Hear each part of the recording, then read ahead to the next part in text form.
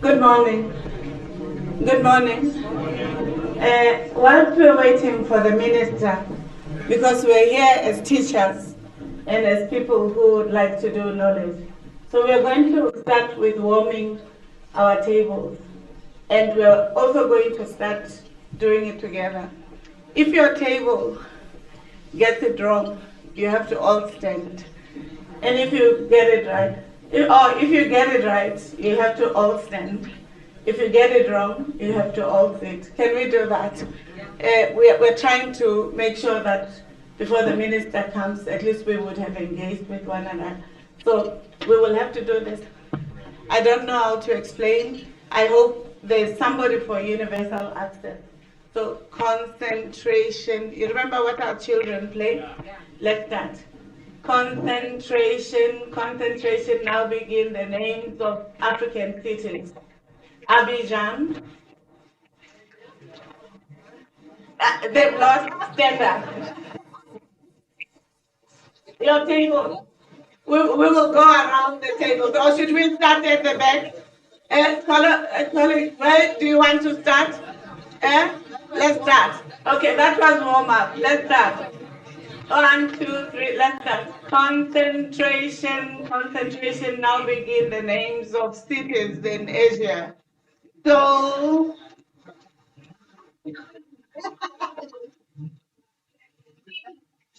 uh, teachers, concent. I'm going to start again. And it looks like the timetable needs a little bit of homework. So let's start. We'll start with the tables at the back. The front requires support. Let's start. Concentration, concentration. Now begin the names of cars.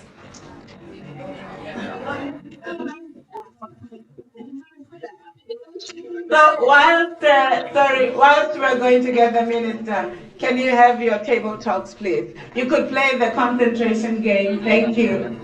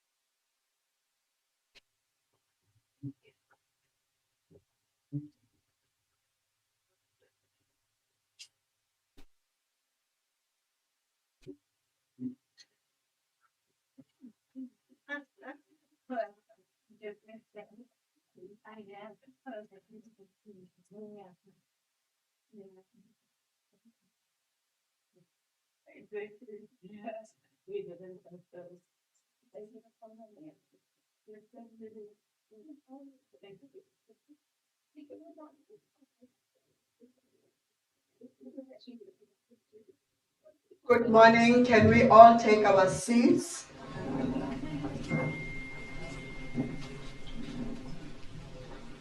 Good morning, colleagues. This is the time that we have been waiting for, where we are welcoming and having this beautiful event where we'll be discussing things about sustainability in terms of our futures. It's very important for us to, as an education sector, to look back and see what is it that we are doing and how do we contribute to the education space the education space in South Africa. We know that education is the core, is the center of what a nation is and what nations should be. So colleagues, my job is very easy. I'm just going to call people. People will talk to you. I don't have to talk for a change.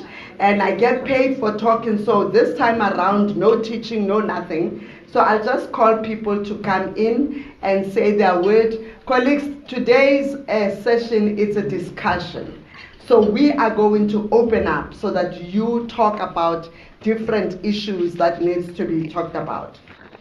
Distinguished guests, esteemed colleagues, valued partners, everyone is here.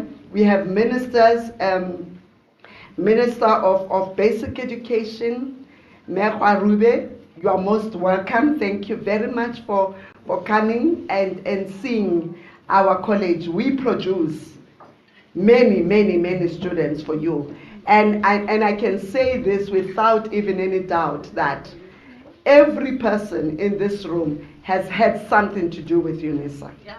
And it can be anywhere, not even in this room, anyway. If you haven't gone through our programs at UNISA, you are definitely being taught by teachers, not one, all your teachers who have gone through UNISA. So whatever that you know, it comes from here. So that's why I'm saying it's really an honor and a profound privilege for us at the College of Education to welcome you and to be with you today as we engage in this G20 Education and Schools Forum. The University of South Africa's College of Education is a proud partnership with G20 South Africa today, and also we work closely with the Department of Basic Education. Each time when I talk to my colleagues, I said, this Department of Basic Education is the one that receives our students. So we need to have a very close relationship with you. And the Department of Higher Education pays our salary in order for us to ensure that the whole schooling system has been looked after. So colleagues, without any waste of time, and I know that there are other people who will be doing the proper welcome address. It will be done by Professor Pulending Kabula, our esteemed Vice Chancellor of UNISA, whose trailblazing leadership continues to shape the future of higher education in South Africa, and not only here, across the continent and global. Her commitment to accessible, decolonized, and transformative education inspires us all. Hence, and Deputy Minister, you are in warm hands in this university. And before I go any further, can we all stand for the South African National Anthem? We do have students, so our students, we called our students to be part of the singing team of the South African National Anthem. Prof. Munyai will lead us. You can come here.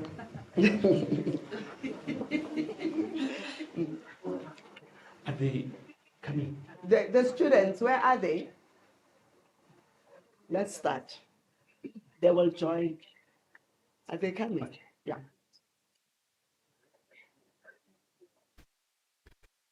Nkosi sikeleli Afrika, maluphakanyisa uphondo lwayo, yizwa imithandazo yethu, Nkosi sikelela thina lusapho lwayo, Murena buluka setšhaba sa heso, o fedise dintwa le matshwenyego, o se boloke setšhaba sa heso, setšhaba sa South Africa, South Africa. Eidi blofa non se email, eidi dipte hefa non sie. Warren sieve hebertes, vardiante antwort hier. Sounds the call to come together, and united we shall stand. Let us live and strive for freedom in South Africa, our land.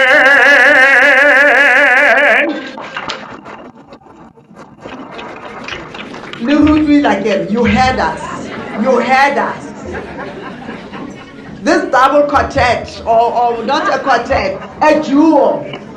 You heard us. So thank you very much. Thank you, Prof. Munyai, for that beautiful rendition of the national anthem. We should take him everywhere we go, so that he can do that for us. Thank you very much. Maybe now we will play the G20, South Africa's G20 presidency video, so that we get to know and understand what this is all about, why we just catch our breath, and then from there we'll move forward. Is it coming through?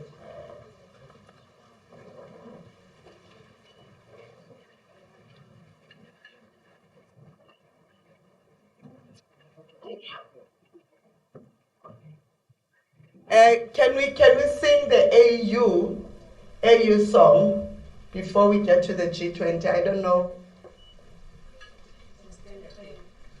Yeah. Oh, where is it? Oh, it's somewhere. The AU.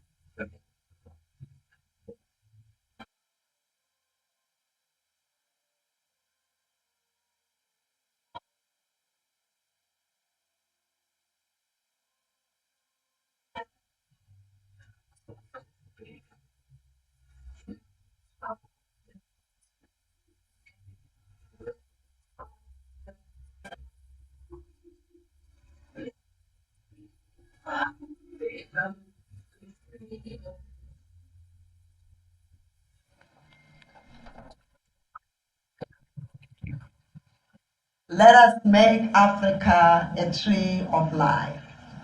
That's our nation, that's the African Union, all of us. That's our national anthem. Sons and daughters of Africa, let's build this Africa together. Can we get the video, please? The G20 presidency video, please. Africa, born 30 years ago as a new nation, united and free from apartheid, a great wave of global solidarity of the peoples of the world, led by the United Nations, championed our freedom. Today, South Already playing our games to try to test our knowledge about the continent. So welcome, welcome. I appreciate. You should have been part of that. It was a warm-up of what we needed to do. Let me take this opportunity to thank the program director, Professor Muckleneuk, the executive dean of the College of Education, for already framing the issues, welcoming you, reminding you of the purpose of why we're here. Let me recognize our esteemed guest speaker for this morning and a minister in the Cabinet of the Republic of South Africa, Minister of Basic Education, Minister Siviwe Gwarube. Let me also recognize the presence of a leader, the Deputy Minister of Basic Education, Dr. Regina Mahaule, who has been quite central and supportive of the University of South Africa in the engagements on how we work together to promoting maths and science as critical skill sets that are necessary for the development of South Africa, the continent, but also the competitiveness of Africa and its contribution to the global knowledge. Let me also recognize all members of executive, extended management of the University of South Africa and sister universities that are present here, including our sister PSET partners from TVET colleges, science councils, and associated institutions. We recognize amongst us Ms. Kulula Manona, Chief Director, Foundation for Learning, our own distinguished professor in education, Professor Veronica Mackay, and all other distinguished professors at the University of South Africa and every university in the country. Let me also recognize Dr. Godwin Khoza, the CEO of the National Education Collaborations Trust, who thought we did not know him, but we do, because of the work that he is responsible for in spawning, inviting, and ensuring that basic education intersects and is woven with higher education. Dignitaries from national, provincial, and local government and friends of the University of South Africa that are participating in person and virtually. Live sketching artists present, you already see the excellent work that they're doing even as we are talking. Representatives from other institutions of higher learning present, business communities, various political parties, various research institutions, research science council systems, TVET colleges, community colleges, teachers, schools, principals, leadership of basic education, as it would be the department. Members of the university communities, distinguished members of the audience, ladies and gentlemen, Sanbona, Dumela, Absheni. At least you should try. You know, Machel, You understand. I think so I'm very appreciative, and I'm going to start with the words of one of the intellectual icons of our continent, Professor Adebayo Olukoshi. Even as we think about the idea of the G20, who reminds us that in the aftermath of COVID-19, there were multiple times when many in the world were preoccupied with whether we were going to survive as societies and whether the role of education was going to be pivotal in the reimagination of the 21st century. Equally, he argued that at that point, it was not just health and well-being that were central to how we think about education, whether it's basic education, tertiary education, or their contributions to innovation, employability, and employment. He reminds us that at the time, there were questions of how do we recreate economies that enable society to reimagining the future after the aftermath of a death-dealing situation, the COVID-19 pandemic. And finally, he reminds us that it was not just in the imagination of the future that we should have thought about, but what does it mean for science, for institution of learning, to being science diplomats of society when the bifurcations of societies in the global north and in the global south were very clear, even in the distributions of medications, of access to education, especially when many of us in the continent and in the global arena, especially the global south, had to close universities, basic education, and these important assets and resources for transforming society were inaccessible. And today, colleagues, as we meet, having shared the topic of the G20 presidency of South Africa, I'm very appreciative, Minister Gwarube and Minister Mahaule, Dr. Mahaule, that the University of South Africa has been a partner with our government in ensuring that its presidency for G20 is manifest in ways that are akin to how universities, as sites of excellence of knowledge, of resourcing the public sector, the private sector, and civil society, becomes a partner in the leadership of the G20 by hosting, at least by today, the fourth event of the G20 of the Sherpa.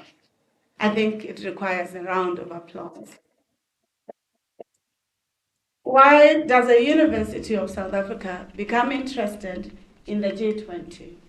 We become interested in the G20 because we are the science diplomat of the country, the only university with 26 campuses across the country, as we do campuses in Ethiopia, presence in Eritrea, the United Kingdom, the Americas, for the benefit of the science that is produced within this country.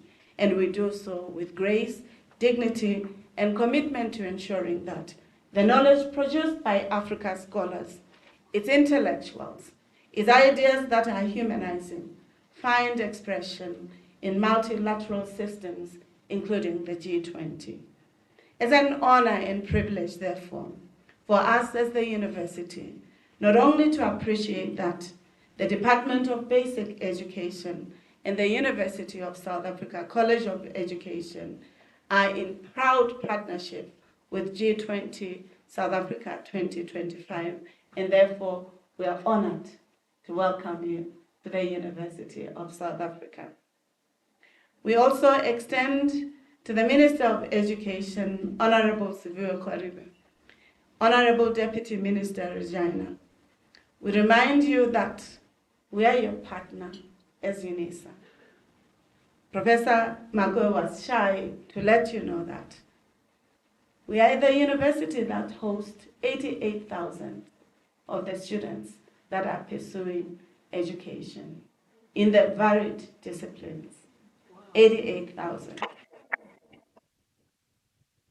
In the country, we produce at least 52% of the teachers in the public school as it is in the private schools, in the varied disciplines that are necessary. And therefore, We call on you on the partnership to ensuring that ongoing education with the digital systems that are changing, with the health systems that were affected by the COVID-19 and its aftermath, becomes the rallying point for sharing the quality of education as an important resource, as it is the resource that transforms society and the international community.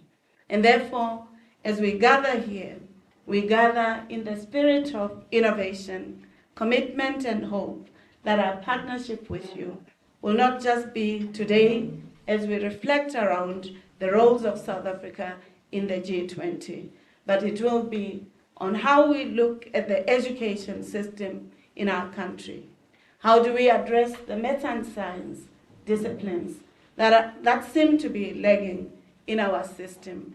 When we at UNISA enroll students, we've realized that for the College of Engineering and Science and Technology, for the College of Accounting Sciences, for Agriculture and Environmental Sciences, as well as Economics, we find that we struggle because in basic education, many schools avoid math and science. We are also aware that the sports, the health and well-being, those aspects that are core curricular matters, but are quite central in ensuring that our children become leaders in the classroom, outside classroom, are areas of development that we must work together with you.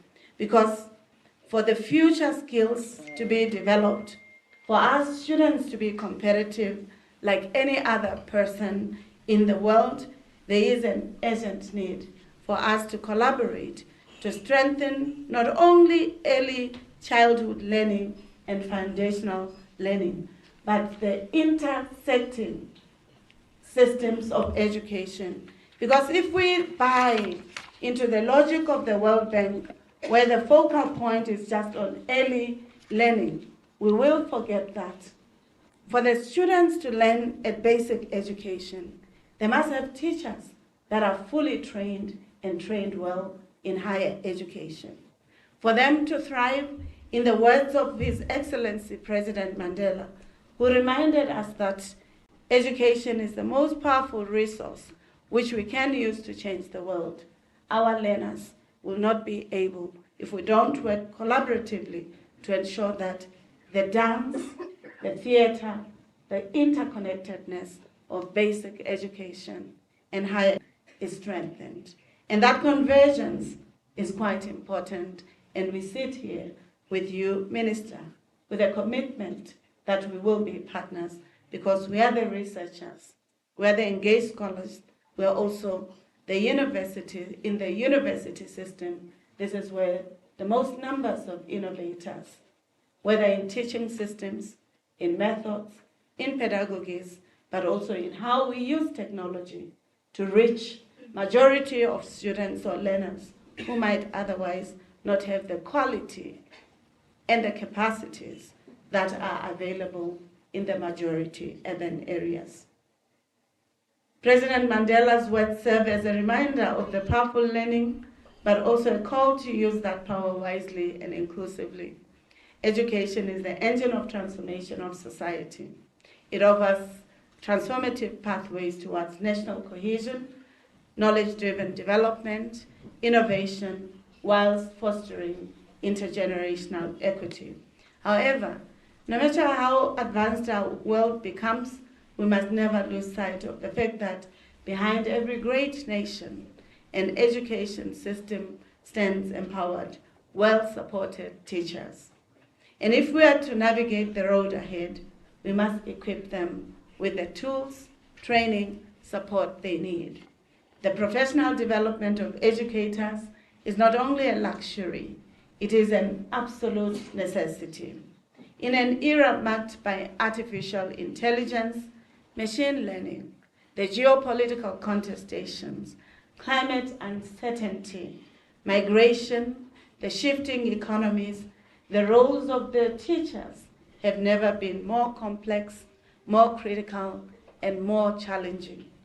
It is our collective responsibility, therefore, to ensure that the teachers are not keeping up, the teachers who are not keeping up with the pace, with the future, but who are active must be reskilled, upskilled, and resourced to be able to encounter and engage the digital natives with the requisite competitiveness.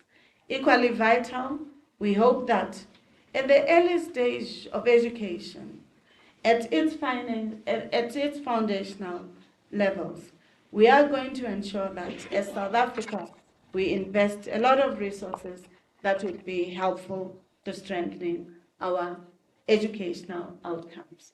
Finally, colleagues, I want to say as we prepare for the hosting of G20 activities, especially the meetings of the heads of states, including the heads of education, we should be, those of us in this meeting, but those who are participating virtually, must be the advocates of inclusive education where social capital, where transformation impulse, where humanizing philosophies and pedagogies are not compromised. It's even important in the context of the wars that we're experiencing in Gaza, in Congo, in Sudan, in Ukraine, that idea that was quite central in agitating against apartheid, education for peace, is also an important imperative even in our science diplomacy. In the spirit of the President and Chancellor of UNISA, His Excellency Thabo Mbeki, I want to reiterate that we must ensure that education becomes a real and effective tool of empowerment for all our people, especially the poor. This idea of the preferential option for the poor is quite important, especially in a context where the Gini coefficient tells us that we're a divided society. It is our responsibilities as teachers, as universities, as the Department of Basic Education, as it is of higher education and associated institutions, to work together. For it's in the words of the great scholar Amina Mama, who reminds us that education in Africa is not a gift. It is a cry for freedom. It is an invitation for an emancipatory project that makes sure that Africa's peoples are not beggars in the marketplace, but they are the agents of change. They can only be equipped to be the agents of change if our educational systems, outcomes are invested upon, and if we collectively work together. Welcome to UNISA, the University of the Land, the home of leaders, the home of the democratic presidents of this country. President Mandela is an alumnus of this university. President Mbeki is the alumnus of this university. President Ramaphosa, the current president of the country, is the alumnus of this university. But even under our leadership, we are quite appreciative that this university has gone on to produce leaders in various sectors. If you have 10 rands in your pocket, the gentleman and the woman who signed it before are alumnus of this university. Let's be partners in using education to resource our society, our continent, and the best that Africa has to offer. Thank you. Welcome.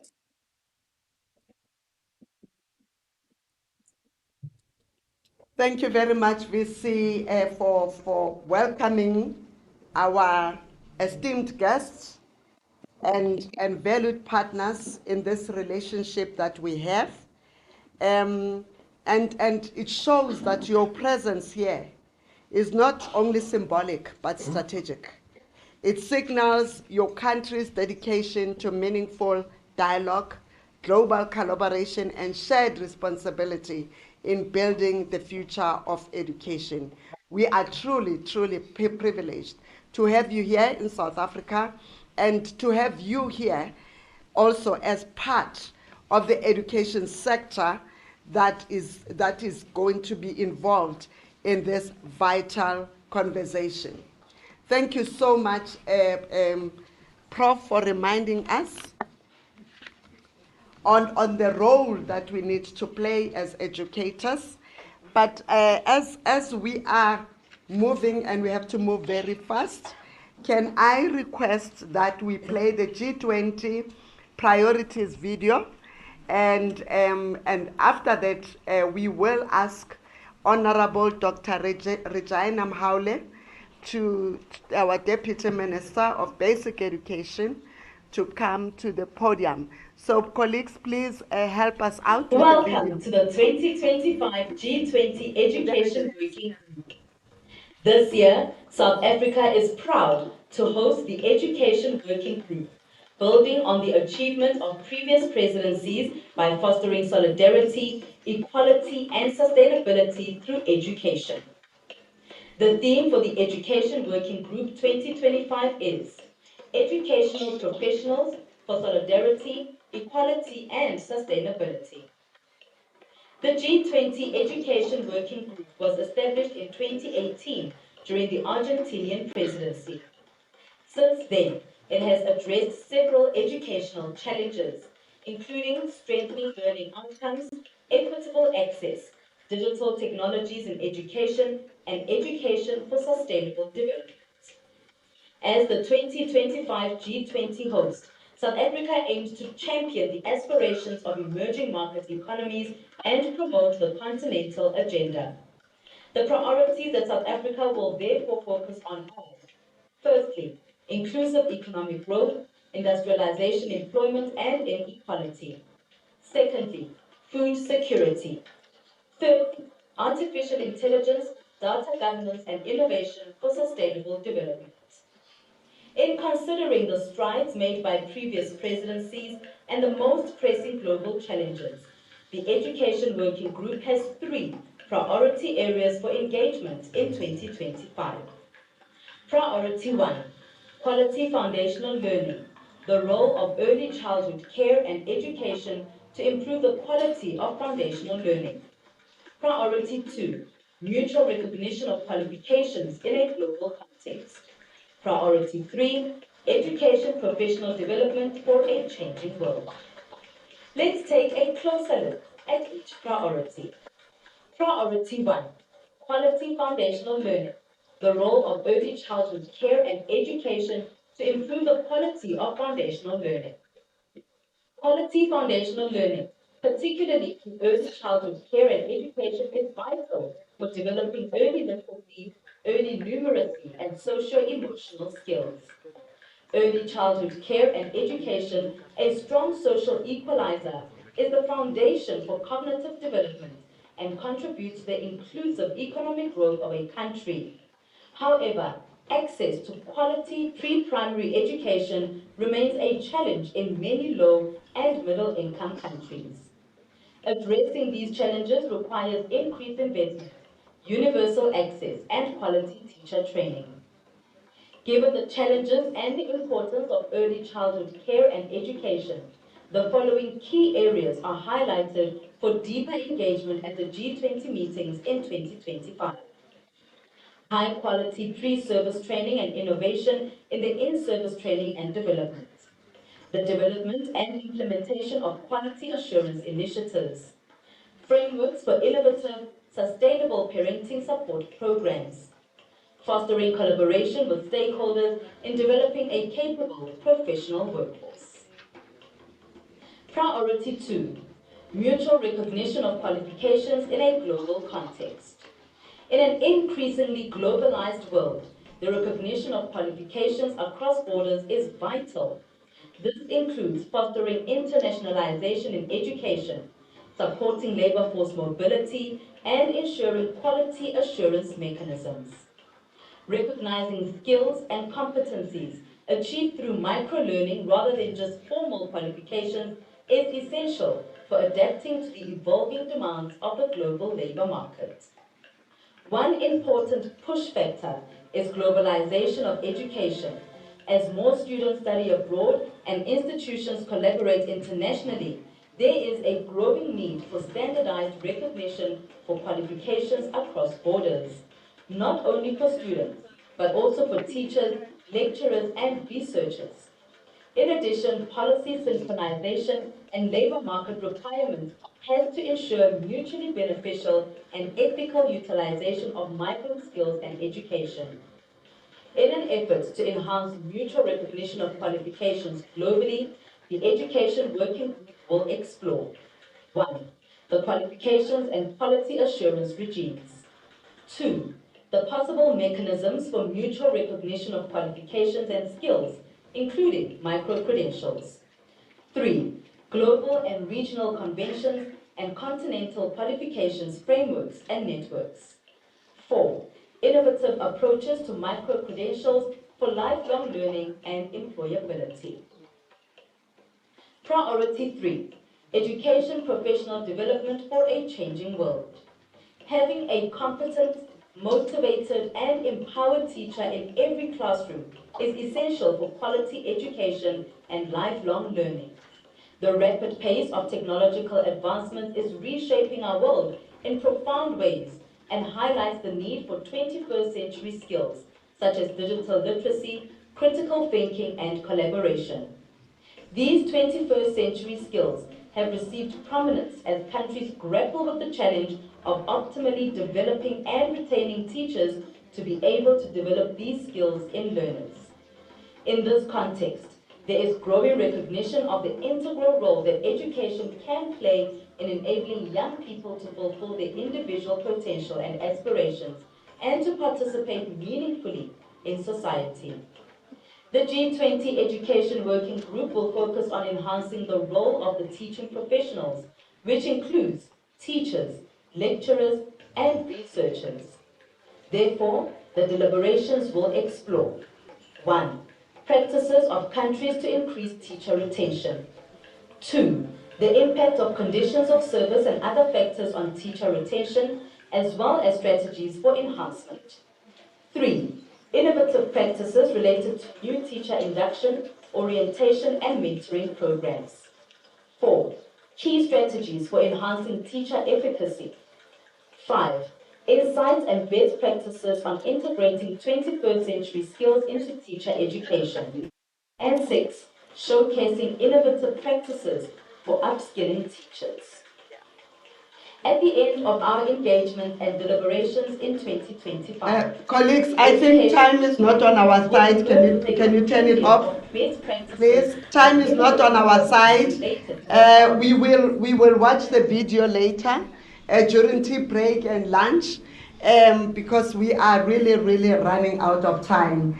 The deputy minister came and stood by me, and I couldn't stop the video. But if it was a person, I was going to come in and stop them. The deputy minister is also an educator. Guess where she graduated? Over to you.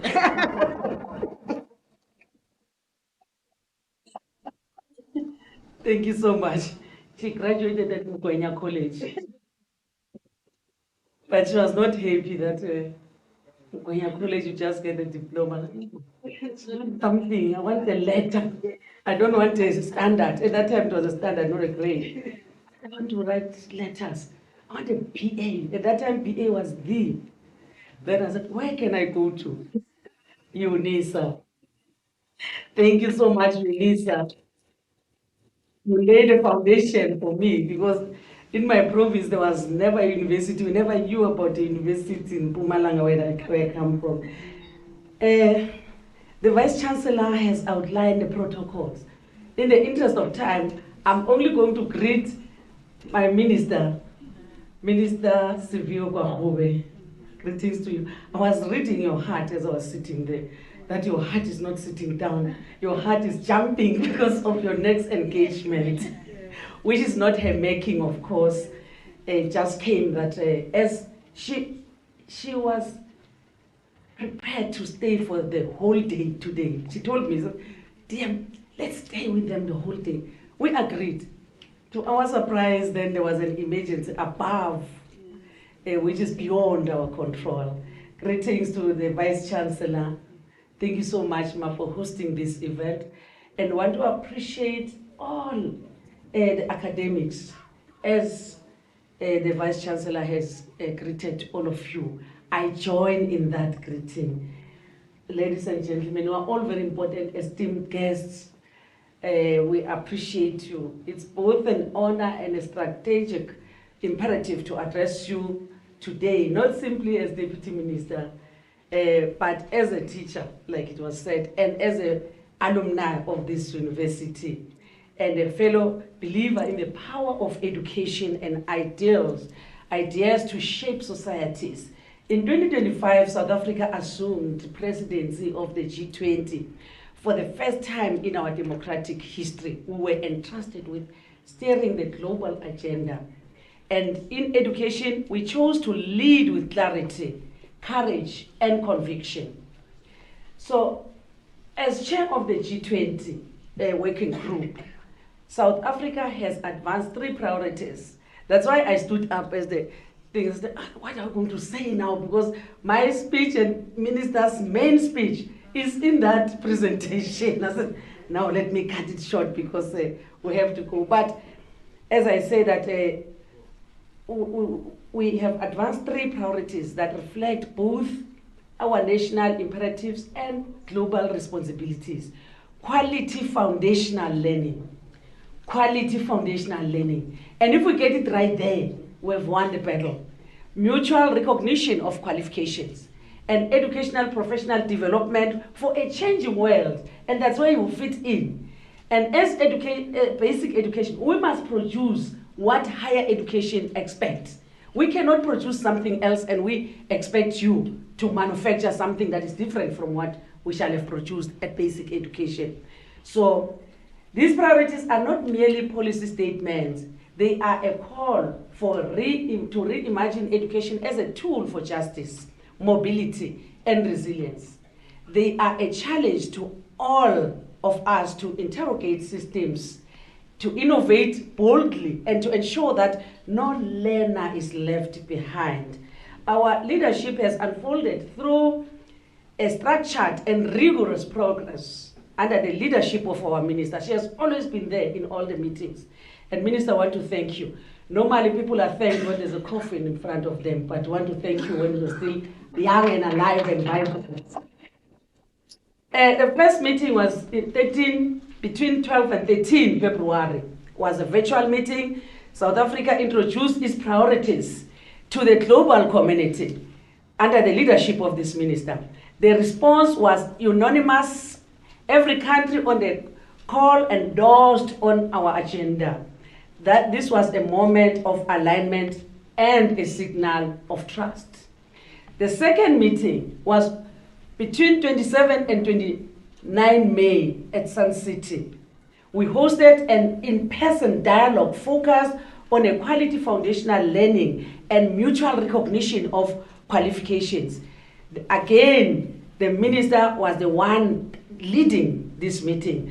It was preceded by a seminar. This meeting drew on global expertise and showcased South Africa's own innovations in early education, early childhood care education, literacy, and qualification frameworks.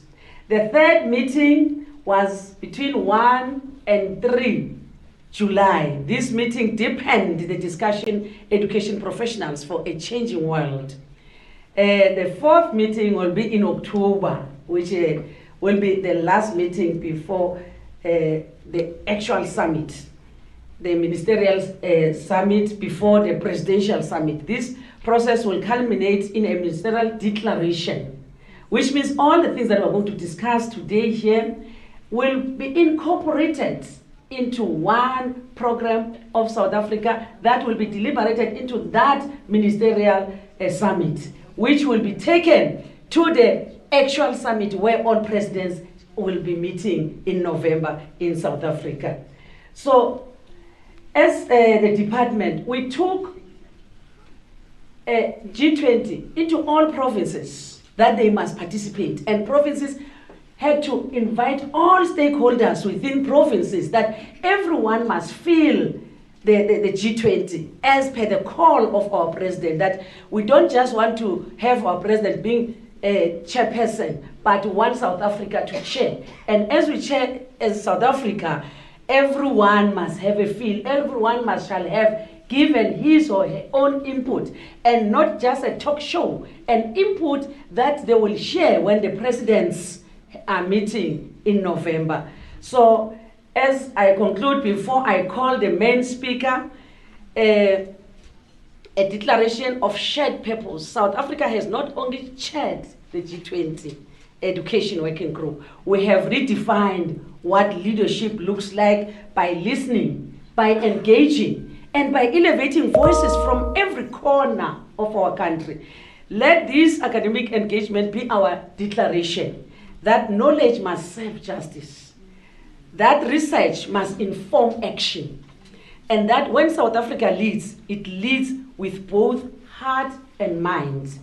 And ladies and gentlemen, I want us just to show respect to our minister, the only minister of basic education, our girl, a daughter, our daughter. Yes, when I say girl, it's my daughter.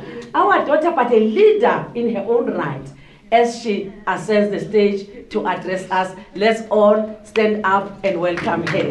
Minister Siviwe Kwahube. Let's do it better, let's do it better.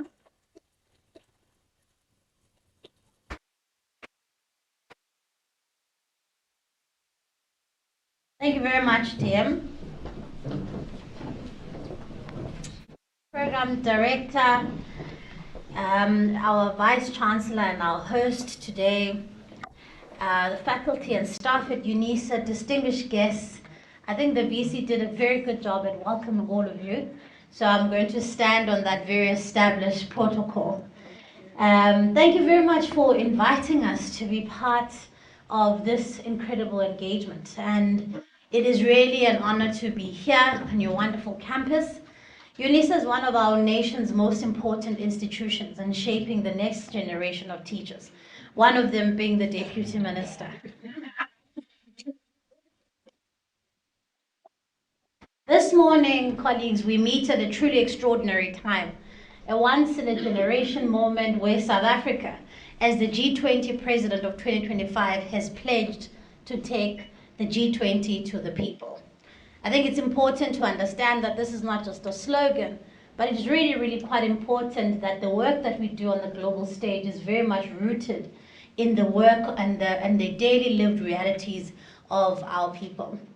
And so it's a deliberate strategy to make sure that global policy and debates are rooted in our communities. And so I think this is a very important engagement today, to be able to really, start to talk about some of those things that were shown in that video.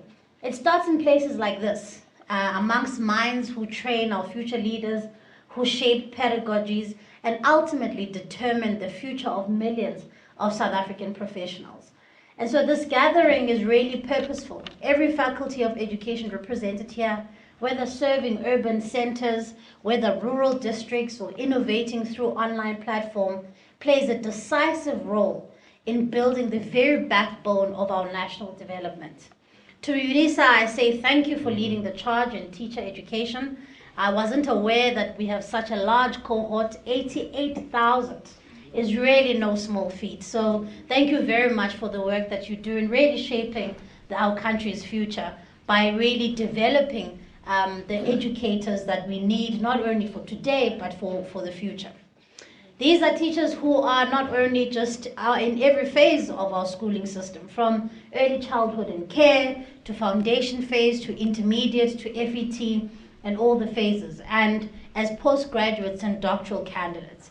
And so you're a national university, but your reach is continental, and I think your influence is generational. This conference aligns with two key G20 education priorities, namely the quality foundational learning and professional development for a changing world. The VC was telling me about the work that the university is doing to make sure that they're already on top of how do institutions of higher learning deal with the issues around the use of AI and the ethics around it. And I think it's quite important to be able to have those conversations and not simply wish it away, and think about how we as institutions and as leaders and people and academics, what are we going to do and how are we going to make sure that we look after the integrity of qualifications, but at the same time really embracing what is currently not only the future, but is currently the present. And so well done for already having those brave conversations and stepping up. Around the world, high-performing systems are showing us what is possible. In Finland, every teacher is a master's graduate. In Singapore, government and universities work as one to define and deliver excellence. These models are inspiring, but they cannot simply be transplanted here. We must design a system and a South African model, anchored in our realities, enriched by global best practice, and driven by our own vision and transformation. And so, colleagues, our faculties of education hold a noble but urgent mandate to prepare educators who are future fit, who are contextually responsive, and professionally resilient. The Department of Basic Education invests heavily in curriculum innovation, teacher development, and systematic reform. But for too long, our efforts have run alongside one another and not in full alignment. And that must change. We need a shared stewardship of our education system where the DBE and universities operate not in parallel, but in true partnership. Where accountability is also reciprocal and the leadership is collective. There are at least six areas where stronger collaboration is needed. So which is what I want to share with you today and leave with you today. Number one is policy alignment and responsiveness.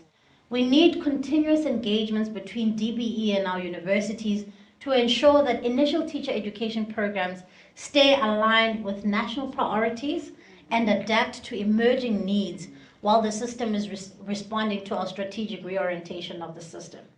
Universities must give us the skills we will need to expand ECD access, strengthen the foundations of learning, implement mother tongue-based bilingual education, and also start to look at the education system as a system, 0 to 18 and further education and training. And not a system that is stitched together by urgent interventions, really kind of stopping the bleeding here. Make it just a system that is stitched together by interventions is not going to be coherent. We need to design a system that is coherent, that is logically sound, and that it can be resilient to our changing environment. And so that's why it's important that, for me, it presents a massive opportunity to have ECD formally being part of the education system, because it says to us, finally, we can start to look at education from zero all the way through to lifelong learning. That's what an education system looks like. It's not the frantic realization that not enough learners are taking maths and science and locking them up in schools and saying they must stay there for 7 days just so that they can pass. That's not what education should be about. Children should be confident enough to be able to learn, to read for meaning, to calculate, and be able to take these subjects out of interest, out of genuine interest in wanting to do these subjects. And so that's the kind of work that we need to do. Number two, professional learning communities. We must create spaces where DBE subject specialists and university academics can collaborate regularly and strengthen how the curriculum is delivered. Number three, teacher supply and demand planning. We need better alignment between teacher specializations and our system's needs. Our Funza Lushaka bursary program already targets high demand subjects and hard to staff schools. But we are also prioritizing Funza Lushaka bursaries for student teachers who want to pursue careers in foundations of learning. This will help us close the gap between oversupply in some areas and chronic shortages in some. The other element, strengthening work-integrated learning. The teaching practice is not a box-ticking exercise. It is the heart of preparation.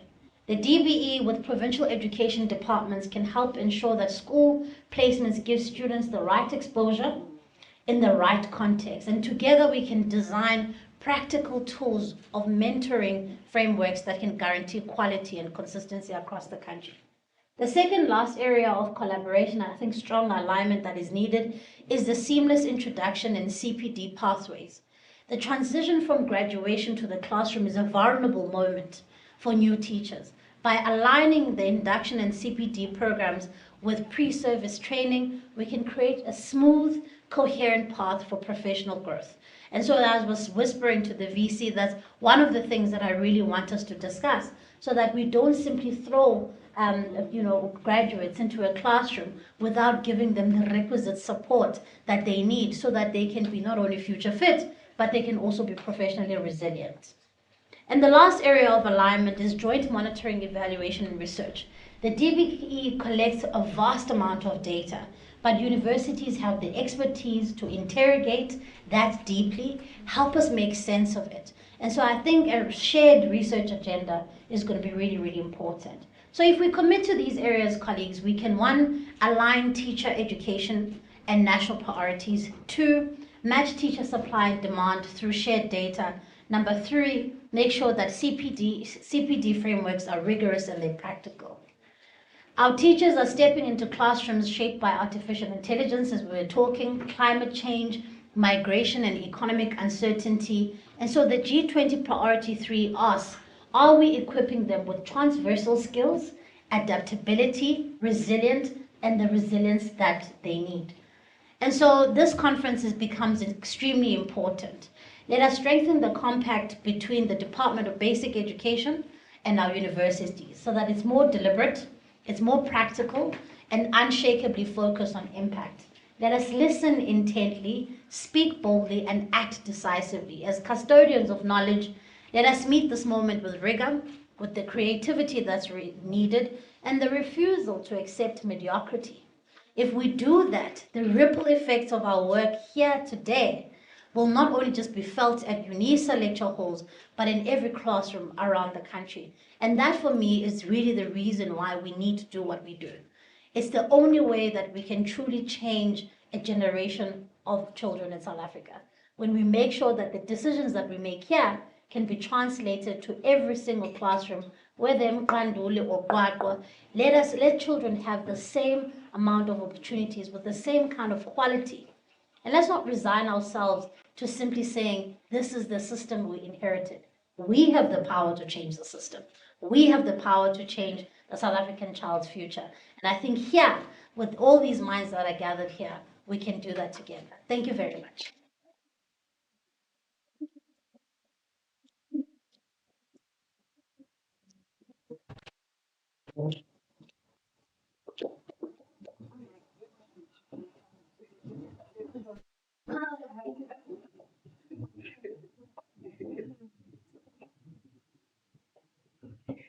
DM Howle and Minister, we come bearing gifts.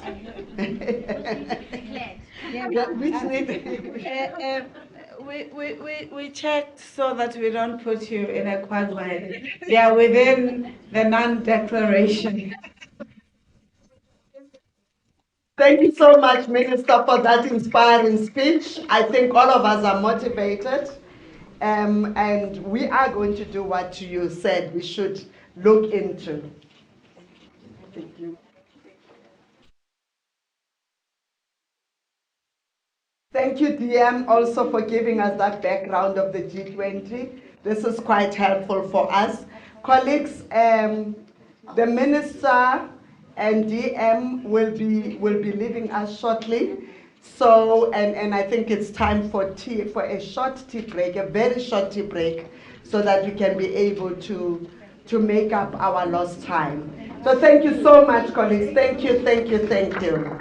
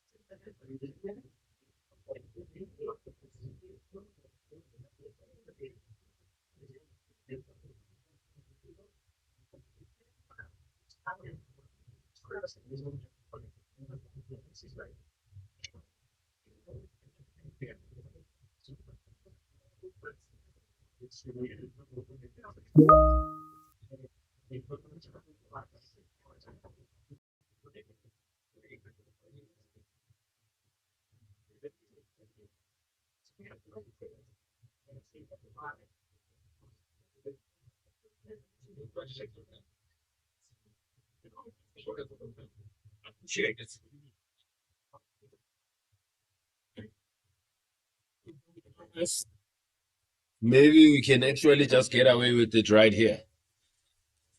Because Ishama's next slide. Yeah, but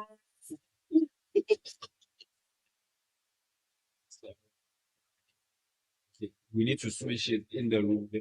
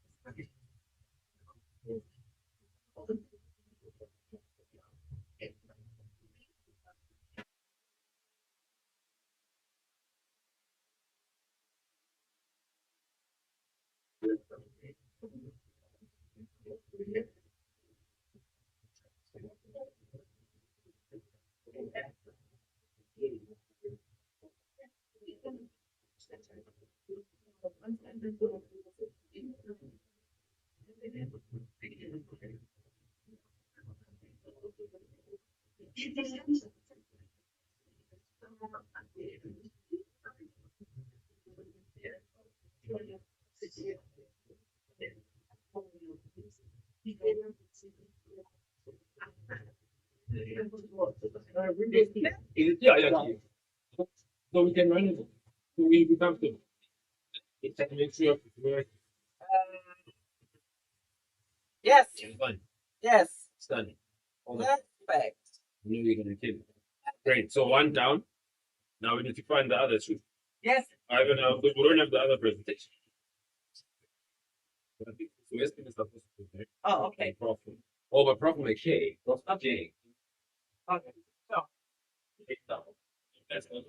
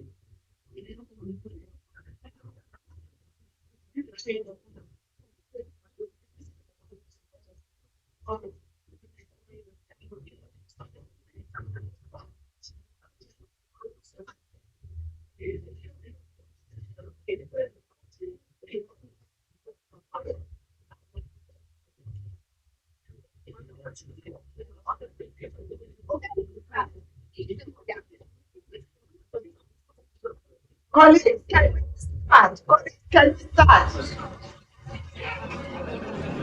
May I ask all those who will be presenting to come and sit on these tables, please?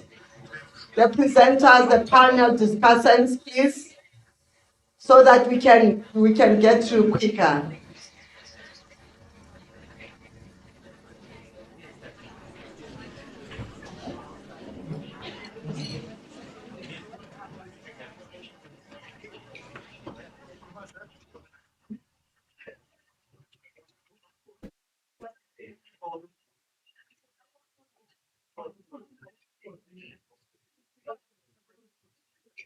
No,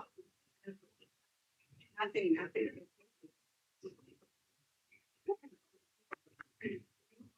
Good morning, colleagues. Now that the scene has been set and we know why we are here, it's important for us to start doing what we are here for. And no matter how advanced the world may become, we must never lose sight of the fact that behind every education system, there is well-supported teachers. We will never have a good education system if our teachers are not as supported. So as we are moving forward with the program, I know we are running out of time. I'll call upon Professor Hasina Ibrahim, who's going to be chairing Priority 1 on quality foundational learning. You will introduce everybody. It's you. It's you. Yeah, no, come. You will introduce her and the panel will respond into her.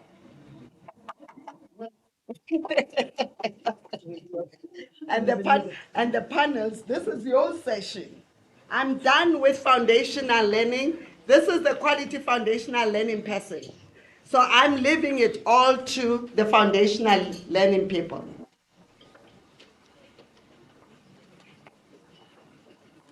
You'll introduce again. That's a tall order. Thank you very much. Before I start with the panel discussion, according to our program,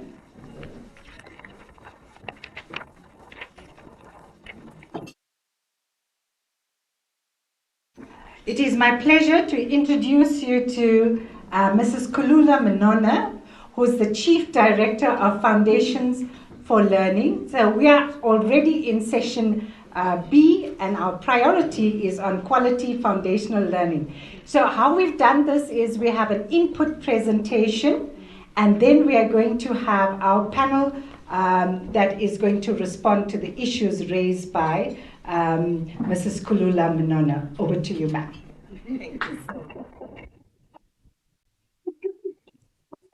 Thank you, Prof. And it's still morning, yes it is. And good morning to the VC, the Minister DM in absentia, and good morning to all of you distinguished professors, academics, and distinguished guests. I'm looking for my colleague Terence, who had set up this presentation before we stepped out for tea. And I think what it did was that it somehow disappeared from the screen. And I can be many things, but I'm not a techie. So I will not know what to do to get it up and running again. But as they are helping us to set it up, I think my brief has been that I should present, yes, in line with one. It is there, it's up on the screen. Thank you very much. Just needed. Okay, it just needed us to press a button. Yes, I can see that. So my brief is that I should talk about ECCE as a global economic and social imperative today. And I don't think there's anyone in this room who needs convincing that ECCE is indeed a global social and economic imperative. But I think it's important for us to remind ourselves of just what the system of ECCE is. The system of ECCE is really an interconnected components that are about adequate nutrition for children, that are about responsive care, that are about safety and security, that are about good health, as well as providing our children with opportunities for early learning. And this was propounded, this nurturing care for early childhood development framework was propounded by UNICEF, the World Bank Group, as well as the World Health Organization. There's tons of evidence here at home and globally that shows the importance of the first 5 years of life for children. But we can break that down into the first 1,000 days, which stems from birth up until our children are just about 2 years of age. And that is the most critical time for our children for brain development. But we have continued to see further evidence emerging, particularly the release of the Lancet series towards the end of last year, where researchers look at even beyond the first 1,000 days, looking now at the next 1,000 days. And we know that the next 1,000 days is the time where children should have access to some forms of structured early learning. And if children have access to this, what the evidence and the experts are telling us is that this access can exponentially improve developmental outcomes. And if children have this access, that can reduce inequality and it can bring about significant societal benefits. So I think we can all agree and settle on this one, that early childhood care and education is a crucial investment that any country can make for its social and economic future. But I don't mean to depress you here, but it's important that we reflect about the challenges, socio-economic challenges that are impacting our children here at home and abroad. The children of South Africa, the children of Africa, and the children of the world.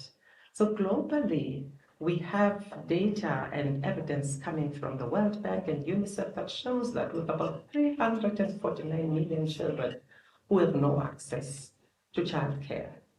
And that we have about 175 million children who have no access to any form of early learning. Let's bring it back home. Here at home, we've seen also data and evidence emerging from the General Household Survey, which shows us that about 4 million of 0 to 4-year-olds do not attend an early learning program. And if you look at that age group, again, we're going to slice the age group of 3 to 5, which is the age group that should have access to some form of structured early learning. And this age group, or in this age group, we see that about 1.3 million of South African children do not have access to structured early learning opportunities. And again, looking at what evidence tells us about those children who have access, we have learned from the Thrive by 5 index that about 57% of children who attend early learning programs, unfortunately, are not on track. They do not meet their developmental child outcomes, even though they have this access. And as I said, I don't mean to really depress you, but I just want to say to us, there's urgency for us to accelerate both access and quality to early learning programs. What are we going to do then if we are agreeing that there is urgency to do something? We have data, and I'm just going to double click on the data that we have here domestically. The Thrive by 5 index, which I've just spoken about, measures the percentage of children who are developmentally on track at age 5. We are going to be repeating this every 3 years. On the 8th of September, we will be releasing a second Child by 5. I beg your pardon, the Thrive by 5 index in the country. We also do roll out the early learning national assessments when children enter school, and this measures their readiness for school entry. In terms of, again, taking the conversation back to ECCE as an economic and social imperative, we also have looked and collected evidence on public expenditure, and we've reviewed the institutions that are publicly funded to be able to provide early learning programs to children. And what do we find with this? And what we were trying to do here was to look at whether that funding is linked to any child outcomes. Using this data, we have then developed the South Africa's 2030 strategy for early childhood development programs, which sets out a clear direction to achieve universal access to quality early learning for every child in South Africa. There's a QR code there. You can snap it up if you want to peruse the 2030 strategy in your own time. But the strategy then sets us out to frame how we are going to get to that quality funding, to that quality access by 2030. It proposes a number of inputs, some outputs, some outcomes that will all take us to impact. Without going through that entire slide, so if you look at those number of inputs, they include streamlining the registration process, providing funding for ECD by subsidizing the registration of children of ELPs, proposes strengthening the provisioning of support materials that will support the curriculum implementation. It proposes that we must find accessible and articulated ECD qualification pathways, and I think we've heard that spoken about by the previous speakers. It looks at how we are going to fund infrastructure so that our children are in venues that are safe and conducive for learning. It talks about skilling and providing sufficient skilled personnel to be able to drive the outcomes that we want. And some of these really mean that there are practicable things that we can do. For instance, in terms of registration, we say we want to streamline registration process. What do we mean? We're currently rolling out a mass registration drive because, ladies and gentlemen, we are here. I'm standing here at UNISA, an institution that champions quality. And there can be no quality if there's no access. So it's important that the first thing that we need to do is to open and expand the pathways for our children to be able to access early learning programs. That is why we are rolling out the Banabili, which means putting our children first. as a registration program. We're subsidizing our children through subsidizing their early learning programs that they attend, training practitioners, and making sure that we have quality assurance and support systems in place. Again, very important and sometimes least spoken about is making sure that access for children is inclusive, meaning that we have to be able to find ways of identifying barriers for those children who have barriers and providing the support. The outputs then is that we will see an increase in the number of children who attend programs. We will see an increase in the number of registered programs, an increase in the number of subsidized children, an increase in the number of trained and supported ECD practitioners or teachers. We will see an improvement in the quality of provisioning. We will see an improvement in data and planning and equitable service coverage, as well as increase in municipal-owned land and facilities that are made available and used for ECD.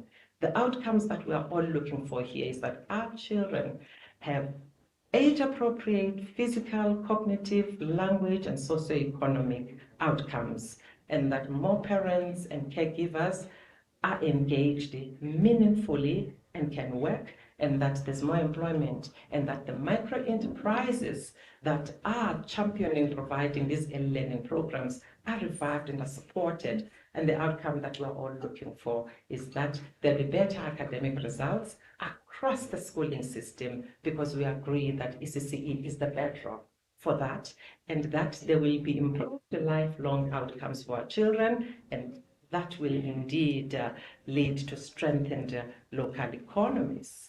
And again, it's important that we go back to thinking about what it is that we're trying to drive, the message we're driving through this presentation about the importance of ECD as an economic and a social imperative.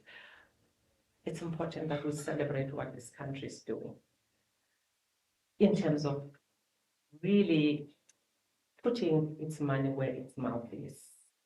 We're moving from sloganeering to actions when it comes to saying, let us invest in ECCE. And this is the story that I think is a story that every South African should be celebrating. Unprecedented investment of 10 billion to support about 1.5 million children in the next 3 years. I spoke about the gap of children who are not accessing, and this is what we are trying to do to solution together as the people of South Africa. We've seen about 131 million that has been made available to roll out eCares, which is a digitized information system. We've seen that government is putting in place about 336 million so that we can roll out a proof of concept for nutrition. We've also seen that there has been put on the table 150 million to support the development of resources that will strengthen the implementation of curriculum. We are also looking at innovative ways of funding, and these include promoting blended financing. Again, this country, through the National Treasury and the Department of Basic Education, has put on this table, or on the table, 300 million that is being matched by private funding to be able to trial out what we call results-based financing. We also have seen government putting on the table 210 million in government infrastructure. And what the private sector is doing is raising funds for an infrastructure, a component of supporting the mass registration drive. Already on the table, we have 40 million that has been raised by this, or through the social compact that we are championing. That's a good story to tell, so it's important that we really tell this story. We know we cannot get those outcomes that I was talking about if we do not have a workforce that is going to be able to drive the access for our children of these play and learning opportunities. So short term, what we are doing is that we are introducing practice standards, which we know are foundational for the formation of quality provision and for rolling out strategies. In the medium term, we are developing a national training program and implementing the quality assurance and support systems. And in the long term, we are embracing a journey towards introducing micro-credentialing for ECCE. So what do we see with all what I've shared with you? What we can see is that South Africa has really recognized that ECCE can be used as a strategic lever. So we are in a pivotal moment as I'm talking to you here. We have seen the society rising to rewrite the once pervasive narratives about ECCE. You know that we are moving from the lens of looking or seeing ECCE as just care, when children are there to be cared for because their parents are at work, but moving to looking and understanding and appreciating ECCE as a bedrock for foundational literacy and numeracy, also for all future learning.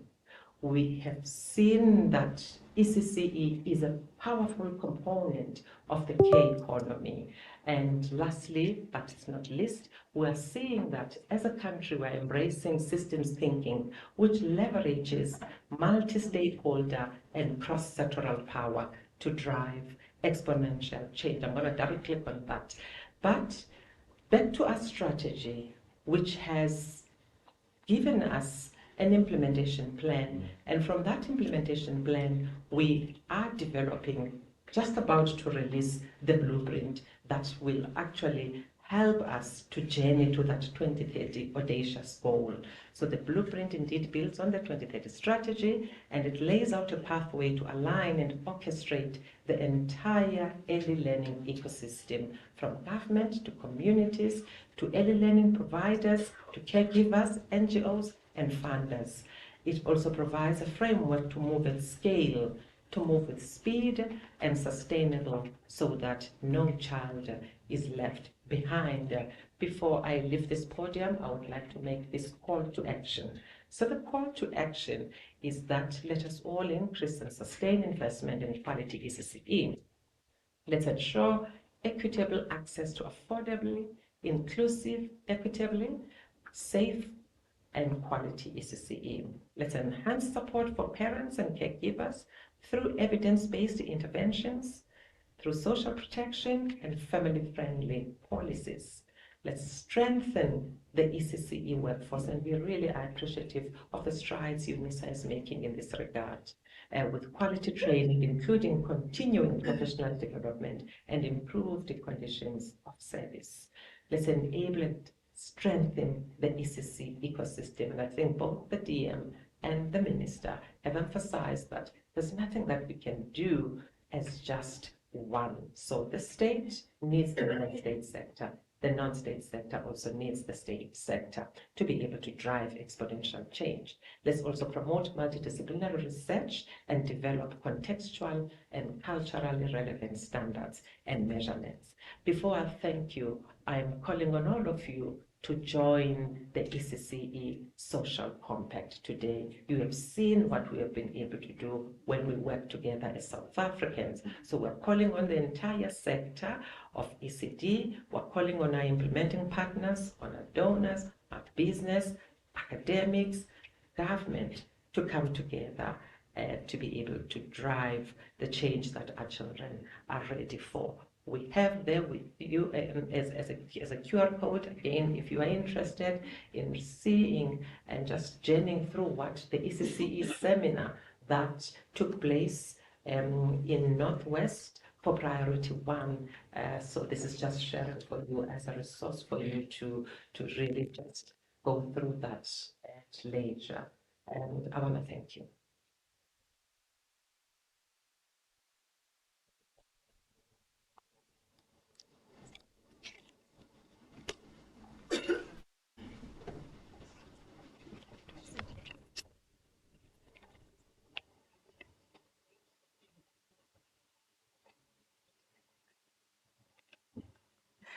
Thank you very, very much. I think, for me, being in ECT all my life, I have never seen this amount of change that has come through in such a short space of time, but actually it has been through a whole trajectory that we have seen in the turn to democracy, the maturing of the democracy, and more maturing of the democracy. So what I'm hearing very, very strongly is an integrated approach of ECCE, not ECD, ECCE, into a lifelong education system. Yay for ECD. Let's give ourselves a big a big hand for that. I think it's a real victory that someone listened, more people listen, and the crowd is listening. So welcome to this session here.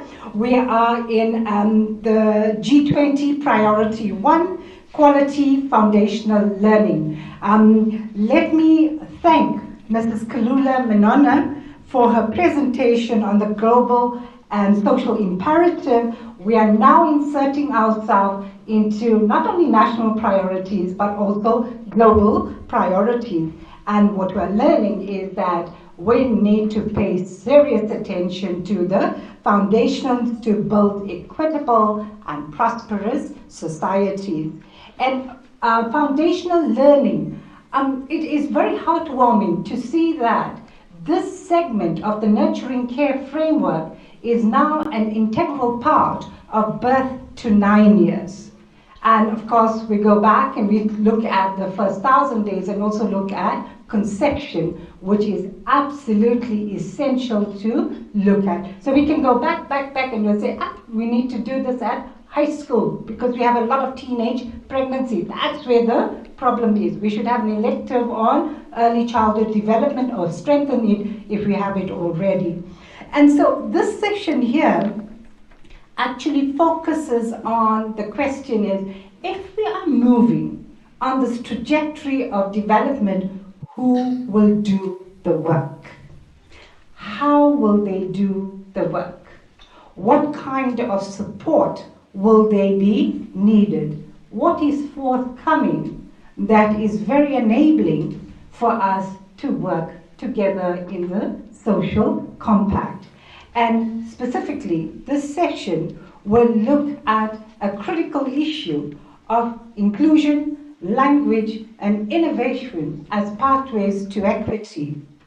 And the human resource dimension, and I punctuate this, that we are leading a humanizing pedagogy. Our fight is with a non-human force, but we also embrace it as well. All right? So today we are going to talk about the people and the centrality of these people in delivering inclusive education that reflects the realities of children, the daily realities. I know we focus on what's the evidence for this. How about asking, what's the reality of this here?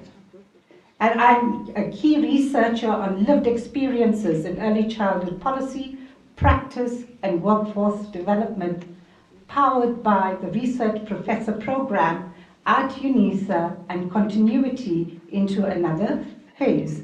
And we see a lot that is not good for children, even when we claim to have the numbers right.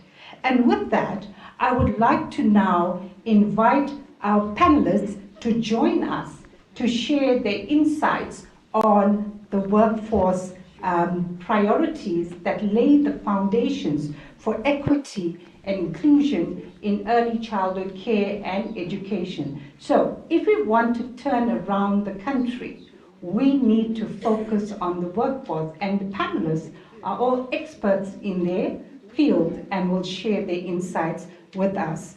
So we have with us, and please come up, Prof. Shanisani Molovedzi from the University of Venda, and she's going to discuss language inclusion and practice with us. Then we have Dr. Mzoli Nkanko from UNISA that will share perspectives on play, care, and learning. And then we have Mrs. Michelle Matthew from the DHED, who will help us to understand professional development with special reference to policy practice and future support in ECCE. And then we have Professor Mary Clasquin Johnson that will help us to look a little bit more into the inclusion in early years by highlighting the strategies related to No Child Left Behind. To our panelists, welcome. Please be seated in the order that I mentioned you. Welcome to all of you. They're a bit shy today, and I'll tell you why just now.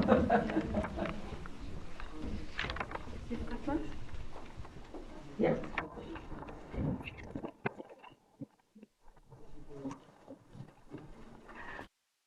In this session, what we will do is give each of the panelists a question to answer, and please, make your notes, and then we are going to pick up on this in terms of an open question and answer. So our time is really limited, and that's why there was a bit of reluctance, so now you know it. So we're going to have a flash response to the questions that I'm going to ask. And let us begin with Professor Shoni Sani, and her focus is, like I said, language inclusion and practice. Prof, how can ECE teachers effectively integrate home language instruction, inclusive teaching strategies, and evidence-based practices to impact on foundational learning outcomes? Your 2 minutes starts now. Thank you so much, and good morning, everyone. This is ECCE, so I will feel more comfortable to request you humbly so to stand up and move from a dialogue to implementation. Can we please stand up? With that 2 minutes that I've been given, I think this is an ECCE room. So I need to present something before we do. And look at me, and then you will follow. Put your hands back like this. And then you said, I will first sing next. Tommy Tam, where are you? Here I am, and Pointer, Peter, where are you? Here I am, and how? If CCE, the teacher demonstrate, now it's your turn. Let's again. Tommy Sam, where are you? Here I am, and how do you? Thank you, and sit down. My question is straightforward. It's talking about how can the ECCE teachers integrate with the language, inclusive, and also practice. In language, as you know, it is very much important because nowadays we are no longer focusing or taking care of consider the language. Why I'm saying this, in ECCE, the practitioners busy taking care of 0 to 5 or 8 years. Now, we as a parent, some of them, including myself, we are no longer considering the home language ECCE. We send them in a modern one and forget our language. And now, this is very crucial because when we talk about language, we also infuse the indigenous knowledge. Remember, when the learners go to school, they need to know even to say counting or adding 1 + 1 doesn't mean that they must be having a counter. They need to have or use pumpkin seed. And because of this language, it is now people are no longer using it. When the child arrived at home, what you said, "Come, my baby, come." No longer say "Idam." because now we are changing the languages. So it is very much crucial. And our ECCE children are lagging behind the indigenous knowledge because that is very crucial. The other thing again is about the inclusion, as I'm given the 2 minutes. The inclusion is very crucial. Are we checking the inequality and equity? Because those are very much important. Are you checking those learners who are struggling in the classroom? And when you identify them, what are you doing with them? Are you just leaving them as it is, or you are doing something? Now we are moving from dialogue, we're coming to implementation. Here you identify a child with a problem. What are you doing? You're grouping them in the same area. And you said, no, they will see. And remember, that is a responsibility of the teacher to take care of that particular child. And you will end up also advising the parents to say, this is the child that now needs individual plan assessment form where you can assist even the parents to move the child from the normal school or to the mainstream schools to move to the special schools. Why? Because of this inclusion. And it's very much important. Another thing again, practice. Let's go in the class and practice the reality. I thank you. Thank you very much for that. Our next speaker is Dr. Nzoli, and he is going to answer the question, how can we attract and retain a skilled ECE workforce that can implement a successful play-based, care, and culturally responsive pedagogy? So it's not just about play. Over to you. Thank you so much, Professor Ibrahim, and good morning, everyone. I didn't expect such a difficult question. Okay, so basically, from my understanding, the question is about attracting and retaining highly skilled ECD professionals. So from my side, especially as a man in the ECD sector, I think we have to elevate the status of early childhood care and education. You won't believe it. I'm in the Department of Early Childhood Education here at UNISA. I still meet people who say to me, are you seriously in ECD? So if we are to really attract skilled people and retain them in the sector, we have to elevate the status of ECCE and also the status of the work of ECCE professionals. That is primarily the people we call ECD practitioners. So that's number one. And then number two is this aspect of professionalization. Professionalization of the ECCE. So professionalization is a very broad term. It touches on a number of aspects. And it's about bringing dignity and also elevating the status. You can think about issues of investment in teacher development, qualification, identifying skills gaps and addressing those gaps. It will touch on aspects of conditions of employment, resourcing of ECD centers, infrastructure development.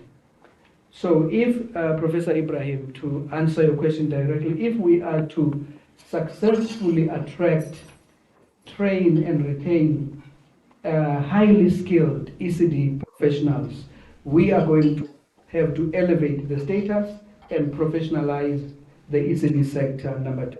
Thank you so much, Professor Ibrahim. Thank you very much for that succinct response. And quite an important point raised there about men in ECD. We welcome you, sir, all the sirs, and our department is sort of leading in the gender dynamics and whatever. But please, the rise and elevation of the men means better conditions for women too, and women leadership is also equally, if not more important in this space. Yeah, so I just wanted to give my little bits around that there. And we next have Mrs. Michelle Matthew from the Department of Higher Education, and her question is, what strategies has the DHED implemented in response to the priority of the skilled workforce in ECCE? Over to you. Is that a trick question? Yeah, I think so. Especially coming off the Kulula. Well, good morning, colleagues. The DHET noted two specific documents or policies from the DBE, one in 2009 and another one in 2015. And I wonder if anybody here can tell me what those are. My time is going. DBE. Just joking. So in 2009, you developed the National Early Learning Development Standards, the NELS. And in 2015, we have the amazing National Curriculum Framework that came to the attention of DHET. And bearing that in mind, we looked at what we had currently. And what we had currently at that point was the 22 legacy ECD programs that were available. And we realized that we needed to move in and very quickly support universities to develop relevant, responsive ECCE programs for professionalization of the sector. And what is it that was missing? It was a lack of clear articulation pathways, the content that needed to be aligned to the DBE's curriculum framework and the NALDS. It was also the issue of no clear articulation pathway. We needed to sort that out, as well as the really dire need at universities to have capacity to offer these programs. And those of you who worked with us from 2017 know that the main driver we had from 2017 was a project called Hasina? No, it wasn't just peace. It was the Teacher Education in Early Childhood Care Education Program. The DHET supported 16 universities in that project. And this is what we did in response to the need for a skilled workforce that delivers quality teaching and learning. 10 of the universities were supported to develop programs from the higher certificate and the diploma, the B.Ed, because those were the two that would give them professional status. The higher certificate was an entry into that. Unfortunately, and I'm looking at practice now, out of the 10, only 5 managed to develop and offer the programs. So we have to ask ourselves, why is it that we did not reach the target to support the number of lecturers and the number of universities offering those programs? And that will take us into the future of what we need to do. We need to interrogate the reasons why, and then we need, and I know some of them, and then we need to help to scale up and to support the universities. 5 private higher education institutions are actually delivering. They've delivering the higher certificates in early childhood care and education, and as you know, that's level 4. So we do understand that some universities do not develop higher certificates, but that shouldn't be the issue for us. Further than that, what we did is we asked our universities, and the Peace Project, Hasina was a leading person in that one, to develop curriculum frameworks, to undertake research in the area because there wasn't much research in ECCE at that point, to support universities by actually giving them funding to employ lecturers in that space and to get the lecturers to do their PhDs. And that was also open to students who wanted to move forward in that particular area. And so what is it?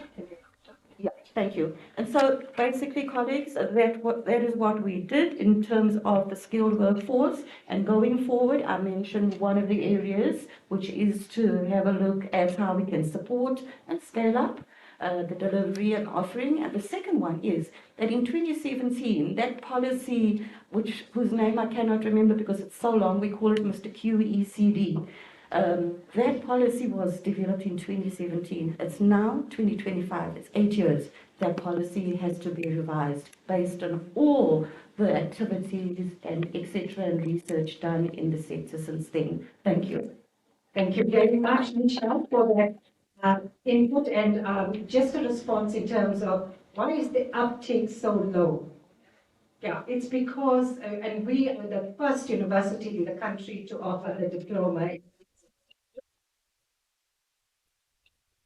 But the uptake is very low because the question is, when I've finished my qualification, who is going to employ me.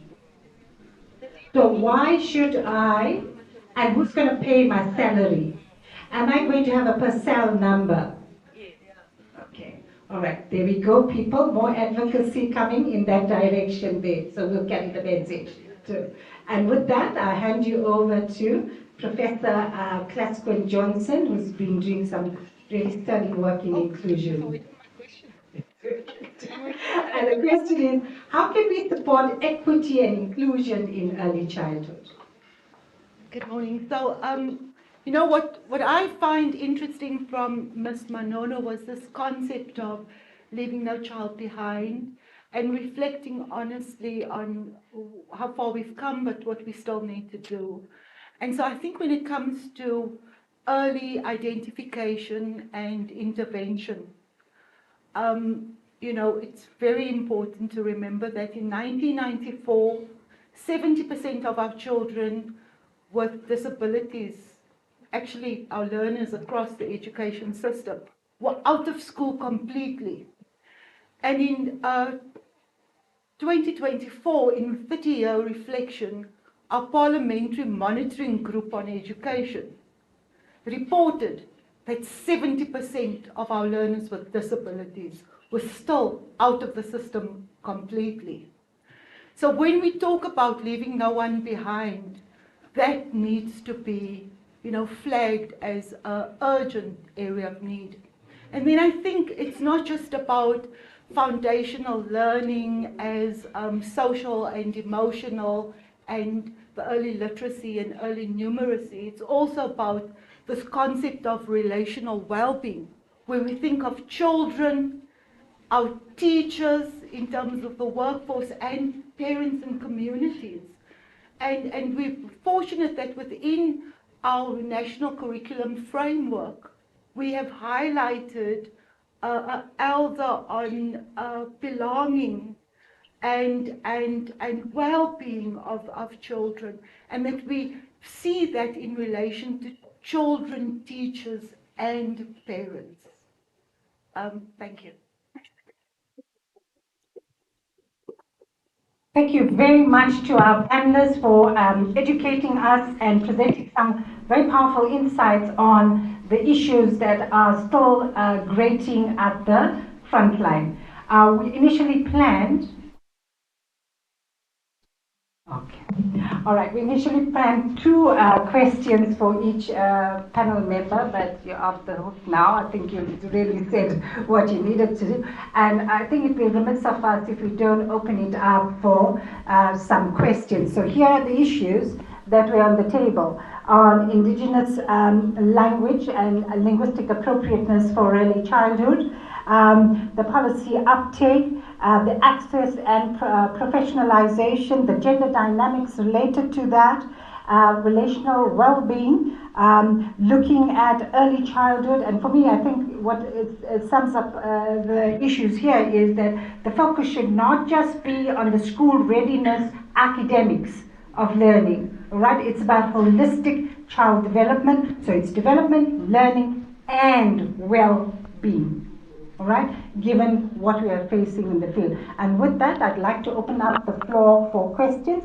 The format would be that we would take about 3 to 4 questions, and then we will pose it to our panelists. Any one of you could answer depending on the expertise you have in that area. So here's a roving mic. Are there any questions? Okay, I see one here. Please give us your name and the institution you come from. And be brief, very brief. Very brief, yes. Otherwise, I'll take time out. Oh, good morning, Susan Malimani, from Department of Education. A very general question.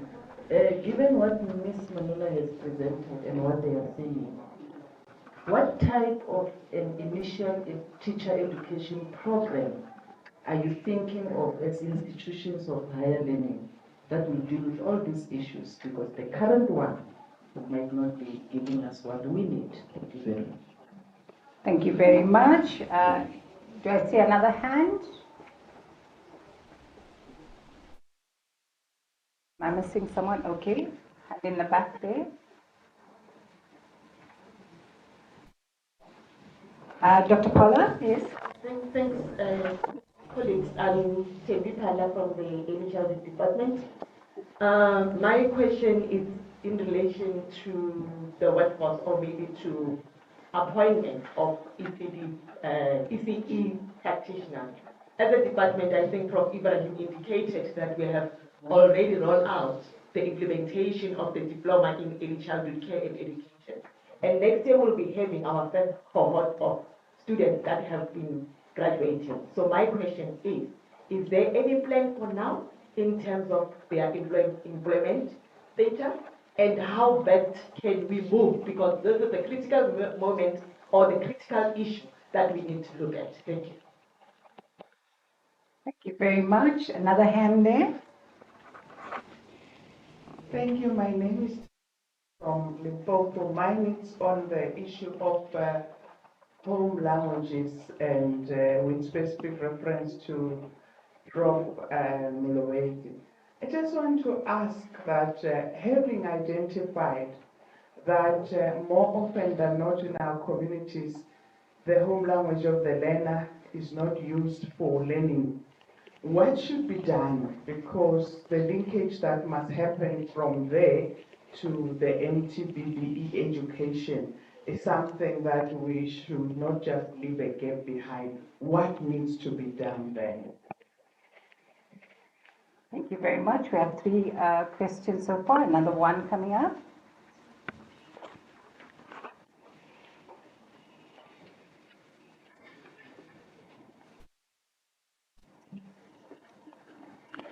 Thank you so much. I am Susan from Northwest University, and I would like to make two comments and ask a question. So we also offer the B.Ed ECCE degree, and we are in our second year. But I think the propaganda to take it into the field, that people know about it, that needs to definitely be addressed, that we know with that 5 universities that is already in the field and can support these people. And then the other one is that they want to know what are they going to get out of it. So they have a level 4, a level 5, they are in their creches and centers, and we cannot tell them that they will have more than a stipend. And we want to advocate, but our numbers are low. So I think we really need to take it into the policy and roll it out. We were one of the universities that had the tender, and we got it, and we run with it from 2015 already, and was part of the Peace Project. But now we don't have the students in brackets because they feel unsafe to enroll for a qualification like this, because they see what is happening with grade R. And I am in grade R, it's my passion and it's everything of me, but those students, those practitioners, level 4 and 5, they are also not sorted out yet. And they now need to struggle to get into a B.Ed. They cannot be trained because they don't have a PASAL number, they are not taken up into the department, and now universities don't want to train them because now they are not going to be in positions. So that is the one. And then the role of the father. I think we must elevate the role of the father. While we have mentioned it here, that I think that will also help with our play and care, where we can enhance that. Thank you. Thanks so much. I know that. Thank you very much, Dr. Kwelen. So do you have the questions? All right. So the first one is around looking at the types of initial teacher education, and given the current one and moving forward. So Michelle, I see that you, go ahead. Okay. Thank you so much, Susan, for that question.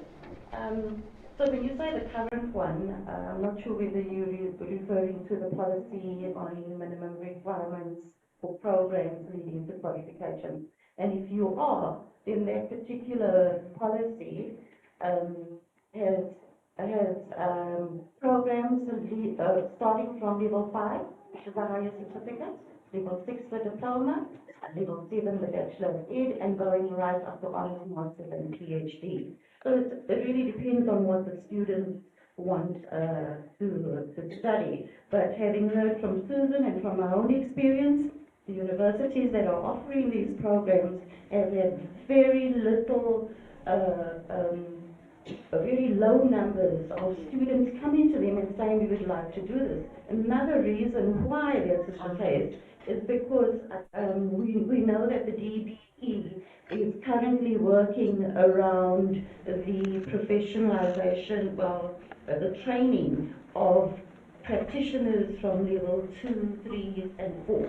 Right? I mean, that then, once they've reached a point where the professionalization comes in, that's when the universities will get, I think, quite a nice number of people coming through for those particular programs. But I also want to say, Susan, that, and colleagues, that there are some areas of the programs that really are transformative. And I want to appeal to the universities that they apply the articulation that is in the policies so that we are ready for the access when the students come through from level 4 and level 3. So access and articulation. So for example, it will be non-formal and informal in relation to RPL, recognition of prior learning, and informal in relation to credit accumulation transfer. We need to be ready as a higher education sector. It would be great if DBE could tell us when they expect that those practitioners will be ready for higher education qualifications. What I've also heard as a closing point is something that we at DHET are a bit concerned about because we don't know, we haven't yet engaged with this kind of a program. So the registered training organization, and I think many of them are NGOs, there's a case that we've just come across where a registered training organization has worked with practitioners, level 2, level 3, and I think it was a duration of 6 months, if I'm not mistaken, teaching them the academic side, and then approached a university, I'd like to think all the universities are leading universities, but a leading university to find out whether they could then take those students into the diploma. Now, there's a range of processes that DHET would like to engage with the RTO and the university around articulation because it cannot be mass articulation. It's on a one-by-one basis. So, yeah, that's my answer to you. But the legacy programs also allow admission, and there's 21 of them. And they allow admission into the level 5 certificate. Thank you very much for that. Michelle, did you want to also respond to a related point, Mary? Yes, go ahead. So the first thing that concerns me is the persistent use of the term, persistent use of the term practitioner. I think we've got to let that go. Our research with Wits, Dr. Colin Martin is here, Dr. Melanie Martin at UKZN, and our UNISA group that Prof. Ibrahim has led. Our teachers in the ECD program see themselves as teachers. We must stop calling them practitioners. You know, that's where the equity begins. This is an inclusion issue for me as well. And I do think that it's about remuneration. You've got to pay people for the work they do, for the contribution they make. So as soon as you start talking about salary subsidies, you undermine sustainability. The career pathway is there. We are willing to support students who need more academic support, but we need them to look forward to equitable remuneration. They need to be fully registered with states. They need to have, sustainable livelihoods for the work they do, for the contribution that they make. And, my discomfort with the foundational learning emphasis here is that we're not just, educating children in early childhood programs for social and economic development. It's because they are our children. It's because we love them. They are our children. Not because of what their their economic contribution will ultimately be. And so I just want to say that, inclusion is also about inclusive development of our workforce within our community-based program. And it must also include the development of our colleagues in our training organizations, our RTOs, our NGOs, our universities. We must all, join hands.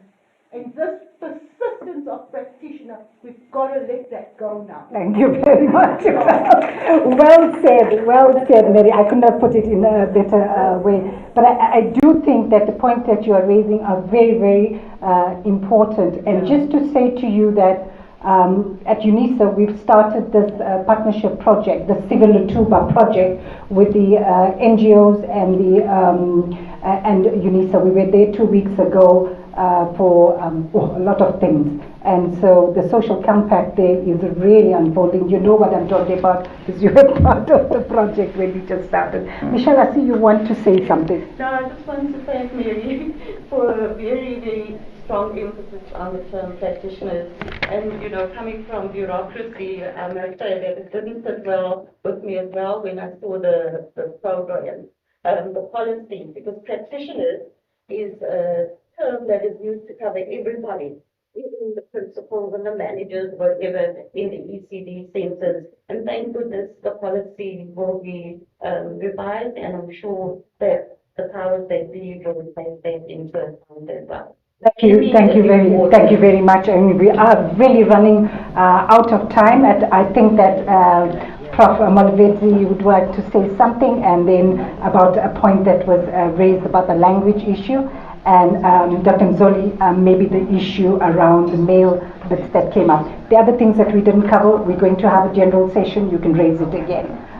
Prof. Malvezi. Thank you so much. Regarding the home language, I think the first things that we need to do is to implement it in the university. Remember, when the students that are joining the university, they are speaking different languages. So it means during home language module, it's important to teach them separately. It's Tonga speaking aside, Venda speaking aside. In our side, we only consider the Isiswati. The other thing that needs to be assist the home language is the issue of policy. I think the policy stated clearly that when the student teachers goes to the school, they need to implement home language. Thank you very much. Our last point from Dr. Mzoli. Okay, thank you so much, Professor Ibrahim. So the issue of men in early childhood care and education is a very contentious issue. It is also linked to what I said about elevating the status of the early childhood care education sector.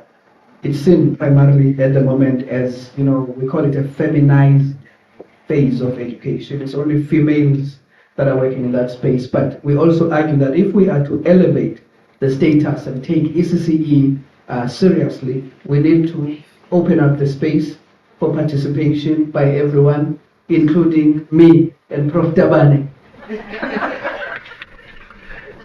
Thank you very, very much for that. We hear you loud and clear, and I think our department is also showing the way of having males in the department. To our panelists, you've been great. We value your insights, and I'm sure that before we began the session, you are much more empowered about the issues that have been permeating through the early childhood space. I thank you from the UNISA side. I thank you from the G20. Thank you very much. And with that, I hand you over to the chair.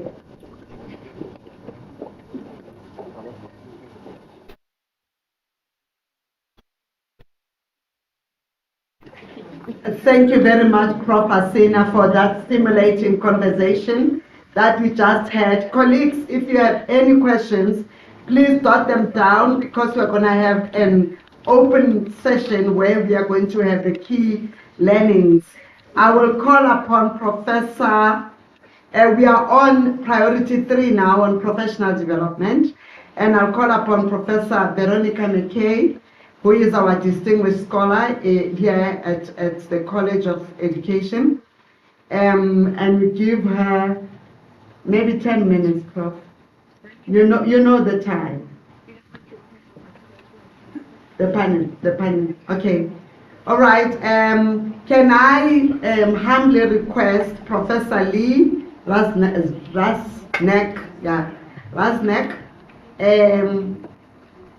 Ntate Gerrit Coetzee, Manje, Dr. Feldman. Yeah. So that is started.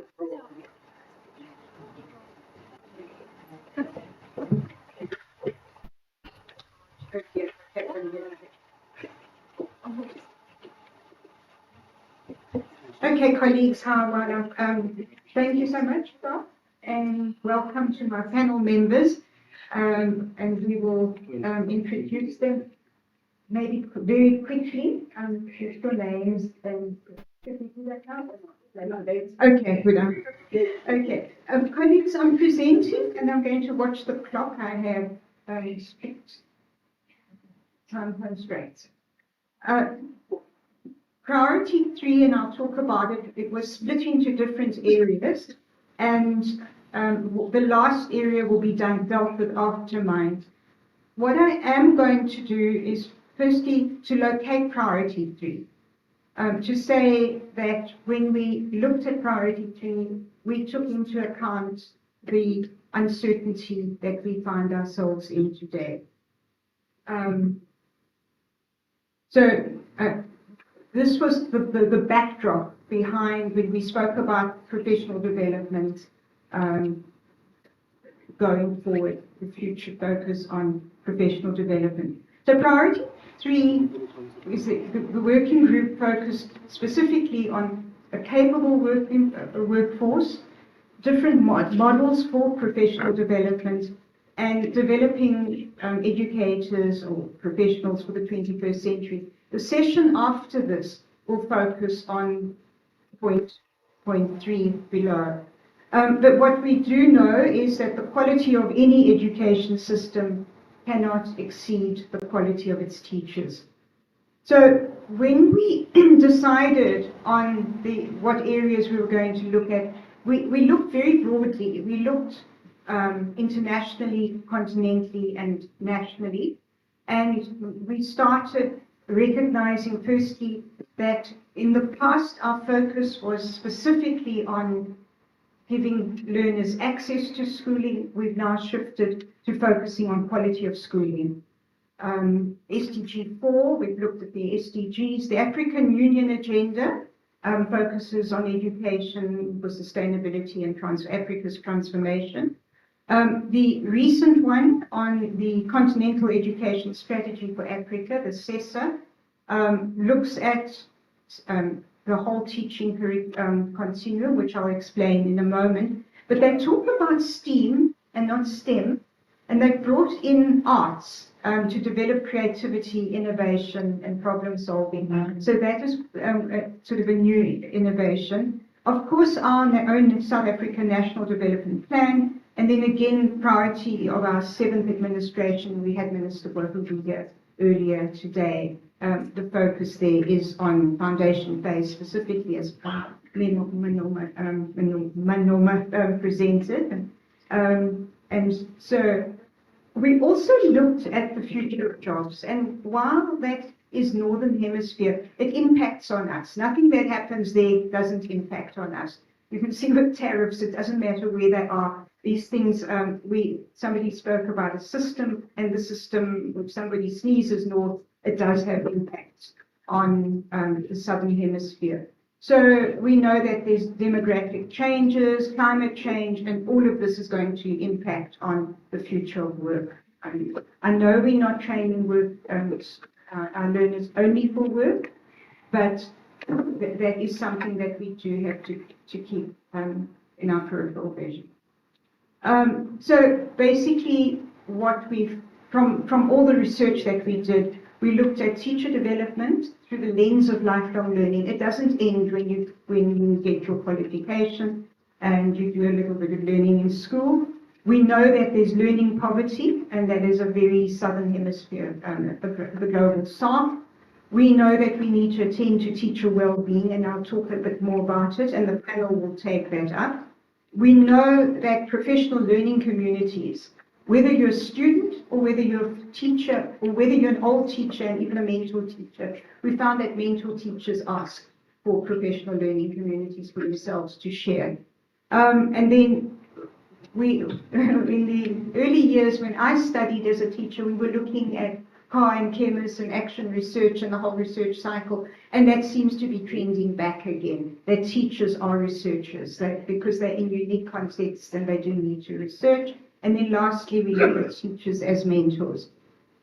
Very quickly, South African situation, we spoke about 13.5 million learners, and Minister reminded us this morning that takes us to 20 once we start looking at the early childhood care sector. At the moment, 460,000 educators and growing, and then the early childhood sector large as well, and 24,000 schools. And when we look at it, and I look at it also from the side of government, it looks like it's so daunting. Until in the G20 meeting, we met with India, and they spoke about having 1.5 million schools, and you know, these figures just sort of blow your mind. 250 million learners, 5 times the size of our country. 58,000 higher education institutions with 43 million tertiary students, and a teaching workforce of 11.5 million.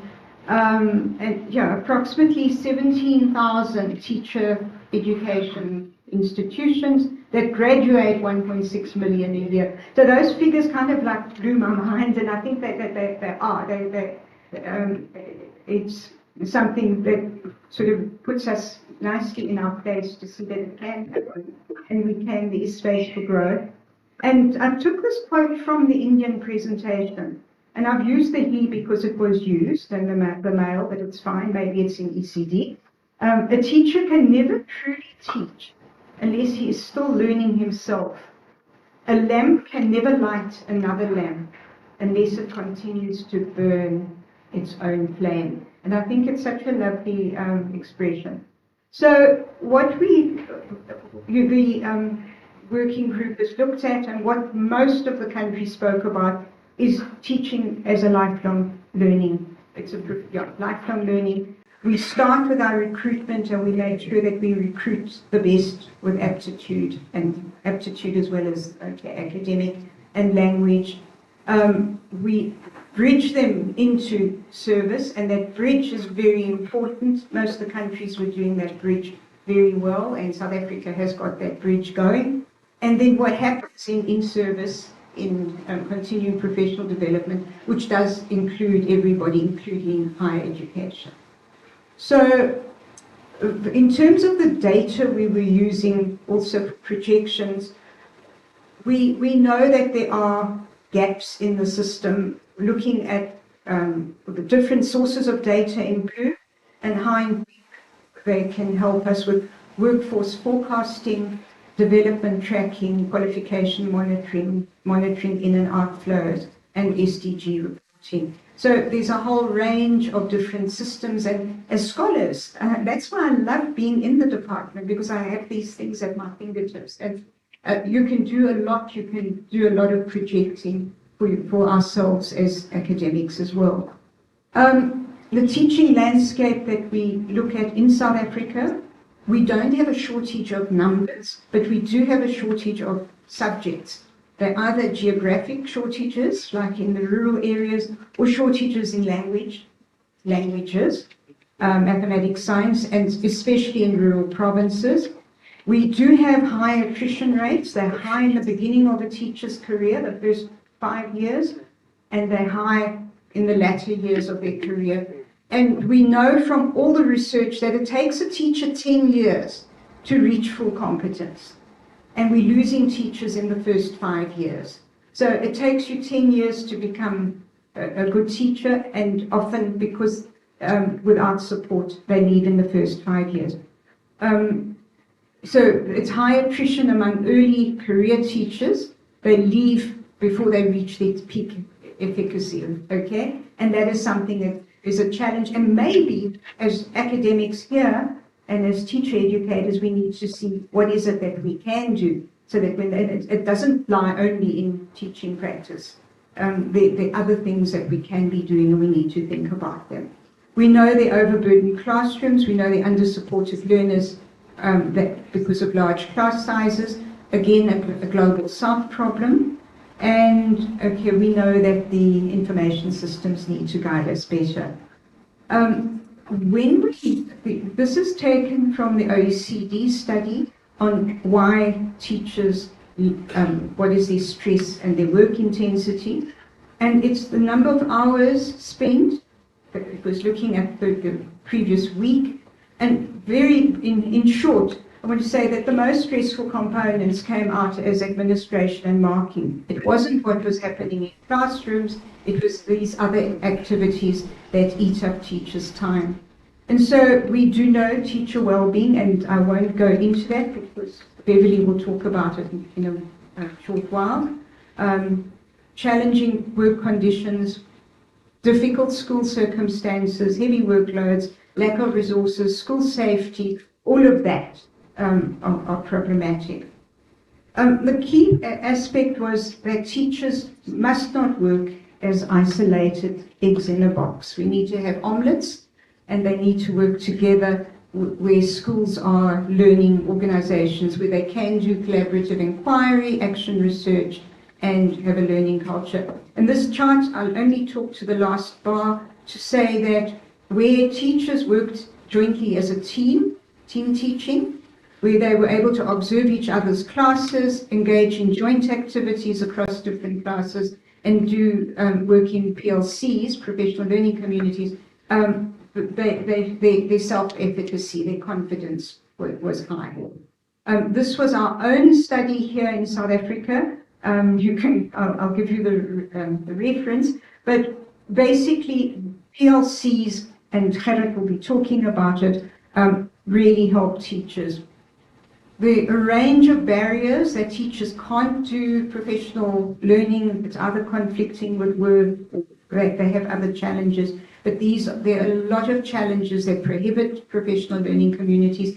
And so as a solution, we looked at different ways of seeing professional learning in schools, developing teachers' professional agency, working within their own learning communities within schools and in clusters of schools.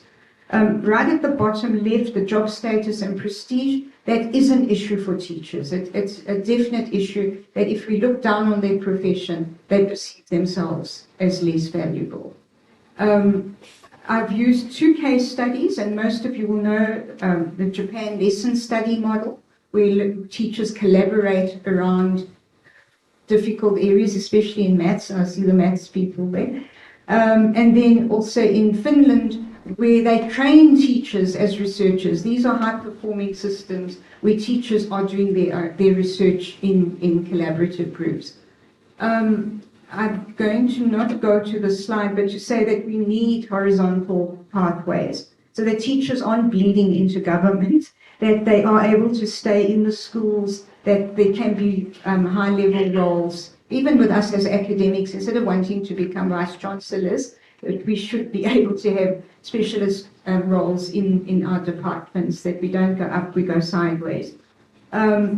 And the last point there is recognition for the early childhood sector. The lessons from the G20 countries was on lifelong learning, digital transformation, issues of equity in hard-to-reach areas, that focus that we look at disadvantaged schools and communities, linking teacher education to through learning communities, that kind of support, and then obviously the well-being. This came out quite strongly. Relational. Somebody spoke earlier on about relationality. It was you, and it's those relationships between teachers, Ubuntu, between learners and teachers, and even the community. Here, I'll touch on the last 2 here. Because the mother tongue based, important, has been raised by many countries that we didn't think would raise. because of the migration that's happening. And then the whole issue on psychosocial support, again, that Beverly will talk about. A stronger CPD initial teacher education. We cannot be a separate system. We're one system. If we want policy and practice alignment. And then just very last slides about learning poverty and our roles in addressing learning poverty. Colleagues, I'm going to stop here. Yes. And I'm going to end here and then over to you, Ma'am Chair. I didn't go into my full script. Thank you. Thank you very much. You have raised very important issues. In the interest of time, I won't summarize what you have done. We are going to have a few questions for our panelists here, and maybe now it's time to introduce them as I also ask them a question. We have Professor Resnick from VETS, who will be responding to the very first question, which is what insights from research in teacher education can help strategic professional development? Thank you so much, Chair. Thanks, everybody.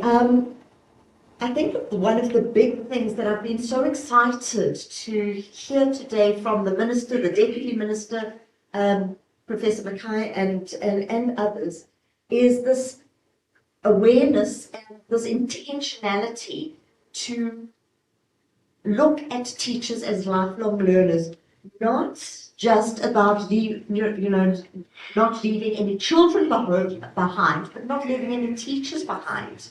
Because I think one of the things that goes wrong is that our teacher education programs are designed as a whole lot of modules that very seldom link up, because they're each imparting a different body of knowledge, which is actually really, really important.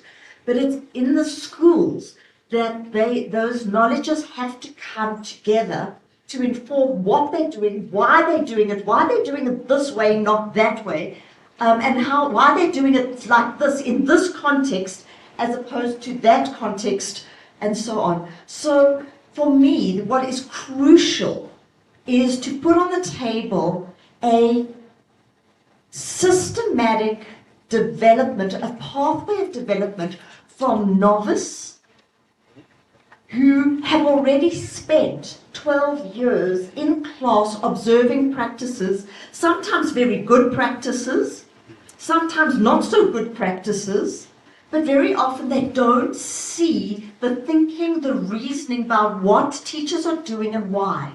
And to me, that's a crucial starting point for our learning to teach and taking these students from novices right up to experts, where they actually need to learn to observe teaching and see things that they didn't see before. And I think one of the very important things is the specialized way that teachers work with concepts. Because when they were watching lessons and they're just sort of making a report about, oh, these children are doing this, now they're doing this, now they're doing something else, they're not seeing the conceptual progression in learning. And until they see that, they're not going to be able to do anything more than mimic what they see other teachers do. And so I really want to say what I've loved seeing today is this idea of taking students from observing teaching in a very nuanced, analytic way to interpreting what teachers are doing, why, in that contextual responsiveness, then to actually have the opportunities to try and plan and enact, to reflect not just what is happening in my class and what must I do next time, but actually how are the theories that I'm learning informing what I'm seeing? How is it helping me make sense? How is what I'm seeing and experiencing in the classroom challenging or extending what I'm learning in university? and then to make them, or give them opportunities to make them researchers in their own classroom and of their own practices. And I think that there has been, up in the last decade or so, times when we've heard, the school teachers saying things like, oh, forget everything you learn in university, we'll teach you the real way what works here. Or, that can't be. It cannot be that our sectors are working at odds with each other. Theory helps you to teach more intentionally, to teach better, to know what you're doing, why you're doing it, and why you're doing it this way rather than other. The fundamental question we have to keep at the core of our practice is, how do I teach this concept to these children in front of me in a way that is contextually responsive in this environment? So I just wanted to say that I think that the research that is coming out of teacher education, and we are one of the leading countries in terms of this, is that this projection of learning to teach as a scholarship and as a pathway could really provide a structure for professional development that moves away from an ad hoc, little bits and pieces that don't really tie together. Thank you so much. Thank you. Thank you so much. That was very interesting. That was really interesting. The second speaker will be Melala Maja, who will be talking about your question. I think you have your question is, how does, she doesn't want to be second. Okay. I picked you. How does the National Teacher Innovation Initiative support professional development? How does the National Teacher Innovation Initiative support professional development? Good morning. Is it still good morning?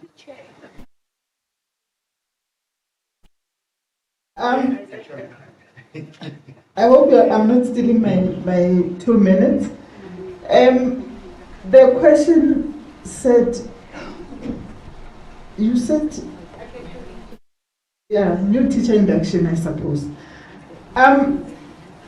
New teacher induction in this country, 20 years of talking.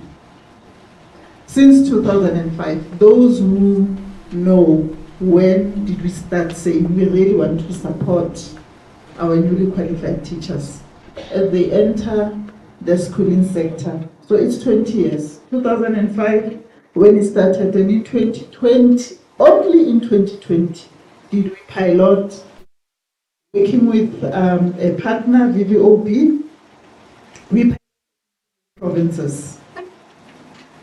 And then COVID happened. And it destabilized us. But in 2022, when the results came out, we thought, let's not pilot again, because we can't talk this language forever. So 2023, we thought, let's bring in the 4th province, and we then phased in 4 provinces. We have the results, and the results has helped us that we can then implement in the. But I still want to believe that we are still not so coordinated and structured.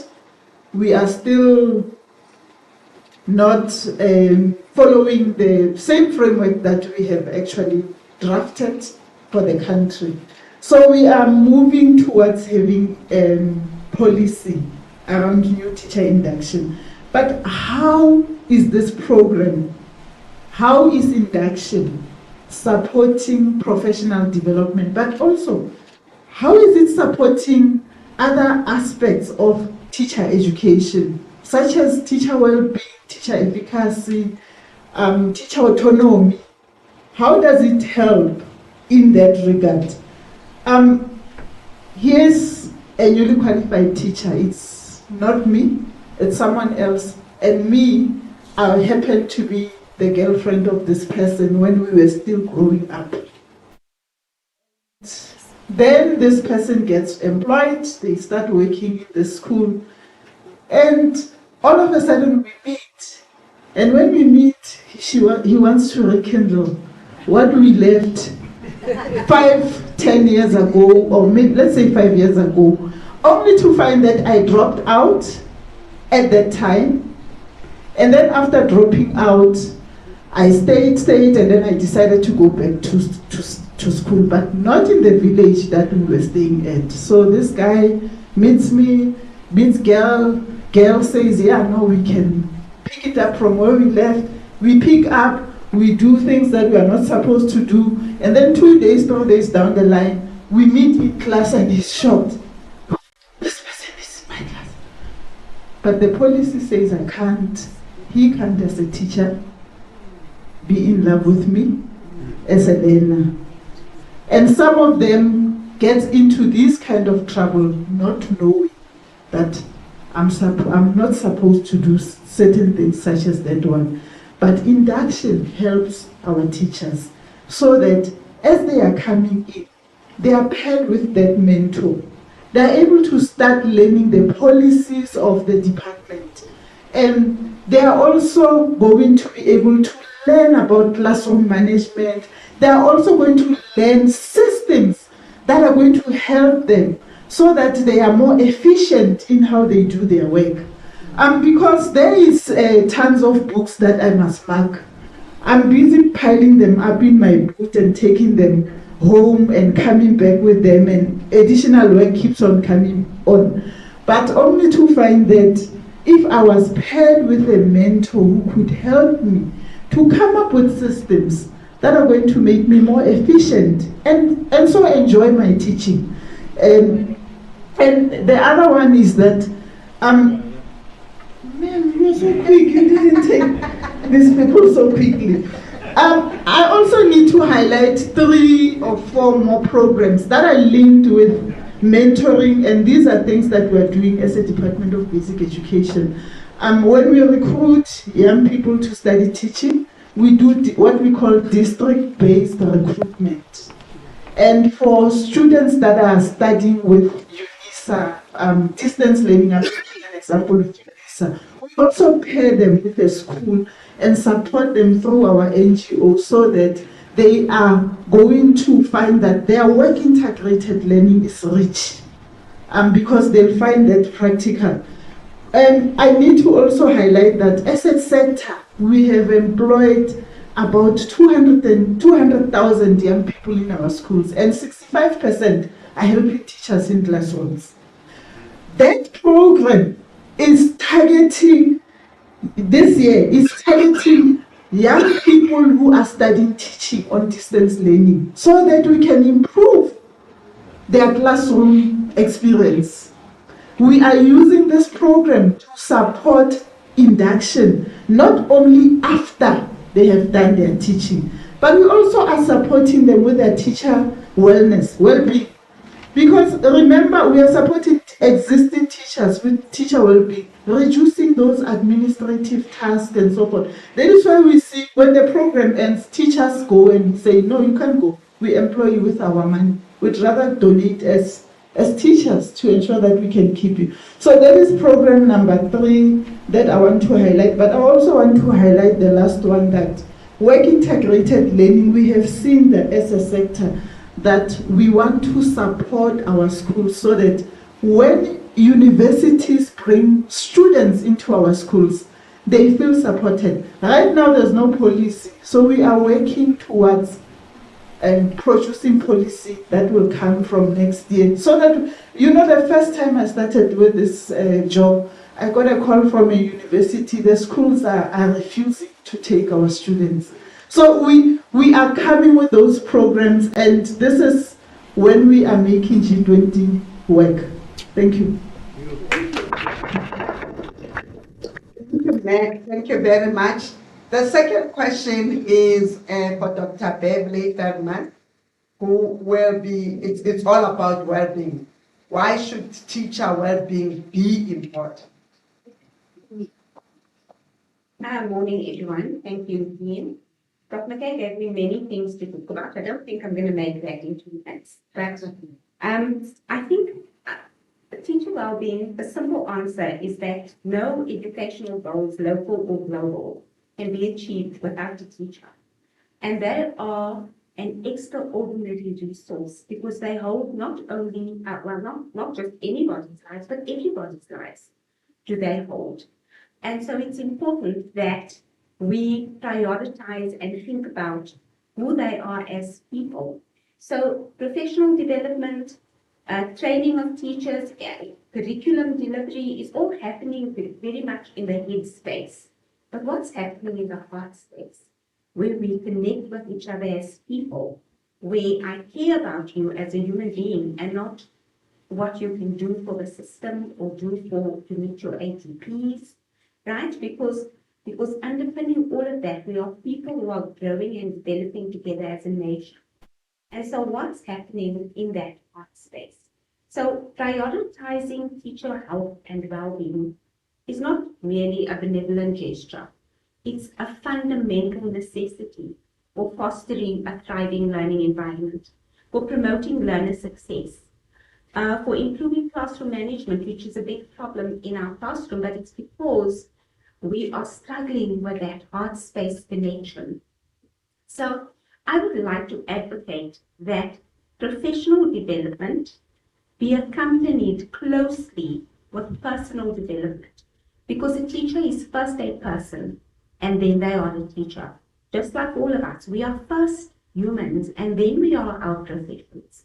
And what is happening inside of that human is going to infiltrate, ripple out to whoever we connect with, who we meet with. So between the envisaged aims and outcomes of education and achieving them stands that person, a teacher, who has the power to influence and control the future. I'd like to read a short poem by Han Janot. And he said, "As a teacher, I've come to a frightening conclusion that I am the decisive element in the classroom. It's my personal approach that creates the climate. It's my daily mood that makes the weather. As a teacher, I possess a tremendous power to make a child's life miserable or joyous.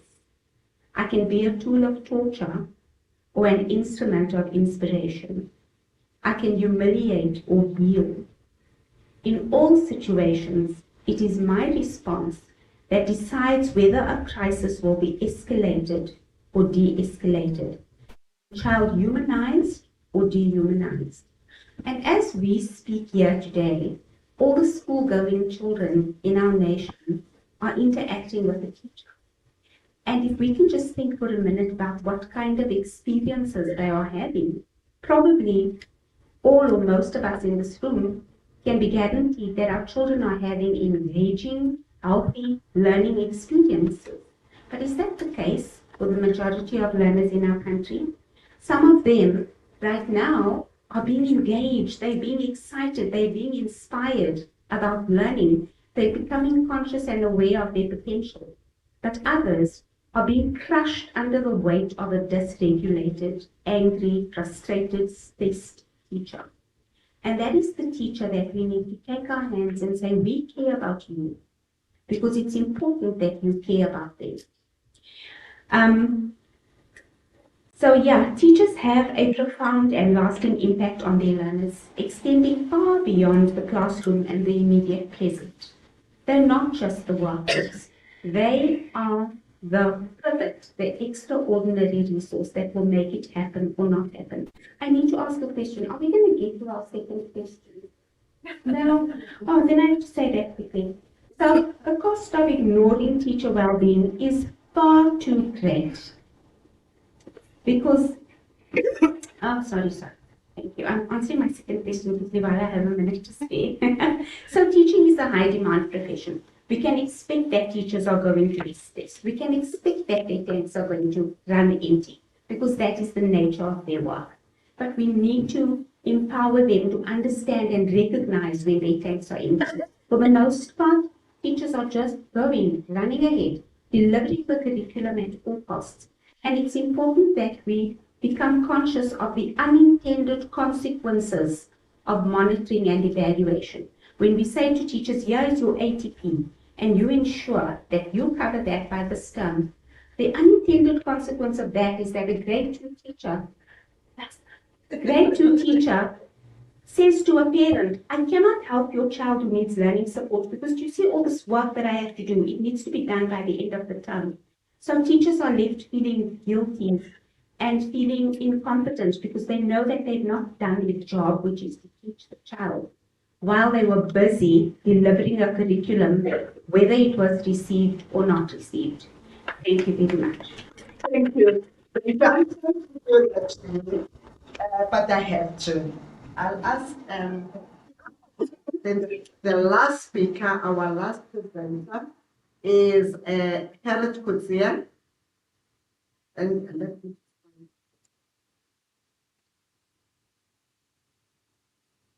Okay, the first question is how do we sustain professional learning communities without systemic prescripts?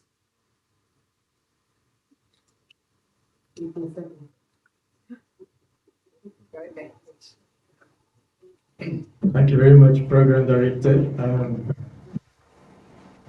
To talk about professional learning communities, I have to start with a short clip that I witnessed recently on one of the social media platforms of the DG of Basic Education during a visit to the Eastern Cape. And for approximately 2 minutes, the DG emphasized to district officials the importance of establishing professional learning communities. And that to me drove to my heart the importance of including within the basic education system the notion of professional learning communities. Because this is a professional development activity that reinforces the agency that every educator, every teacher in the basic education sector holds.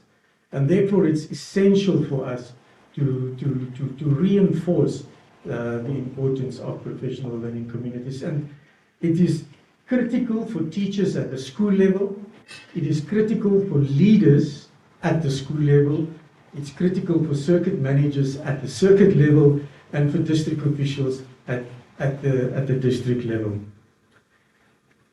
PLCs, and this one is critical. Professional learning communities are for teachers, by teachers.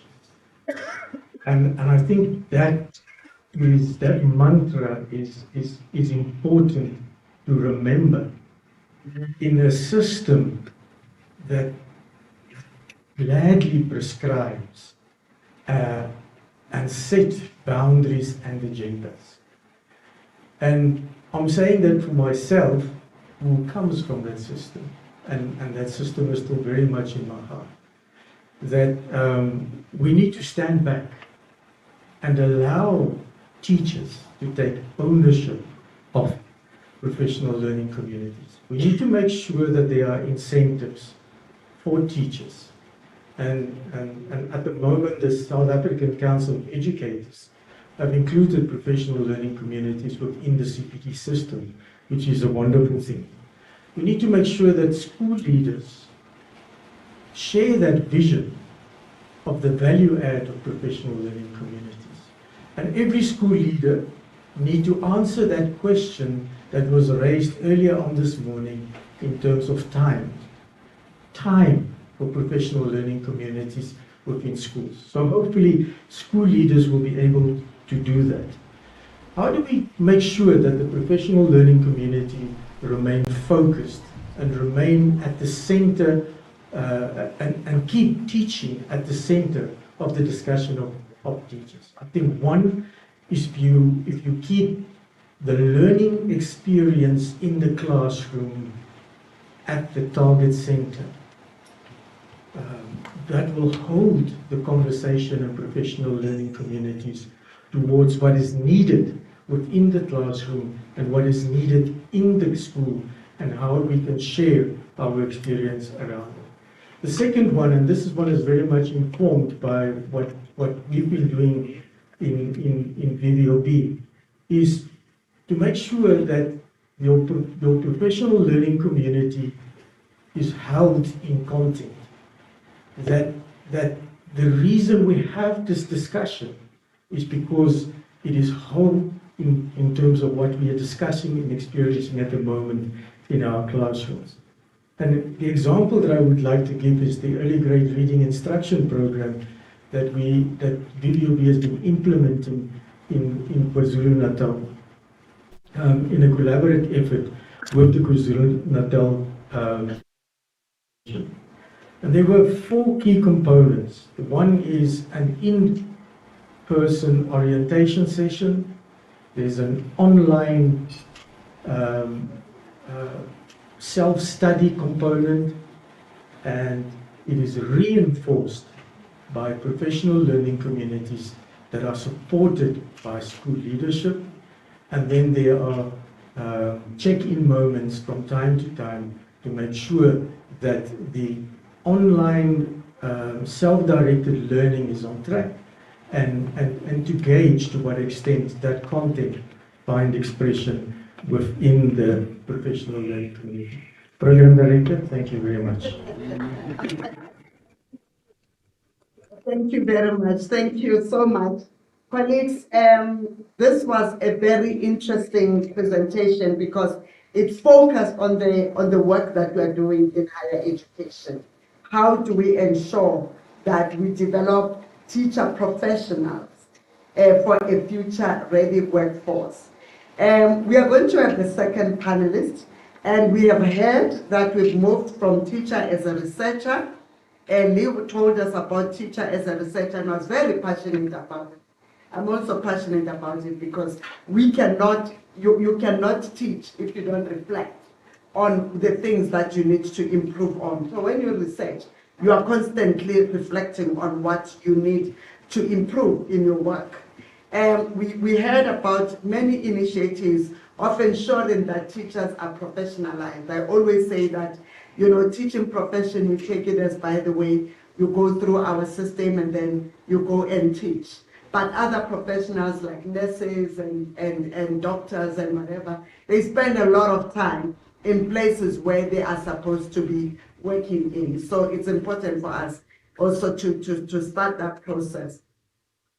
And I like the one on the empowerment of teachers. How do we empower teachers, the well-being of empowering teachers? And Beverly was saying the cost of ignoring the well-being is really bad.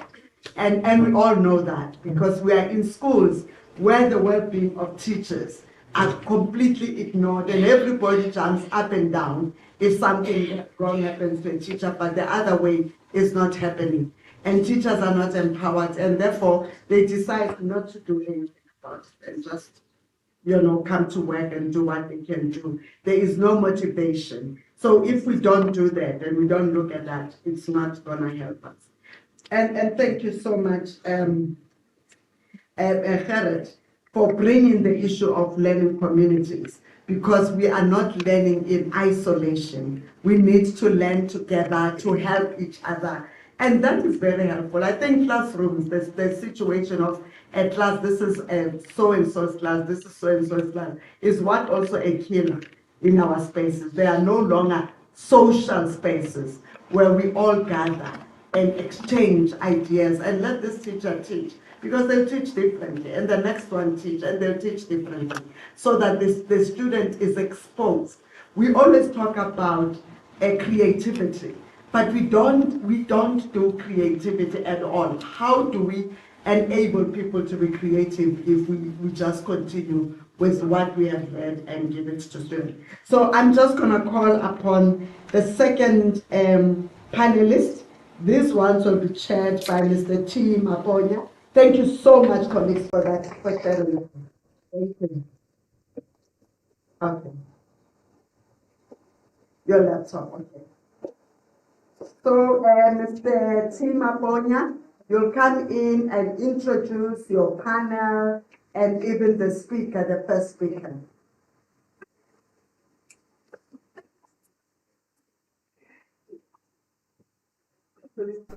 Good afternoon, everyone. I'm tempted to do what Mel did earlier too, because I think we've been sitting for a couple of hours now. So I'm going to please ask you to stand up for like 30 seconds, nothing longer than that. I'm not an ECD person, but I am a fitness person.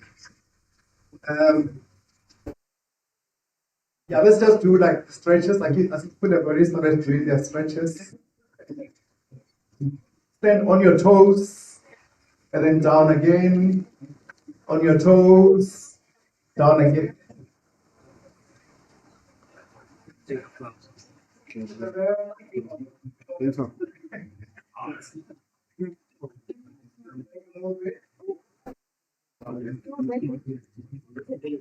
You may say thank you. I'm mindful of time constraints. Also mindful that everyone is really keen to listen to all the presentation and to do justice to the program.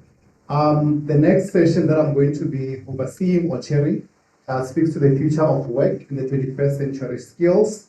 Ms. Cheryl Weston, who is the Chief Director in the Department of Basic Education, will give us a short input. But in the meantime, as she comes to the stage, I would like to also invite Professor Bikat, Dr. Aaron Nkosi, Professor Makano, and Professor A. Dow, just so that we can save those couple of seconds between Ms. Weston's presentation and the panel taking up their seats. Thank you.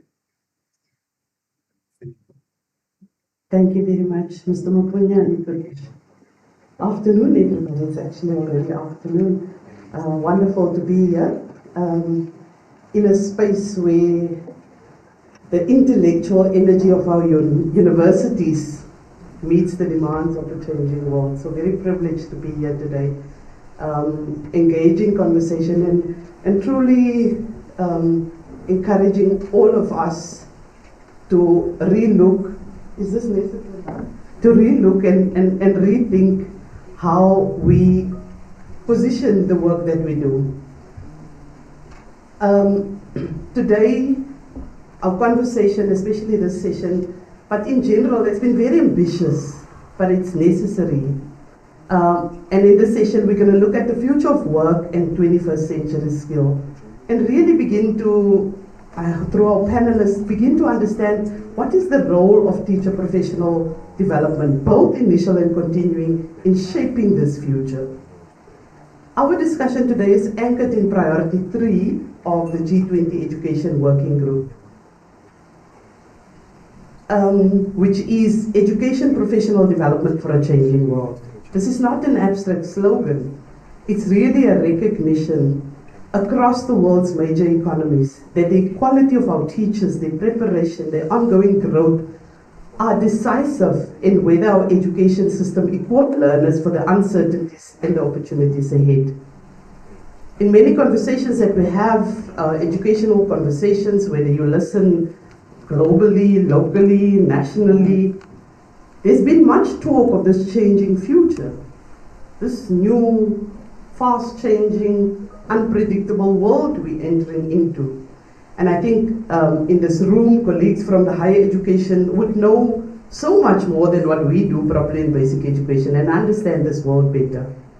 And most of the time, the focus in those conversations is about the learners. How do we prepare learners for the future? We spend very little time, I hear very little conversation. What does the teacher of the future look like?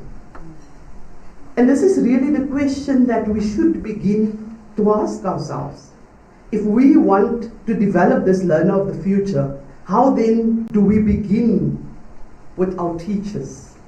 Because they are ultimately the drivers of this vision that we have of our learners in preparing our learners or our students for the future. The evidence around the changing world is really sobering, and depending where you read, it ranges from 40 to 60% of the world as we know it, the world of work, will not exist in the next 5 to 10 years. Many of our learners across the globe leave school without the foundational and transversal skills that they need to navigate this complex world. It's beyond knowledge. Knowledge is still important, but it's beyond knowledge. And I think it was mentioned earlier this morning, in sub-Saharan Africa alone, we need 15 million additional teachers. In South Africa, we don't necessarily have a shortage of teachers. Our unique situation is we have oversupply and undersupply in particular areas. And these challenges, as big as they are also opportunities for us, collectively. They invite us as government, teacher educators, academics, scholars, to think really, really critically and boldly about the teachers that we are preparing, the systems we are building to sustain them going forward. There's 4 key interconnected sessions and dimensions that will be discussed by the panel, starting from professional development, looking into 21st century skills, initial and continuing professional development, as well as artificial intelligence. Globally, we are beginning to see models emerging. I'm sure many of us are aware that the OECD Teaching Compass of 2040 just released are envisaging educators who are grounded in identity and purpose, who they are, in being, connected to supportive professional networks. They have to belong somewhere, or they have to have that feeling of belonging, and also committed to lifelong learning, that continual growth. And that's the teacher that we want. But it's not, 3 different domains. It's actually interconnected in one teacher that we need to develop all of this. Our teachers, and many of the speakers before this has said, that our teachers is really our biggest, almost our diamonds, This is what will make the difference into the world that we will go into. If we are not able to shape and support and mentor our teachers, how then do we expect our teachers to deliver, whether it's learners for the future? So our starting point are really the teachers. And these are really not just ideals. They have practical implications in our work, in the universities, in our initial teacher education colleges and centers. How do we ensure that we embed skills such as digital literacy and research literacy into teacher education? Or will it remain separate? Is it something that we do just at university, and when we go away, we forget about it? It's also very clear, and we have to be honest about the barriers. The digital divide remains, even growing. It's real, persistent, especially in our rural and underserved communities. Heavy workloads and administrative demands erode the teacher well-being, and it hastens attrition. They leave the sector as soon as they enter. Professional development is often a privilege of time and resources. If you don't have the time, if you don't have the resources, you probably will not develop yourself beyond what you have left your university with or your college with. So colleagues, our task as we engage, and today for me is about beyond the G20 of 2025. It's about horizon setting beyond 2025. Where are we going? What do we take forward from our presidency as the G20 this year? Our task, according to me, is to shape the vision of professional development that is globally informed and locally grounded. It means we have to engage the evidence around practices from around the G20, but also what does it look like in Mthatha, in Polokwane, in Khayelitsha? What does that look like? How do we honor our local languages, our context, our aspirations in preparing educators for this world stage. If we succeed, and I believe we can, the payoff is immense. We'll be building a teaching profession that is respected, attractive to the next generation, skilled in harnessing technology without losing the human touch, committed to the principles of social justice, sustainability, and the dignity of every learner, and resilient in the face of profound changes that the future of work will bring. Let us remember the future is not just about jobs, it's about purpose. Our learners will not simply compete in economies, they will be co-creating societies. As we enter this panel discussion, I invite you to think ambitiously, especially our panel members, to challenge assumptions and to see ourselves not only as transmitters of knowledge, but as designers of possibility. How can we align our national priorities with global imperative and strengthen the bridge between policy and practice, and ensure that the South African voice and the African perspective are strong in shaping the future of education worldwide? Thank you.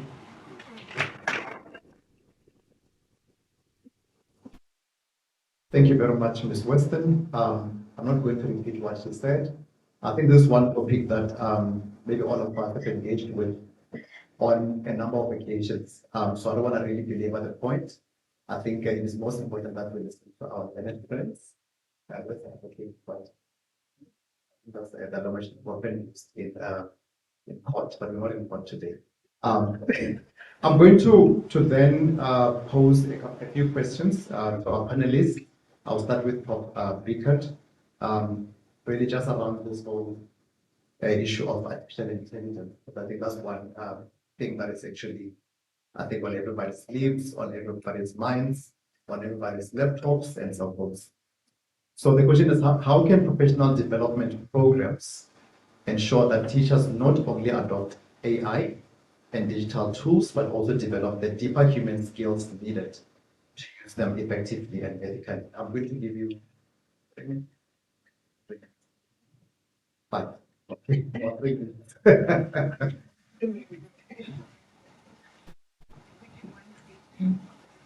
One question gets 5 minutes, right? Let's go. Good afternoon, everybody. I think we're into afternoon. We'll ask AI. Is there anybody in the room who has never interacted with a large language model? That's Chat GPT, or as the students call it, Cheat GPT, or Copilot, or as the students call it, Copilot? No. I think we all have interacted. And if you're not shaken to your absolute core as to what it means for education, then I think you've got some homework to do. It's probably the most disruptive thing that has come around, and what it's doing is shaking everything we know about teaching, about learning, and about assessment specifically. But I'm not here to solve those problems. I think professional development for teachers stands at a crossroads. Mastering the technology is not sufficient. It's important, it's necessary, but it's not sufficient for true transformation of our teacher core. When we speak about the future of teacher professional development, it's tempting to focus on data literacy, AI-driven pedagogy. They are disruptive. They're essential. They're disruptive. We've seen this before. 60 years ago, I think it was the calculator, the internet, photocopying machines. At any one of these points, we stop to say, that's it, education is over, nobody's learning anything, everybody's cheating, and we've moved on. This one's a bit more weighty, I believe, but anyway. So, to risk dehumanizing, mechanizing, and becoming irrelevant, I do think I would focus on 3 human capacities that are going to help us to get over any disruption, not AI, only. And those are the 3 R's that I call them the 3 R's for professional development, and that is resourcefulness, reflection, resilience. I really have thought long and hard about this. So resourcefulness is the ability to adapt and make meaningful learning happen under any condition. When do I use AI? When do I use the cardboard box that the cereal comes in because that's all I've got? When do I use the old textbooks gathering dust? It's being resourceful, knowing when to use what. I think if we can teach our teachers that, it doesn't matter that AI is on the horizon or the next thing next week. I don't know, I'm doing with time, but let's go. So it really is about, using the technology and AI with purpose, and not simply collecting tools. It's about selecting them wisely. An AI, resourceful teacher may use AI to create differentiated reading activities, design quizzes, connect learners to a personal tutor. But sometimes we're not in connected spaces. Then the resourceful teacher uses what they have. But you're aware that AI is out there, you know what it can do, and if you can harness it, then it's making that decision. That's more important than, yes, tick, I can use AI. So resourcefulness is a future skill because it really thrives on uncertainty and enables the teacher to adapt to the next disruption. And it's coming. Don't know what it is, but it's coming. If you look at the last 5 years, we've had COVID, and right on its heels, we've had AI. That is what we need to teach our teachers, is to be responsive, to be resourceful, to be reflective, and that builds resilience. Okay, so I had reflection and I had resilience, using AI tools without fear, using anything that comes along without fear, reflecting on its capacity to enhance learning in the classroom, whether it's the cereal box, whether it's AI, whether it's a textbook. I think that is important for professional development, that our teachers reflect on a resource. They also need to be open about themselves, critical but constructive. I think that is more helpful in professional development spaces than simply giving the teacher the manual and then we work through it. Be open, be honest, critical, be constructive. Our teachers need all the constructiveness that we can give them. So I think in closing, resourcefulness will bring energy to education, reflection will bring clarity, and resilience of our teachers will really bring true transformation.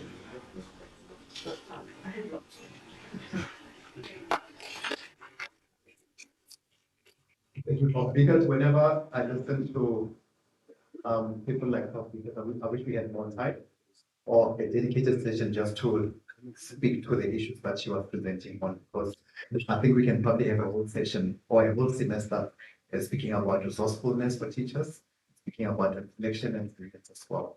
For teachers in particular, but Ms. Weston, I think is also, I think that teaching and learning are intertwined. You can't have one without the other. So in as much as I think the focus mostly has been on learners, and I think we are now trying to move towards educators and thinking about issues of mental well-being. I think it's essential that we don't have the discussions in isolation. The two are intertwined and they contribute to each other. The next question goes to Dr. Mbosi, and the question is, what balance should be struck between initial teacher preparation and continued professional development to ensure sustained growth in teaching?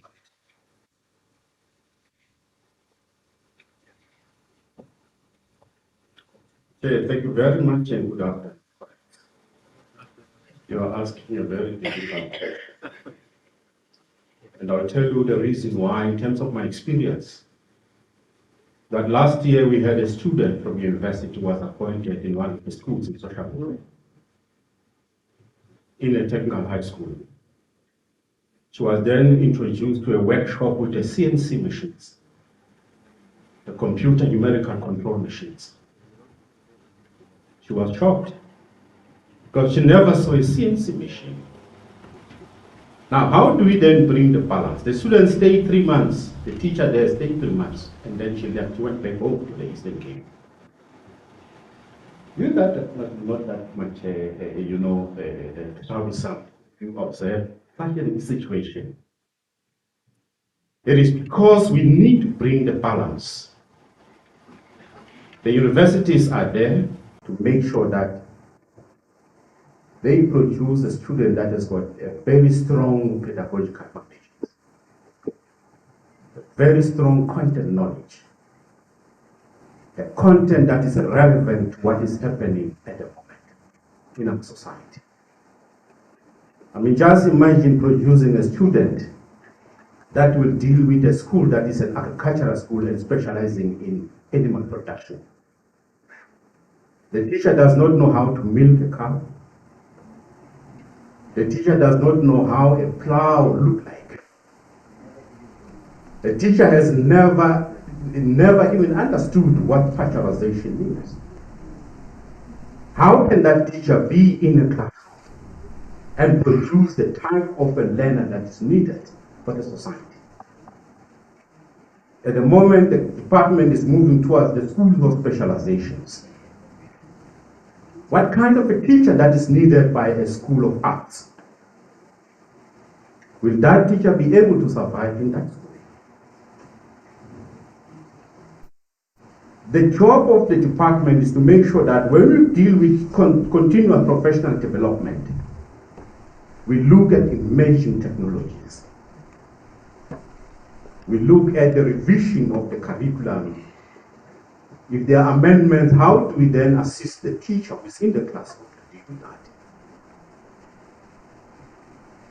And all that must be relevant to industry.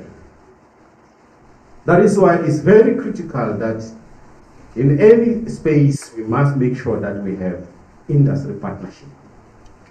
So that we benchmark, we also validate what we are doing. Because the citizen that is sitting in a classroom tomorrow will be an engineer. And we have to be very careful in initial teacher education. Because the possibility of not getting these teachers into a classroom in the next 5 years is very high. Because if all secondary schools will begin to specialize on the 11 organizing fields of the curriculum, then we'll have a problem. Because at the moment, the department is spending 500 rand to train a teacher at the initial teacher education. But immediately after the student leaves the university, the department spends 2,000 rand to make sure that the teacher is well equipped to face the real situation. How do we balance that? And we are spending a lot of money as a department. It is because the student that we receive, there's no buffer between reality and the theory. Thank you very much, Chair. Thank you very much, Dr. Ngosi. We are next going to go and pose a question to Professor Maganu, who is from the Department of Tuition Support and Facilitation of Learning. The question is around AI as well. Why do you believe that AI literacy is essential for both educators and learners in South Africa right now? And how will it particularly improve teaching and learning in subject area?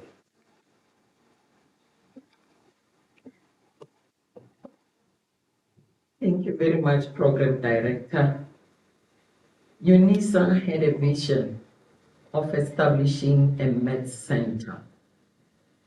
Now, because we are in tuition support and facilitation of learning, the question was, how do we start a maths center at UNISA? The second question was, who will lead this maths center? Another question was, what will be the input? In other words, where will we get the students?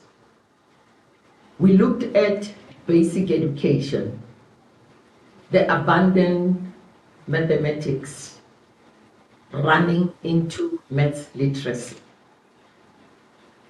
No longer accounting, but EMS.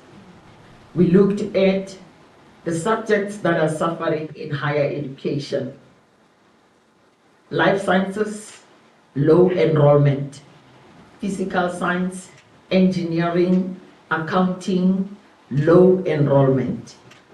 And we are looking at this Med Center as the Department of Tuition Support and Facilitation of Learning. This is our assignment. And now we must make it work.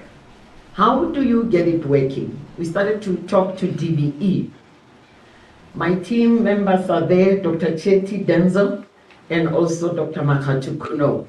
Because they are gurus in AI, they said, whenever we write a concept on how we are going to establish a Med Center, the first thing is to look at incorporating the two worlds, artificial intelligence and the subject, and getting the teachers on board who are already employed by DBE, and looking at the learners that will be coming into university, because we want to make sure that the numbers of maths literacy go down and the number of pure maths go up. So the officials at DBE said, start with foundation phase. We said, for now we don't have capacity, but we'll start with grade 8. Now the obstacle is who will balance the two, the world of AI and the world of ensuring that mathematics, accounting, economics, science, physics, agriculture will be facilitated. We are in priority 3, professional development of teachers. Now, you cannot develop teachers and leave learners behind. So we had to take the two on board. Dr. Chetty over there started to invite teachers in 2023, 3 June. The teachers were in ZK Matthews, just introducing AI to remove the fear of artificial intelligence. Teachers were excited.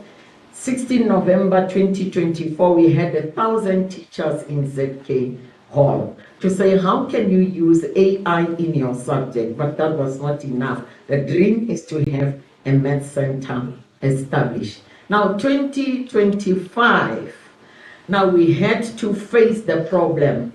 There's a book written by Ryan Holiday which is saying the obstacle is the way. We need to get learners on board at UNISA. We need to get teachers on board. Then the talks went on. We managed to launch the project on the 31st of May. We were able to get teachers on board. About 700 teachers were online, and some were said we need to be physical at UNISA. On the 5th of July, we managed to have 115 teachers in Senate Hall, and others were online across the country, where now we were introducing the AI in teaching. Dr. Makatu Kuno was able to facilitate the use of AI and also looking at the annual teaching plan in preparing a lesson in 3 seconds. Teachers were excited. Even those of my age were saying, yes, it's doable. Now technophobia gone. They say, yeah, this thing is alive. Yeah, now we need more of this. Call our officials from DBE to also embrace this, to equip the schools with computers, Wi-Fi, so that we don't struggle. I'm not talking about Gauteng only. I'm talking about all the provinces, because we want all the teachers to be here at UNISA and others were online. Then we must go to learners. Learners, we had to have a trick. Dr. Chetty is young at heart. On the 16th of June, he managed to have games online and to invite the learners. The students came.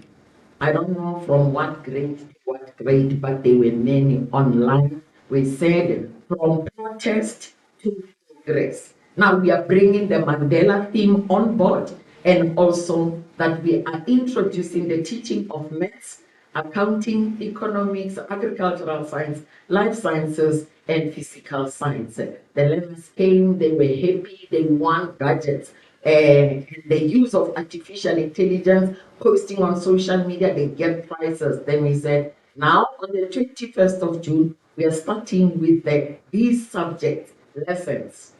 First period, 1 hour, is AI. The second period is pure maths, not maths lit, pure maths. Third period, accounting, economics, life sciences, physical science, and chemistry. Then we met again in July with the learners online. The teachers we met physically 5 July. The learners came here 19 July. The class started AI period 1, period 2, mathematics, etc. And then on the 16th of June, this Saturday, the learners will also be online. And the teachers we are meeting on the 6th of September. AI in your subject, how feasible it is. That obstacle is now away. I thank you. Thank you very much, Prof. Mahalo. We're going to have a question and answer session after this.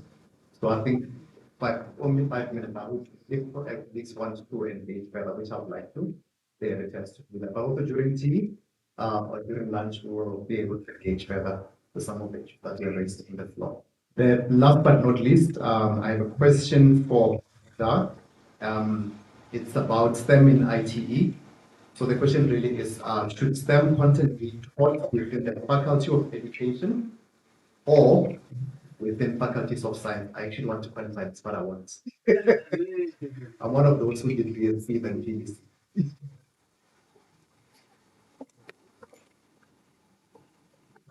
Marcel.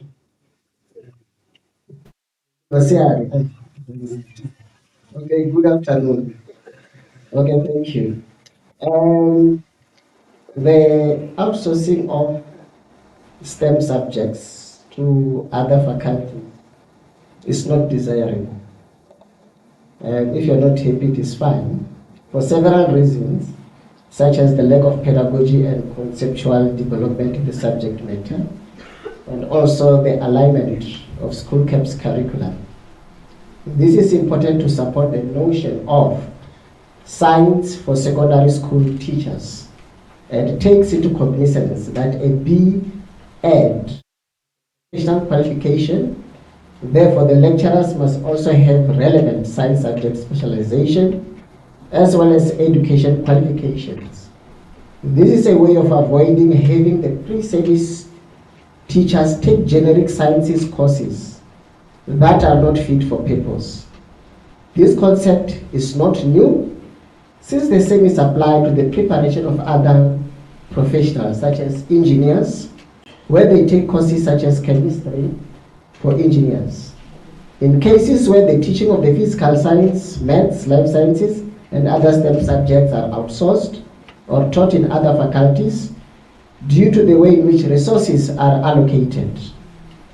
These faculties, we say, must be engaged with the education faculties to make sure that the courses offered are in line with the recommended curriculum, and that the lecturers who teach, the pre-service teachers, have a qualification in education.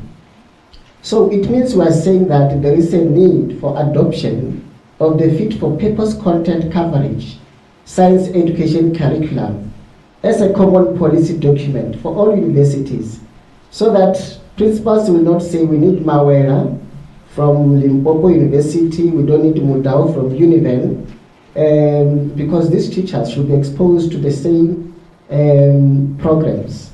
The adoption of the curriculum document will ensure that the STEM teachers are prepared with sufficient content, mastery to teach the school science curriculum with deeper conceptual understanding and insights. The adoption of the curriculum document will also ensure uniformity in the way pre-service teachers are prepared across the country. So we don't want a special teacher from the University of Cape Town and then a difficult one from UniZul. We don't want that. We want all the teachers to have the same standards. So the physical of the STEM content coverage, we recommend that it be at the level 5, 6, and 7 as described by Mr. Tech. so that it is slightly above the mastery that can be acquired from the school curriculum and other qualifications lower than the Bachelor of Education. This is important because it is from this pool of graduates that in future we're going to have lecturers from them. So in simple terms, we are advocating that there should be standards for all the STEM content in the for initial teacher education. I thank you. I like the way that you concluded your presentation, very succinct. I think it's very clear what Prof. McGowan is proposing that should be done. Chair, I think in the interest of time, maybe we should just get into the questions and the answers. It's for this panel and the previous one. No. Yeah, for both. Okay, for both. It's whatever the person that we have. All right. From the panel. All right, so we've received 8 inputs. Let's see if we have 5 minutes only for questions and answers. Say over to me then.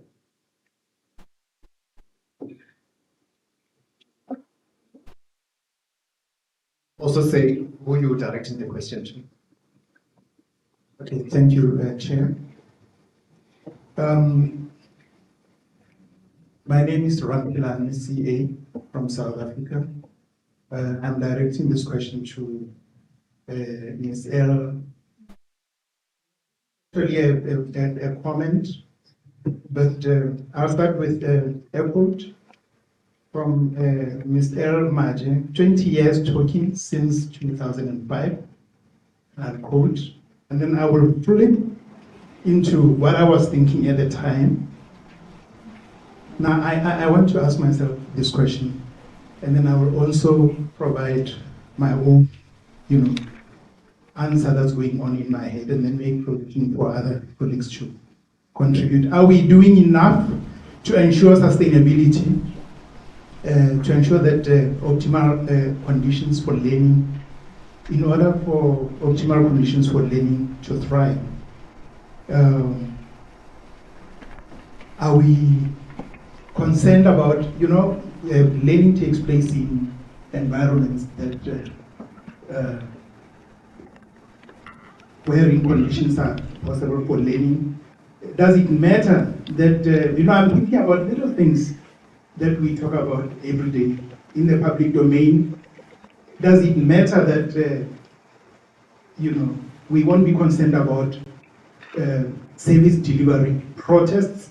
It bothers me every time I see a protest. No load shedding, no water shedding, no concerns as to who will pay our salaries. I think somebody asked that question. No vindictive politics, no concerns that as sporadic decisions can be made to terminate somebody's grant, scholarship, or funding. There's a lot of questions that one can ask. A threat to academic freedom, and so on. But basically, I'm speaking from a point of view of a caregiver. I'm also a professional, did a lot of work on AI, but I'm speaking as a caregiver, and I'm also tying my comment to what Dr. Mzoli said about play, care, and learning. Many moons ago, I happened to be doing teaching practice in a school that didn't have computers. And that was contrary to the promise I made to myself that I only want to teach in a school that has computers. I want to teach about computers or with computers. And after some session with, I will not mention the school, I remember asking this sister, actually I said, sister, if you build a computer center in the school, I will come and teach. And you know what happened? After some 6 months, the sister came back and looked for me wherever I was at that university, and they said, we want so and so, we want this person to come and teach computers next year at our school because we have built a computer center for them. So that was my experience, and it was life-changing for me. but I'll make room for other colleagues to contribute. Thank you. Thank you. Do you have any more hands? I'm going to, because we only have 5 minutes, I think it's actually extended slightly. We can thank the chair for being gracious, but let's be to the point. Nima? Thank you very much. I just want to take you to the first panel. There was a mention about the recruitment of students into the teaching profession. So the question I have to universities is that currently we're dependent on the grades, metric results or metric certificate, and there's marks. The attitude is not there. So those students we are recruiting are hidden in the certificate, but the real person is only experienced after 5 years of professional training or teaching. How do we balance this thing? Because this is where we are having a challenge in terms of getting the right teacher. What else do we bring in to make sure that we recruit the correct teachers? Thank you. Thank you so much. So that will be the last hand because of time, and then I'll give it to anyone. My question is to our colleagues from DBE. What kind of mechanism do we use to stop the department from changing policies in a way that affects the national sort of like needs? And I'm asking this question because mathematics literacy was something that came from the Department of Basic Education. And teachers had to actually respond to that. And now we are in trouble because all learners are doing maths lit. And remember, the ones that are doing that the most are our black learners.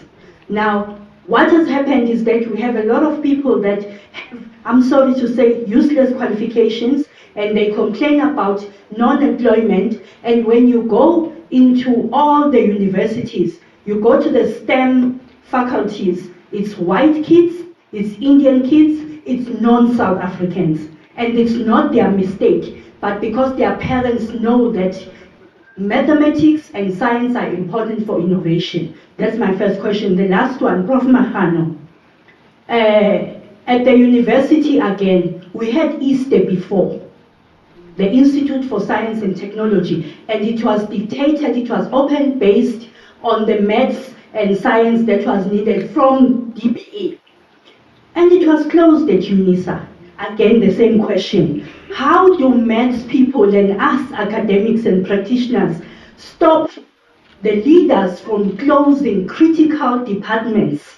Because now you want to open it again. It was there. Why was it closed? Thank you. Thank you very much. I want to request Dr. Ngozi to answer the question about curriculum change, and then Dr. Mahanu will answer the other two.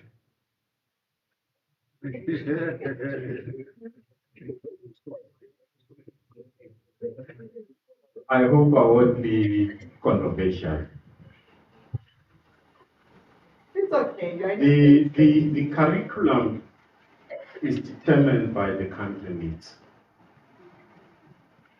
And it would be wrong for this country to have citizens that don't have any form of mathematics. It would be very, very wrong. Unfortunately, it came with unintended consequences. And as a sector, we've acknowledged that it came with unintended consequences. And it is not also correct to say we won't make mistakes. We must agree that in any situation, to show that we are working, there are mistakes. And this is one of the mistakes of making sure that we should actually try to avoid in terms of how do we advocate for proper mathematics. Because what is critical is the advocacy behind pure maths. And it's even worse because we don't even have much teachers. We have almost 5,000 teachers from Zimbabwe who are teaching mathematics. And we don't have our own. I'll give you a simple example. At UNISA, the requirements for a teacher to become a maths teacher is equivalent to an engineering student. Now, where will you get such? Where you equate engineering and teaching? That itself is a downfall. Thank you very much.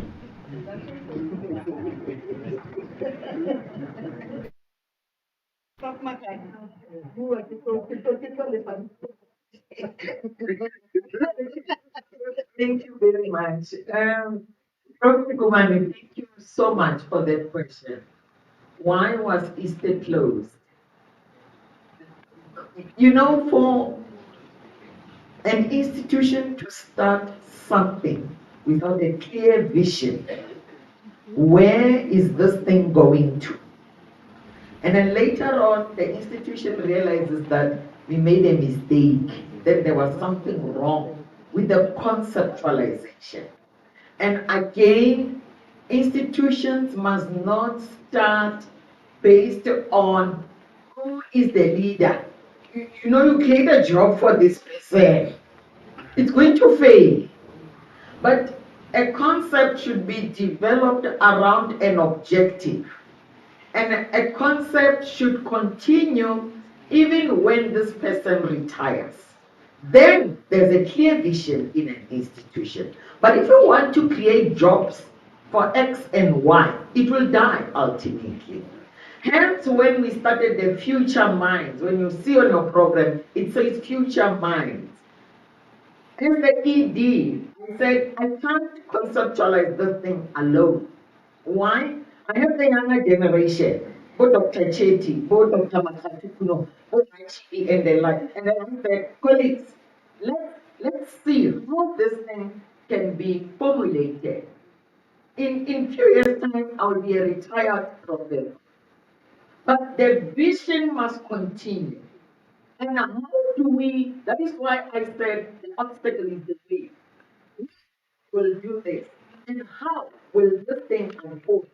We can't do it alone as UNISA. We have partners as DBE. DBE, come on board. This is the vision. And DBE said, start with foundation phase. So for now, we don't have capacity. Because capacity means our lecturers here at UNISA. And I just want to honor them. Those who are teaching in Future Mind, if you don't mind, can you stand on your feet? College of Education is supporting it. Put their steps to stand up. Okay, one of them, yes. College of Agriculture is on board. College of Science and Engineering is on board. College of Accounting is on board. They're not earning a cent. And all the lecturers said, Prof, we want to build a legacy as the academics of UNISA. Don't make us sign inside, outside. We will teach the students from grade 8 up to grade 12. Pure maths, accounting, etc. Because we are creating a legacy around the country. It is not formulated behind Mahano. It is formulated behind the country. There is a need, Prof. Dr. Mbusi, of pure mathematics and also AI. How do we do it? The teachers of my age, they're scared of AI. Then we have colleagues who are dispelling the myth that this thing is a horror. Then they have to bring them to say, this thing works like this. Here, and then, ooh, co-pilot, lesson plan. Rubric, press, click. What is your question? Create the, it's working. So the fear is gone. Why? Because there were visionaries at the University of South Africa who say, bring these people on board. We sacrifice salaries. Every month, we are here 9 o'clock to 4 o'clock. No salary, no extra pay. Why? The country is in a mess. The country is dying without pure maths, pure accounting, pure science. But somebody had to write a vision. I believe, Prof. Nguba, even when I retire, this vision will live on. Thank you.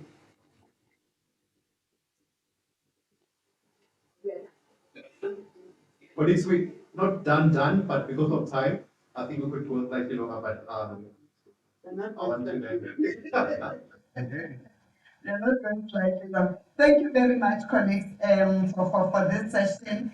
We know that we're going to have a facilitated feedback session again. For those who didn't have an opportunity to ask questions, they will ask questions. I know in my name I was talking about recruitment.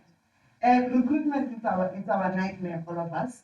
And part of the reason is that we have elevated schools into a competition ground where schools are competing with each other and where children are competing with each other. We put children into rigorous situations where they have to excel.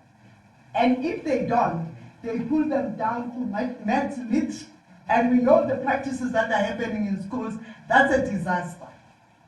And that's why when they come to higher education, they cannot even perform. Because over there, it's babysitting at its best. They go to school from 7 days a week.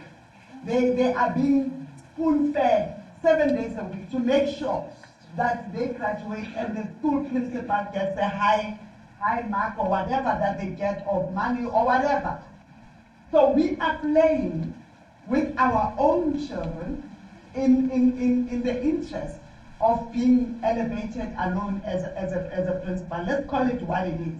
And that's exactly what this problem is. The problem is not about mathematics.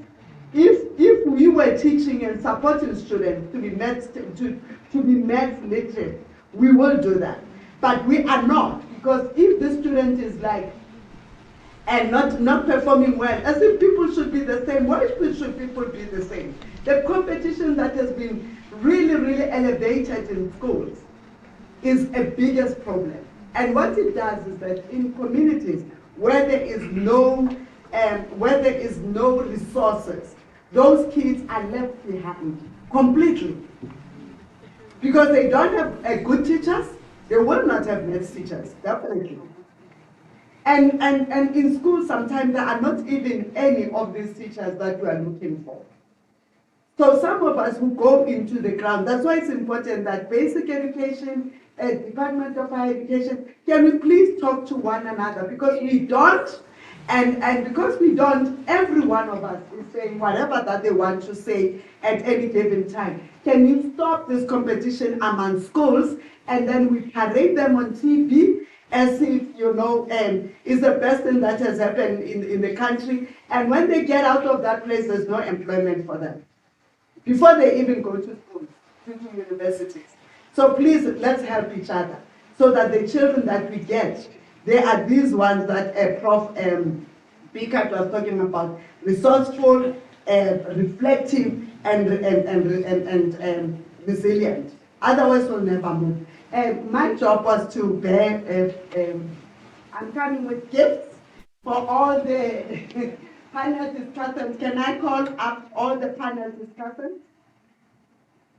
It's a picture period. You have to take a picture so that you show your boss that I went and I took a picture and I was there. So all of you, please come to the front. We are very, you can't very,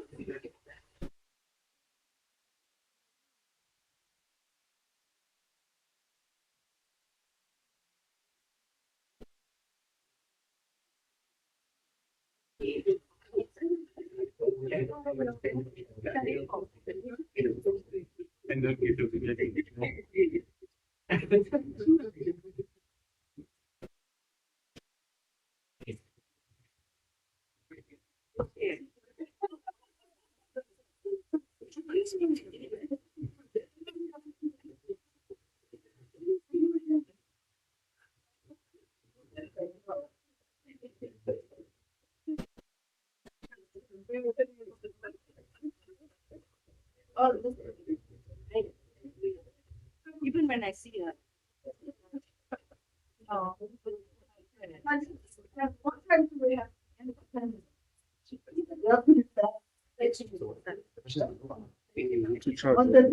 Okay. We will be back at 1 o'clock. It's lunch and networking. It's one. Oh, we'll be back at 2. There will be lunch and networking. You can go and check out the live sketching. Oh, we will go and check out the live sketching. And for now, we are gonna have lunch. Let's try and come back maybe 15 minutes before, please. If it's 13 hours, can we come back at 13:45?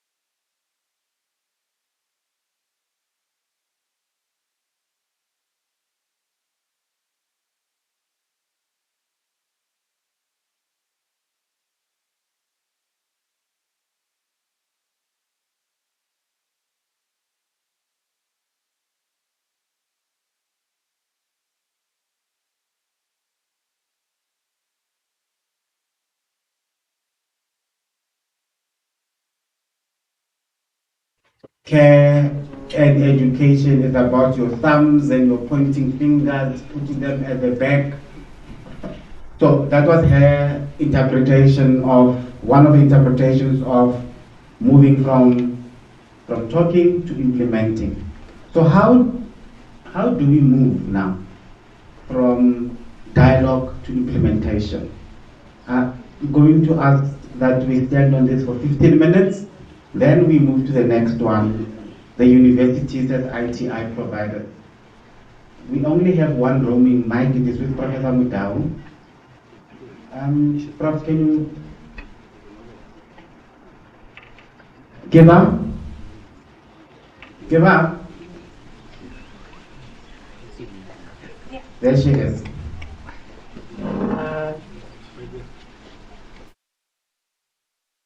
She has a mic,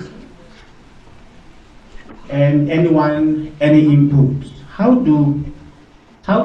How do we move now to implement? We heard earlier on in terms of the millions in ECE that they have been invested.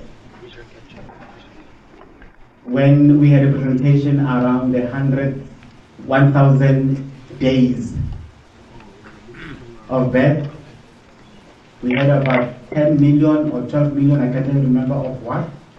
Now, how do we implement, or how do we get that money?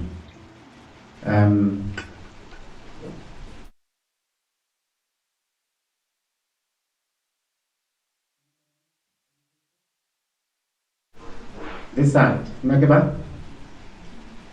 Whilst Dr. Pala is thinking on the implementation, because we've heard that Northwest, thank you, that we've heard that Northwest has a BA in ECCE. We've heard that it's their second year running, and I think the issue also was issue of uptake. Then somebody raised the issue around appointing, recruitment, and you raised that as well, Dr. Pat. So we will come to you after that. Over to you, sir. Thank you, sir. So I think the implementation part, I think, needs to start from the point where we start to understand as what are the common understandings that the institutions or the spaces need to start developing. Because I think many times we in higher education, in the university, seem to be working in a particular direction, and DBE seems to be working in another direction. And because we're also operationally driven, that there's very little ground where we come back and we start to talk about the strategic things, about saying, how do we get a common understanding about how a child in grade 3 should look like and what the child should do, and that it's signed off from both ITE as well as from DBE to say, we all agree that this is the way the child should look like, and this is how we're going to achieve that collectively. So I think for implementation to happen, I think it's critical for us to get out of the operationalizing of education, back to the thinking of education, and then start to say, after we've got a common understanding about how we think about the child and the teacher, then to put the operationalized plan into place. And I think that's easier said than done, because all of us have a particular way that we perceive the child, but I think there are synergies and common grounds that we need to start growing from and with, so that we can then start building. Until we get a common understanding, all of us will be working rightly so from a perspective that is right, but not necessarily common in terms of understanding. So I think in implementation, more space must be open in terms of how do we interpret policy, what does policy mean, and then from there decide now what is the plan that matches that. But when we leave the room, everybody must sit on the same page about what does it mean when we talk about this is what the child must do in early mathematics, this is what the teacher needs to have. I think that is not yet as strong as it should be, and I think getting a common understanding is one of the steps to better implementation. Thank you. You sound as if you are agreeing with what Professor Mudau was saying in terms of, what do you call it? Curriculum development policy of some sort, where the teaching will be the same across. Is it possible?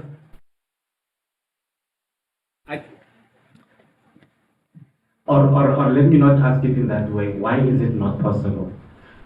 Because I think we work in silos. And that's why we can't get common understanding. But all our intentions are well-meaning. If you ask somebody in DBE, what do they want? If you ask people at higher education in the different faculties, what do they want for education? They all articulate the same thing. So our intention is all correct. Unfortunately, it is how do you start to get a place where we understand it collectively. So I don't know whether it can happen because there are not those dialogues that talk about, let us stick to the first idea, tick that off, and now let's implement that, because I think there are too many moving parts, and I understand the moving parts because there are so many realities for so many institutions. But I think when we start to come together as the two big spaces and say, what are the two top priorities? For mathematics, in early mathematics, we want children and teachers both to see mathematics from a structural point of view. Okay. So is that the same thing that DBE wants? But when you look at DBE, that is exactly what they're doing, but we are still not having the conversation to say we are moving collectively in the right direction. So you ask the question, can it work? I don't know if it can work, but at this point where I'm standing, I don't see that we're having enough of those collective conversations and then the collective plans where we are supporting each other in the spaces. So only I think when we try can we then see whether we're going to be successful or whether we'll fail. Only in trying. And I do think both DBE and higher education is trying their best. Thank you. No, thank you for that. Any takers? Thank you. Yes, you do have one. There's a mic behind you, Tate. Oh? Oh, thank you, Chair. I'll probably need an interpreter. Well, we did speak about language, did we not? Yes. Yeah, move this slide so that the camera can capture you. Yes. But let me say it in Zulu then.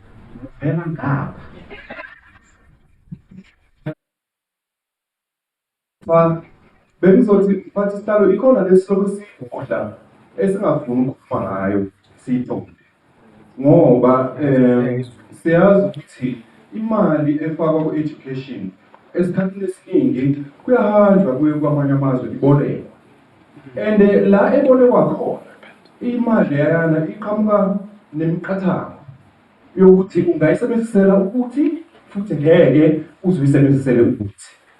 And lokho kwenza ukuthi kule mali or lezi mali kathi sibuka zibekiwe lapha ekuseni ayikho imali specifically okuthiwa le mali izoya ekuthenini kuholelwe othisha abasebenza kuphi kwi-ECC sector at all. Let me get Ms.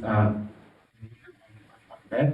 I hope you got what you were saying, that we live in a quick for home world, quick for home, that money, when it is given, because we do get grants from external or international organizations or international spaces, it comes with conditions. There isn't that it's said that if you get this grant and this money, so much can be used for salaries for ECE. That's why there isn't a take-up. That's one. Number two. So mhlawumbe sengiphetha nje mphathi sihlalo ukuthi abantwana bethu abasebenza kule sector esikhuluma ngayo esihlangane ngayo namhlanje bahola 3500 ngenyanga. Uma kusuka lapho futhi umnyango wona lo esinawo la endlini namhlanje umnyango lo wemfundo elapha yana phansi yini iqala yebo bathi besuka futhi bayehlise leyo 3500 bawulenze ku 2500 ukhulumile ke usolwazi kade ehleli lapha yana ukuthi ake sibuyise le nhlonipho bona labantu abasebenza kule sector ukuthi kukhona konke sikhulumayo lana ibe khona into ethi siya recognize lokho first and foremost ukuthi ikhona izinto ezingahambi kahle lapha yana bahlupheka labantwana labayana. Uma ngabe sikhuluma ukuthi ke sifuna ukuthi sithathe sector lena sifake ekuthenini ibe ingxenye yesystem ye-education yonke, we need concrete time frames ukuthi kuzokwenzakala nini lokho ngibonge mphathishlalo. Yeah, the last part I think is easy to answer. I'm going to allow you, Ms. Monona. Regarding the movement or the joining or the introduction, I think you can respond to that on ECE or ECD being or moving, and Ms. Monona will respond to that as well, moving into the school system. Is it done? Is it still a policy, or it's done as we speak? It's being implemented. Kulula? Thank you, Chair. Let me start with the last one, because that one maybe is a very easy one. ECD is a system on its own, it's a subsystem. And so maybe what you are trying to ask, let me respond by saying there's no intention of schoolifying ECD. It's not schools. It's early learning, it's preschools, and it is that system of preschools. Unless perhaps the subtext in what you were asking was whether the department has an intention perhaps of, and I'm going to link it to the question that the gentleman asked, or it wasn't a question, it was really a comment that he was making about the plight of ECCE practitioners or teachers. I know I've had the conversation about the nomenclature around practitioner and teachers. And I just want, and I think what he was saying is in all of the funding that I was sharing with you, there was nothing that was set aside or that was dedicated or meant for remuneration for practitioners, and that is not true. Okay. So in the conditional grant that has been set to support and subsidize ELPs or early learning programs, that conditional grant affords us three things: to be able to pay for practitioners, to be able to provide learning and teaching support materials, and to be able to ensure that the early learning programs themselves are able to be run and managed by those who run them. So that's one thing, which is a truth. But there is also perhaps another truth that coexists with this one, and that is simply not sufficient.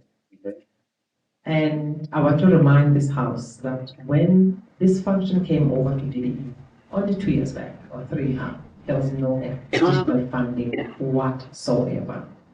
A function that was moved in as a box from DSD in the way in which it was being rolled out to DBE. Nothing in terms of allowing us to be able to appoint or employ the practitioners/teachers.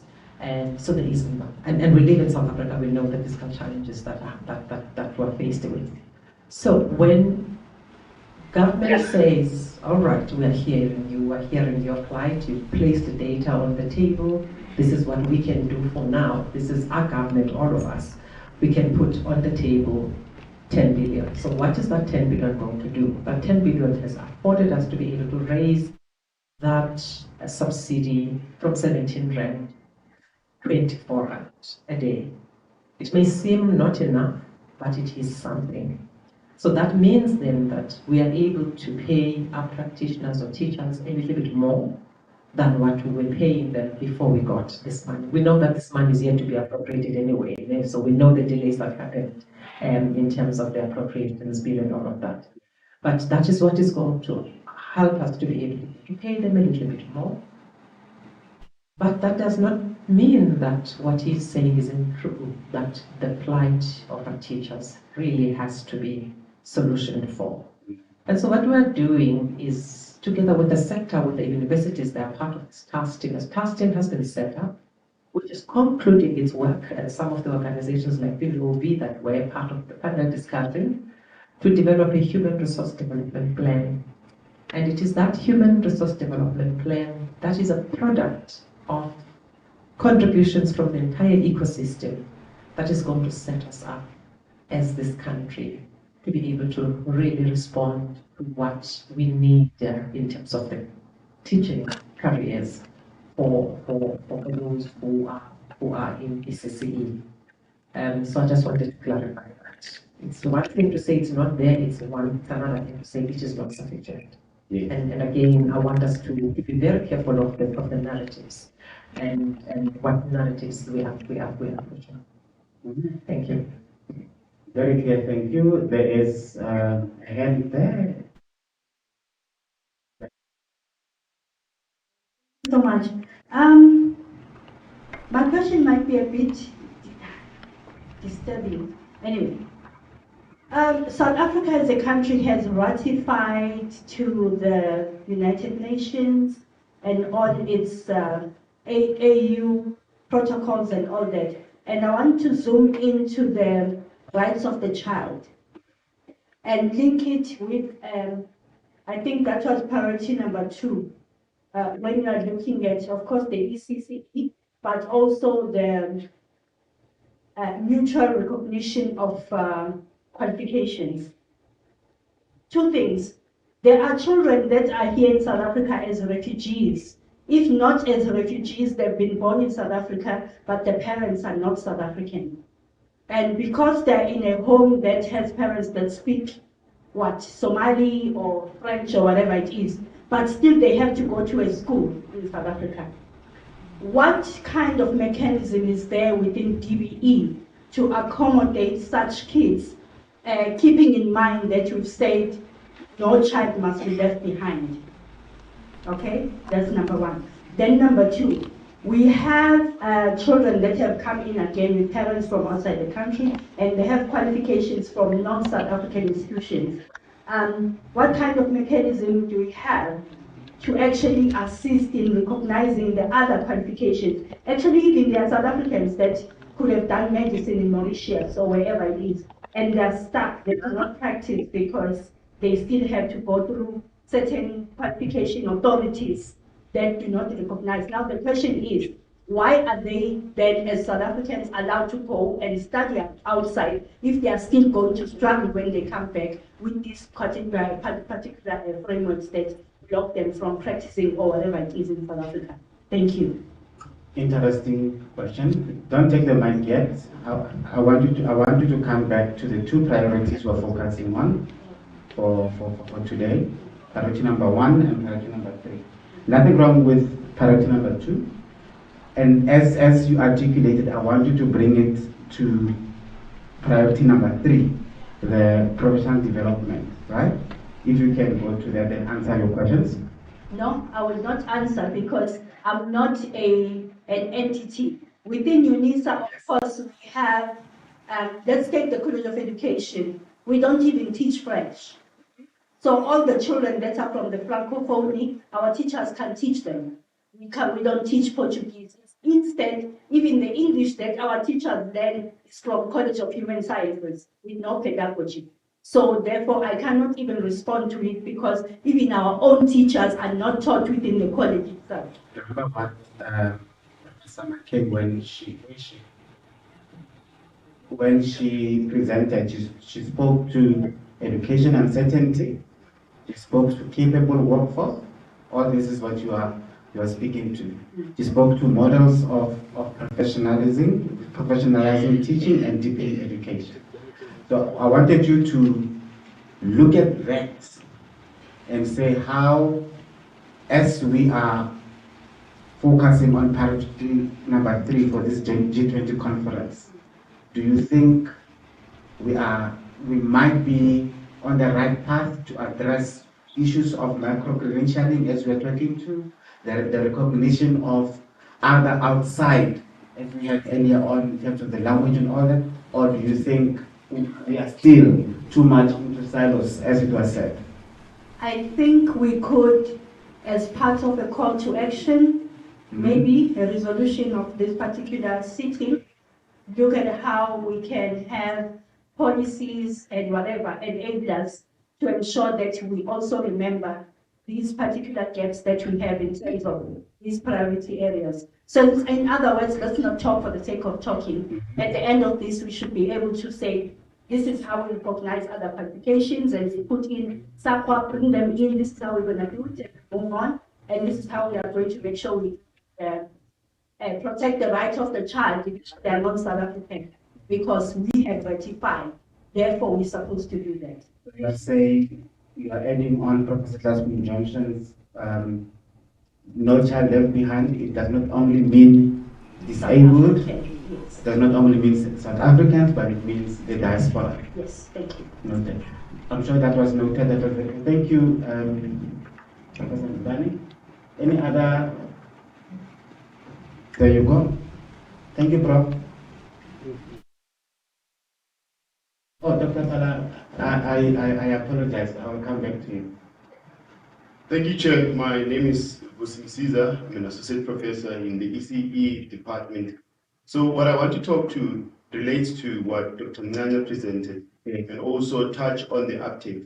I think what we need to do, and I think in our department we do that with our students, but how do we get to schools where we're getting students who are enrolling into our programs? I think we need to demystify the concept of care.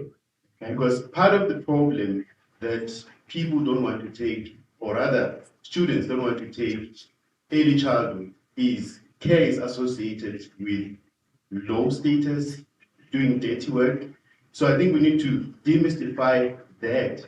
Either maybe government doing it in schools, and also teacher education institutions doing it more. Another issue is, while we are concerned with ECCE students, there's one question that was raised by Dr. Pala, that the issue of job security, where are they going to be employed after they've graduated? And also, quite often people don't want to enroll into a degree if they don't know whether they're going to be employed. Yes, so job security is quite important. Lastly, I think our challenges are still massive, if I use that word. Why am I saying that? Just last week, there was a conversation on ENCA where the minister was there, and she revealed that we have about 7,000 ECD practitioners who are working in grade R, who do not have the required qualification.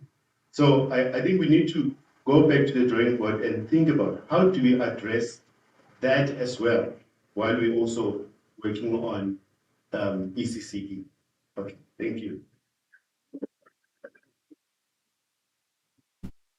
I'm thinking, because I'm trying to get what you are saying, especially what Muluna, you said regarding schoolifying. the ECEE and the grade R, they are separate already.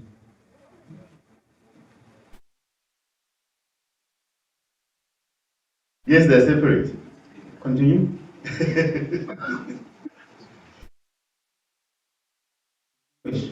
Yeah, so let me demystify it for me. Okay, the ECCE is 0 to 4. 0 to 4. And the teaching in that space is mainly play-based approach. Yes. So we're trying to remove schoolification, where you would have them seated in desks and having a formal sort of a timetable, following it in that order. And then with grade R, it is also mainly play-based, but we're introducing them to schools. And grade R is linked to schools, but ECCE is separate because it's based in community ECD centers and other form of ECD centers, ECCE centers, sorry. So that's the difference. The other one is mainly play-based with no any form of introducing our learners to schooling. Grade R, we are in a way play-based, but introducing them gradually to a type of learning that is school-based. You covered both? Yes, I am. Ms. Sherrod, she's there, she's just next to you. The issue of recruitment and employment and all that, and you talk to 15 million sub-Saharan physics. And in South Africa, we talk to oversupply and undersupply. Is this ECCE, what they're talking about, part of the undersupply? Let me go further. Undersupply or oversupply because of wrong qualifications in the wrong space? They are there, but they're not supposed to be there. Yeah, well, in the South African case, and I'll speak of the schooling sector first, which is grade R to 12. It's largely about a skills mismatch, or qualification mismatch. That, for example, we need more foundation phase teachers, but at the moment we have, for example, more FET phase teachers. That's the mismatch we're talking about. And because us, and I think rightly, one of the colleagues pointed out that we do not have a platform where we engage so that what is being produced, for example, at university actually addresses this mismatch at national level. And in the terms of, in the case of ECCE, Ms. Manona is much better qualified than me to respond to that. But just to say also that there are issues, even in grade R, about related to the qualifications, that we need to address. The fact that we have approximately 7,000 grade R practitioners that are not adequately qualified, and what are we going to do about those grade R practitioners, for example, to ensure that they meet the minimum requirements of teaching, and so that they can be recognized, because the current pathways that's open to them will result in them almost spending 8 years before they emerge with the B.Ed qualification, which is in no means right in any terms. So we are looking into how do we address that and what is it that we can do.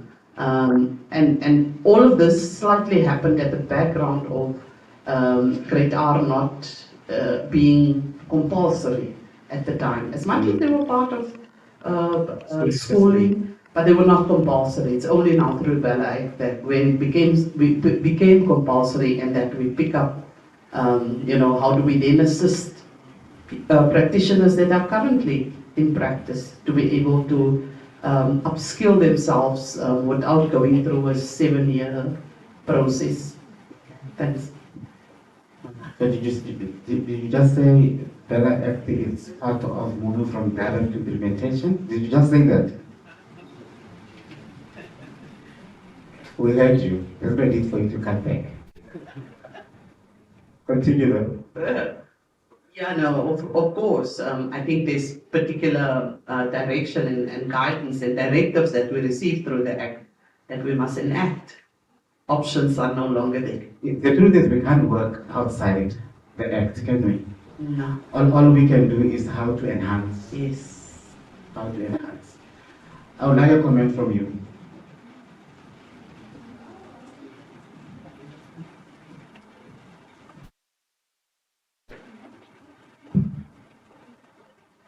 And also, I touched issues around policy.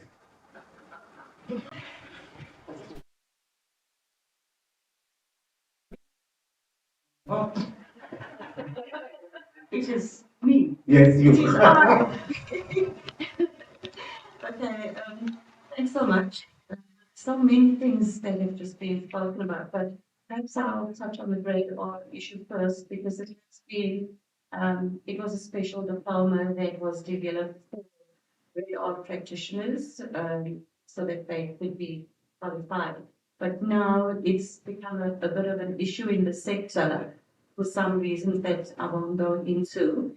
And how DHET is collaborating with the DBE is that we are, and with the approval of CHE, we're going to be working towards developing an advanced diploma, which will allow the grade R practitioners to become professionally qualified in the foundation phase.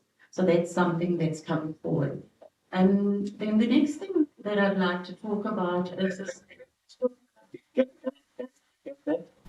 advanced diploma is being taken into consideration for development to address the matter of the grade R graduates who cannot teach the entire foundation phase just with grade R. But the advanced diploma would allow that to happen. So we are collaborating. That would be something that we are undertaking quite soon. It's actually going through the forum on Friday for discussion. Thank you for that implementation, dialogue implementation. The second point?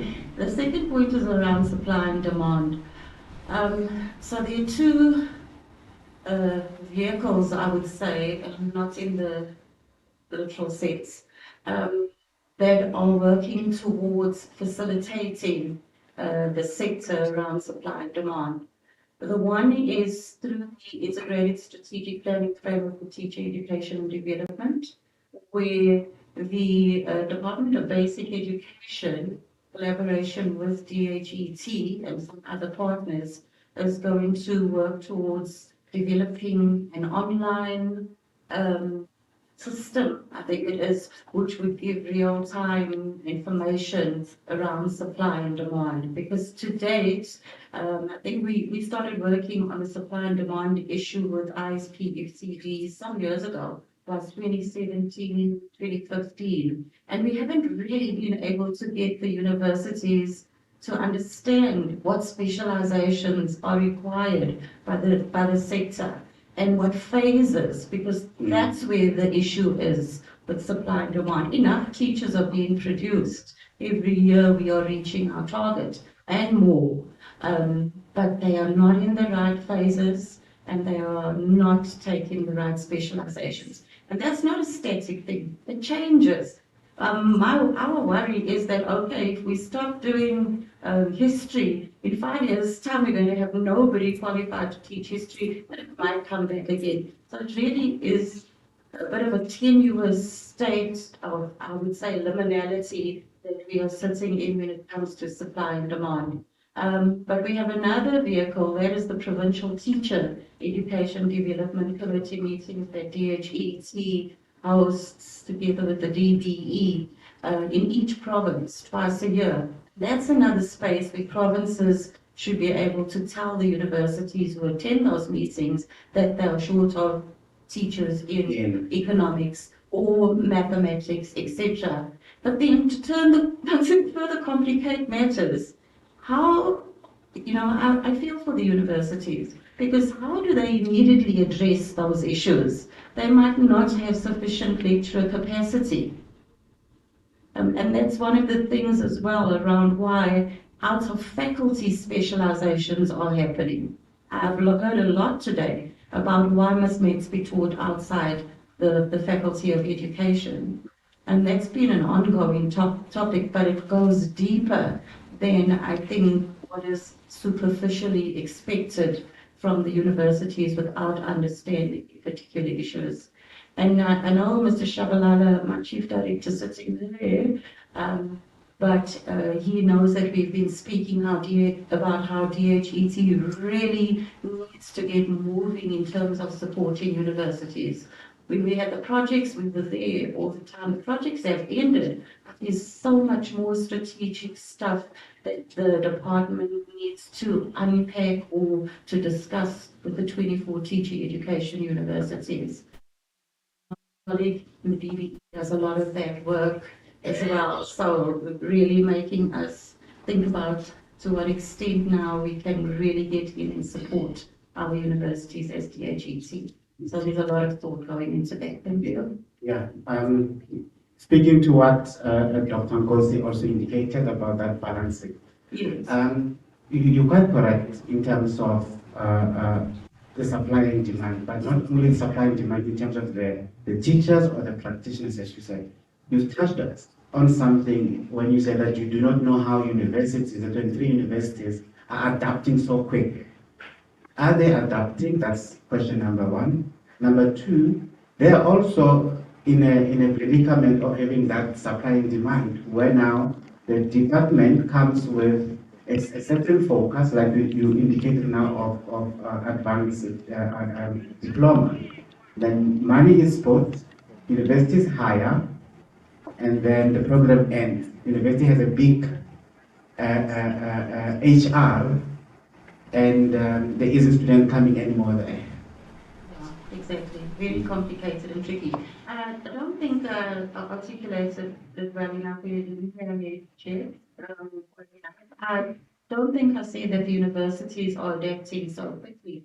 I said, I don't know how the sector expects universities to be able to just quickly implement things that will make sure 500 maths teachers are graduating in 4 years' time. It's more complicated than that. How many maths students have applied to do teacher education as a simplistic example of some of the complexities? Thanks. Thank you, thank you. Professor Hasina?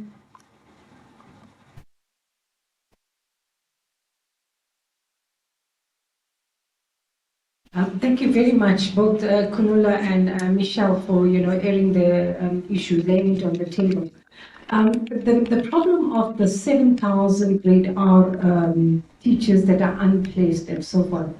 I mean, what we need to understand is that grade R is preschool, all right? And if we had all the statistics from Kunula, and the problem is in preschool. All right, and if we tag these 7,000 onto the foundation phase, it might just be that you have an oversupply. So you've got an oversupply and you've got an undersupply in a very vulnerable sector.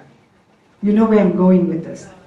So instead of looking at a career path of the grade R into the advanced diploma, why not look at these as really,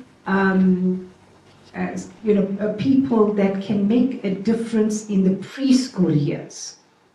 That being the case, then you would look at what are the qualifications that exist currently that they could upskill on. And what would that parallel qualifications be in terms of their grading? So could it be that a diploma in grade R and a diploma in ECCE is coupled to move you up the NQF level? Now, the problem with that is it's going to be the whole conditions of service and the safes and all of those kinds of things. I understand all the systemic issues. They are patterned and they are structural. And we acknowledge that. And we don't want to put a band-aid to a system. But I think that it's an opportunity to think differently about the system, about the preschool system. Remember, South Africa in apartheid days had a pre-primary system for 3 and 5 year olds. And they would supply, the provincial department supplied the teachers. They paid the teachers. We had models like that. But because of the social justice issues and so forth, we don't look at our past in that way. So what I'm proposing and challenging you to do is to think outside the box and think of a robust preschool system. And then look at those teachers as being what we're calling in our department the change agent development.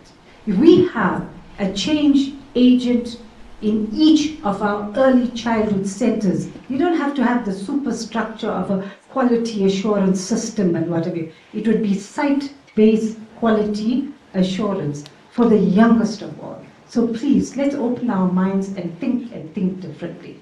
Thank you. Thank you. Ms. Maja agreed with Dr. Feldman regarding teacher awareness, going to the last pillar now, so that we can conclude. Anyone want to take a take on that? She spoke more, Ms. Maja, on development of, despite the years that she spoke to, that Mr. Klint spoke to, of policy on induction, teacher induction for both pre and and in-service. Anyone want to know that?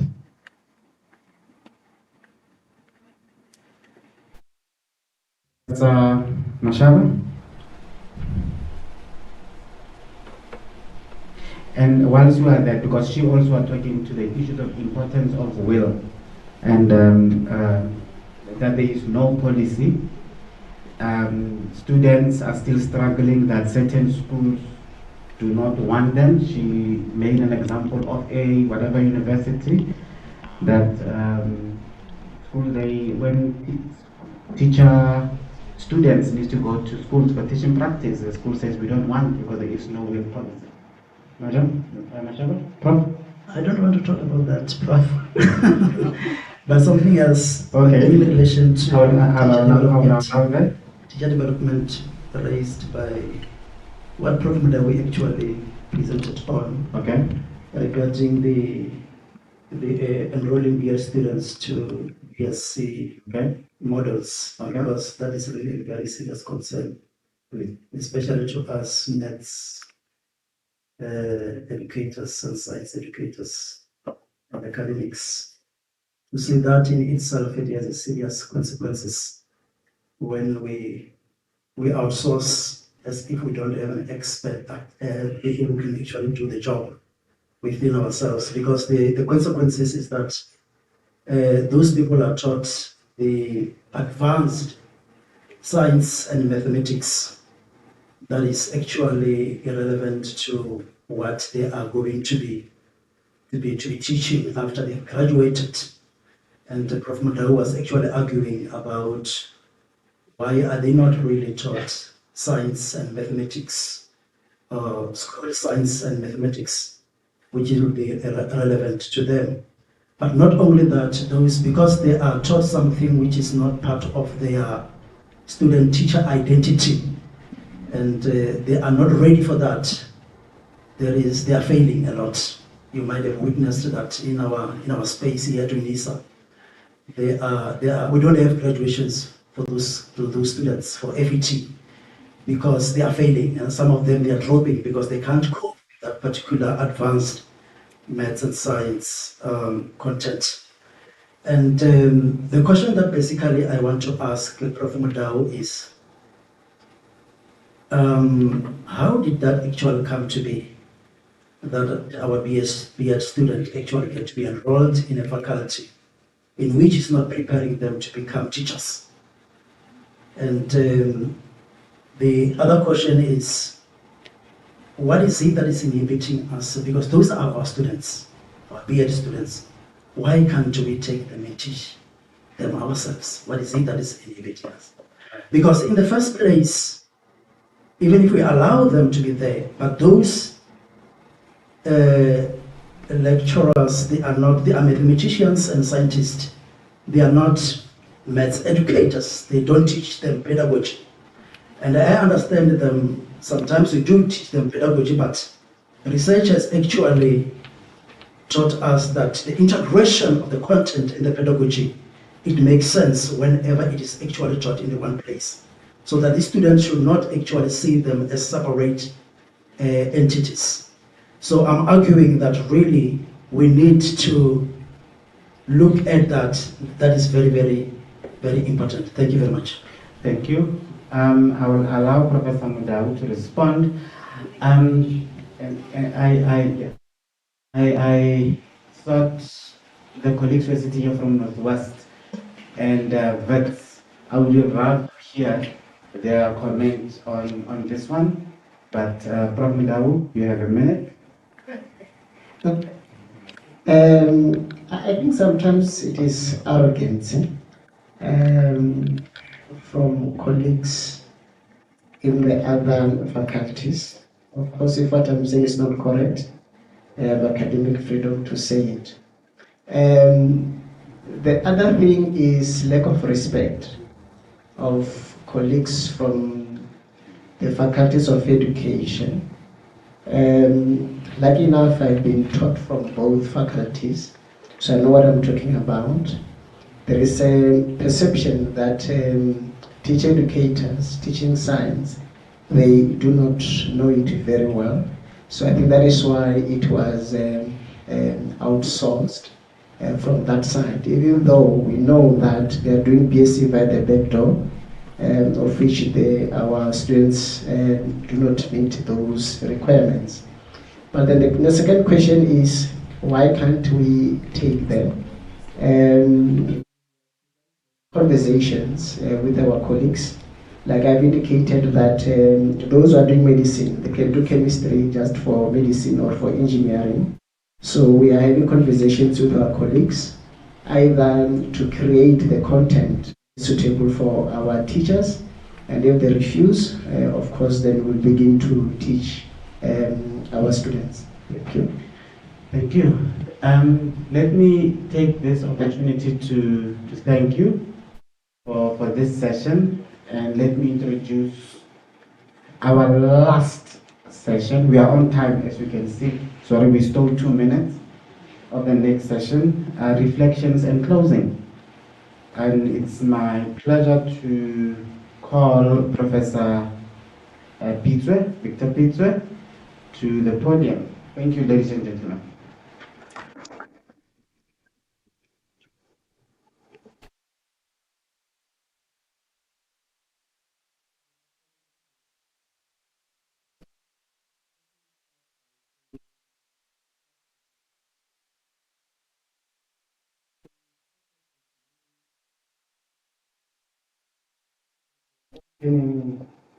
By Professor Lenzabune. I want to catch all the highlights for the in her opening remarks, he said education should be invitational. She's calling for partnerships with VBE in terms of working together.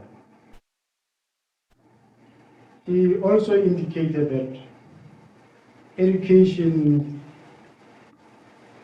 is engine of transformation, and she says it's absolute necessity. Lastly, from her side, he says we should invest in education for peace, for the poor, and emancipation. When it comes to the Deputy Minister, he says we must lead with clarity on advancing priorities for G20. And she says we must produce what higher education expects. Lastly, she said we must provide education for the changing world. Let's come to the Minister. He says MINISA's role is generational and continental.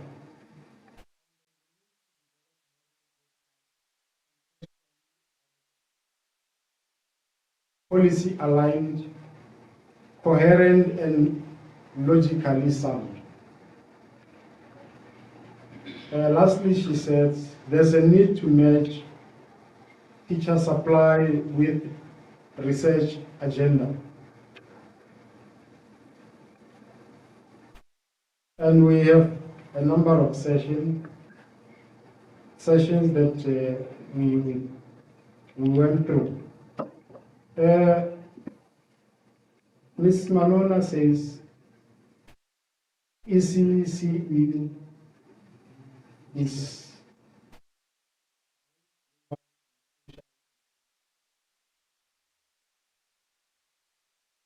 he adds that it is a crucial investment for South Africa and calls for investing in ECCE. In section B, under priority number 1, Professor Muckleneuk says language and inclusion is crucial. And she calls for practicing reality in the classroom. Dr. Mnana calls for elevating the status of ECCE teachers and professionalize ECCE teachers. Mrs. Letty calls for development of programs for skilled workforce. Professor Glasgow Johnson calls for early intervention in ECCE. She focused on challenges, initial teacher education program, re-professionalization of ECCE teachers, and articulation as well as inclusion. Lastly, she called for de-feminizing ECCE status. Under the priority number 3, professional development, Professor McKay indicated that any system cannot exceed the quality of its teachers. Despite the challenges of poverty, lifelong learning and professional development should be used to avert attrition. Lastly, she calls for development of professional learning communities in ECCE. Professor Muckleneuk calls for integrating systematic development with what teachers are doing, observing, and why. Let's for the notion of professional learning. He sees that as critical for the stakeholders and self-directed learning. Mrs. Maje looked into teacher education autonomy,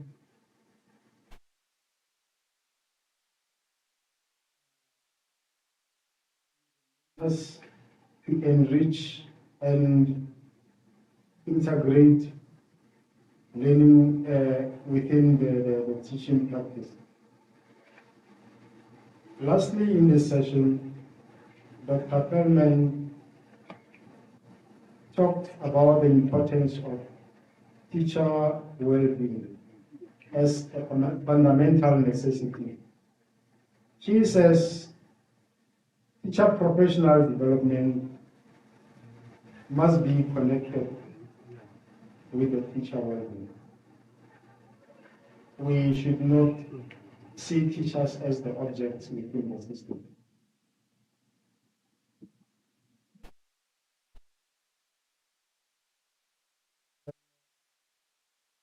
Western says professional development is a privilege. Calls for reshaping professional development of teachers for the future and beyond the G20 space. Professor Bickert says professional development stands at a crossroad. Teachers should know when to use what, referring to AI tools. And she says we need to teach teachers to be responsive in terms of using the artificial tools. Most interestingly here, what captures the mood of this gathering, it's on practice. theory and he says there's a need to bring balance in professional development in schools of specialization. We should move away from a one-size-fits-all. People need to be developed according to their areas of specialization. He calls for matching theory and practice of professional development in schools of specialization. We had Professor Mahano, who calls for removing teachers' fear through the use of AI. She calls for the DBE to embrace AI in teaching mathematics and other subjects as well. To what Professor Mudawi has said, he says there's a need to develop fit-for-purpose STEM curriculum and content. And under Professor Pavani's session, what came out is the need to professionalize planning and open more space. We need to discourage working in silos.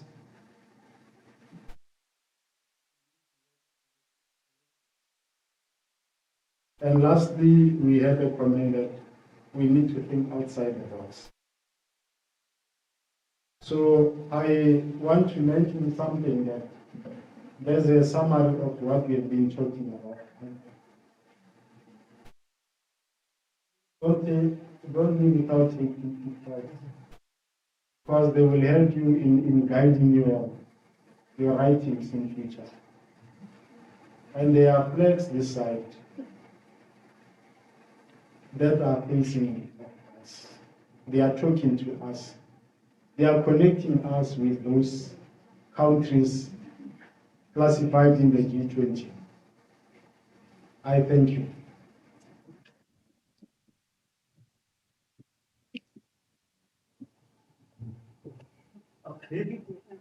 Okay. Dada Kola. Thank you, Dada Kodun Kola. Call for action.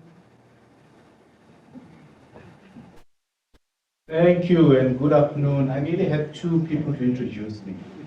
How lucky. Yeah. Nearly. But I suppose nearly doesn't count, does it? Almost. They say it doesn't count. I'm so happy a few people were still responded at this time of the day. I'm not going to keep you here for too long. We've had the lunch, isn't it? There were lots of speakers, very useful conversation. I think I'll just get straight to the point in time, much less than what's allocated there in the program. Just to say that, ladies and gentlemen, in the absence of the Vice Chancellor, I am also a graduate.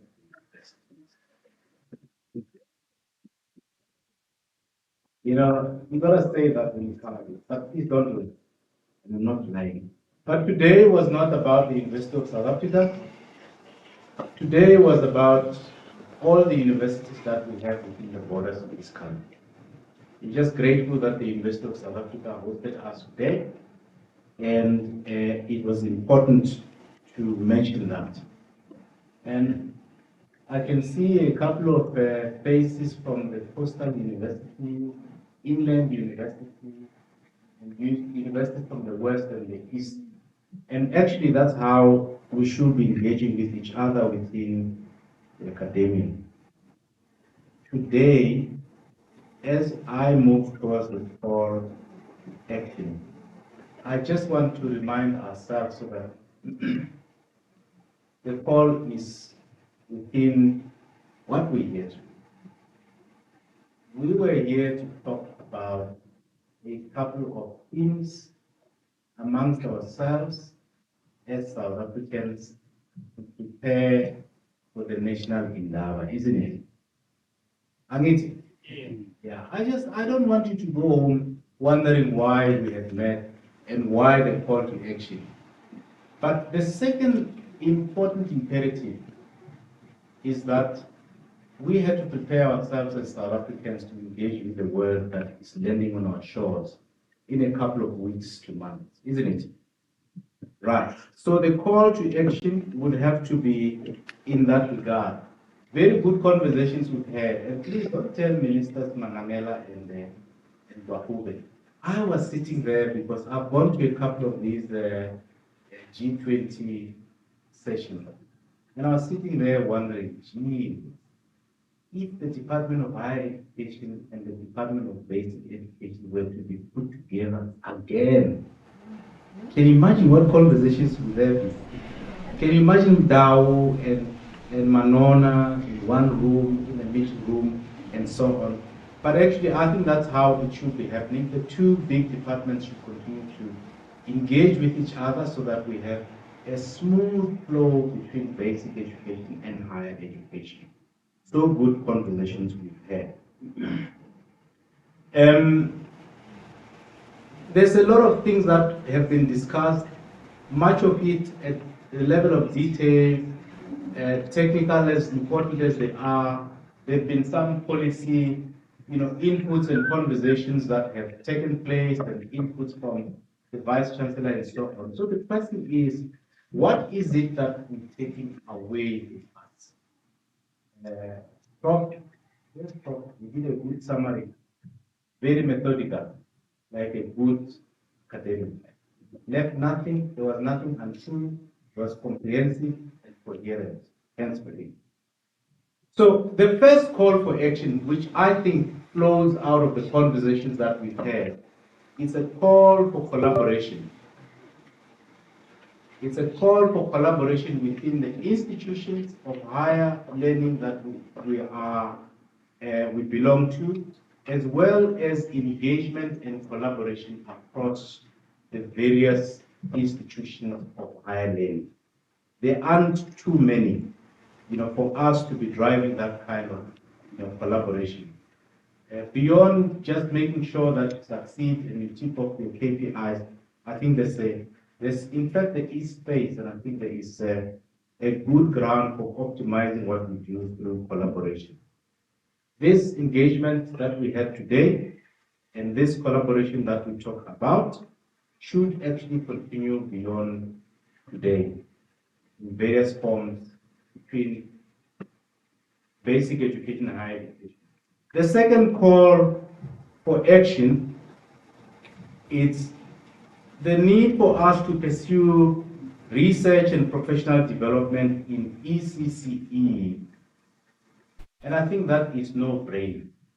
A big decision this country has taken to actually move early childhood education to basic education for all the obvious and good reasons. And I think sitting here, we represent the body institutions that are responsible for making sure that those people who actually get to take ECC forward are well prepared, and they're prepared on the basis of fresh and ongoing evidence that we build through research. All of this will come to fruition if we go back and integrate these thoughts and ideas, insights into our plans, if we ensure that resources follow those plans, follow those ideas. So that is the second call to action. The third, and just for your comfort, I'll get to the sixth. So you won't have the whole thing. The third, it's about fostering the flow and alignment between ITE and continuing professional development. I work in this sector, and we sit there in the basic education system and we point finger at ITE, right? But it so happens that when we point a finger, the whole of these other fingers are pointing at us. So in that whole space, there's also imperatives to drive and strengthen continuing professional development. These two can't run as separate paths. We should find ways of aligning those through policy, through setting common expectations and standards, and through a common endeavor to build a common evidence in reinforcing this initiative. Very key in the continuing professional development, it's PLCs. PLCs are a good idea. PLCs are the most effective way of driving professional development. But we know PLCs have their own challenges. PLCs require regularity. PLCs require good content. PLCs require good facilitation skills. It is the university college who should have the basic education system to build the evidence on how to strengthen PLCs going forward. The fourth call to action is better response plans to artificial intelligence. And I chose not to say, let's go and do this of artificial intelligence. We have to respond. Unfortunately, with artificial intelligence, the pressure is high. We have no choice but to respond. And that call actually is leveled at all of us from basic and higher education, particularly given that so much of that pressure comes from young people who are leading the offensive. It starts with institutions, and it requires external networking of related nodes, in the university sector and within the university sector and the DBE. I have been involved in education, conferencing, and dialogue. There is a concept that comes up every time. You say I've got gray hairs, it's 30 years or so I've been involved in silos. I've not gone to conferences and people don't talk silos. But there's the other side to silos. Silos emerge when actually, or sometimes silos will be used to hide something. And part of what silos, this whole concept of silos is used to hide, is how each individual institution hasn't done what it's supposed to do, so that creates the basis for those overlaps and connections and network. It begins at home. If we have the plans, if we have the resources, if we have the discipline to follow those plans, that thing called silos is going to run and disappear from between the universities. So that was number 4. Number 5, I think it's a call for more deliberate and balanced focus on language and STEM. So I could have said STEM and I could have said mathematics, but we have a demon, and this demon is called fair. I went to the International Competitive Education Conference the other year, and everything, 96 to 97% of the discussions were about reading. And I came back and I said, oh,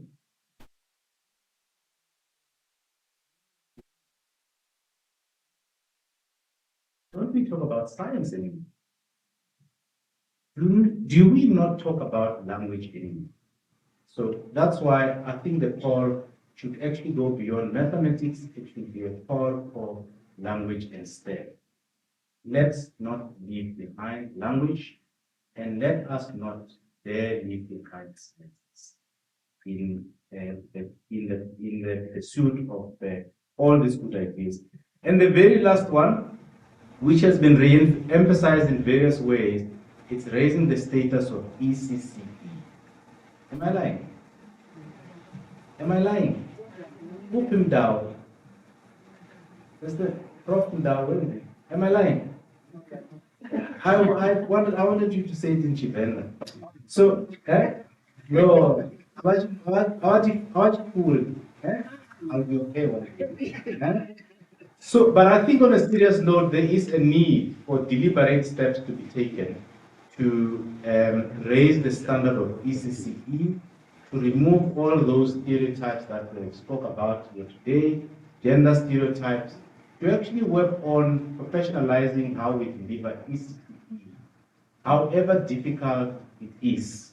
To look for programs that cut across, in fact cover the entire preschool phase, include your grade R and your ECCE in its broadness, and all of that will require us to think of policies and frameworks that are responsive the supply and demand of the kind of a preschool system that we have in the country.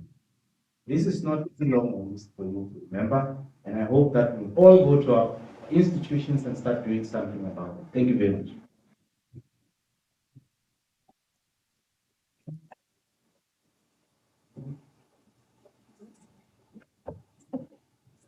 Okay. Thank you, Prof. Makwe, Professor Veronica McKay, if you may.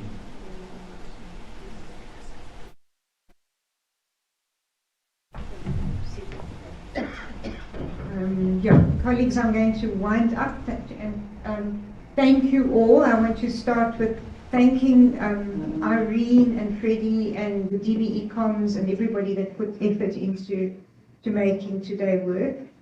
A special thanks to the input people and to the panels. Yeah, we couldn't have managed without you. But really a big thanks to the participants here. I think we are turning the corner in our journey as education. I do think that we're going to be breaking. I had them as egg boxes. I said it's time for omelets. And I do think we're making omelets, Godwin. Yeah, we need to talk. We need to talk together, all of us. And then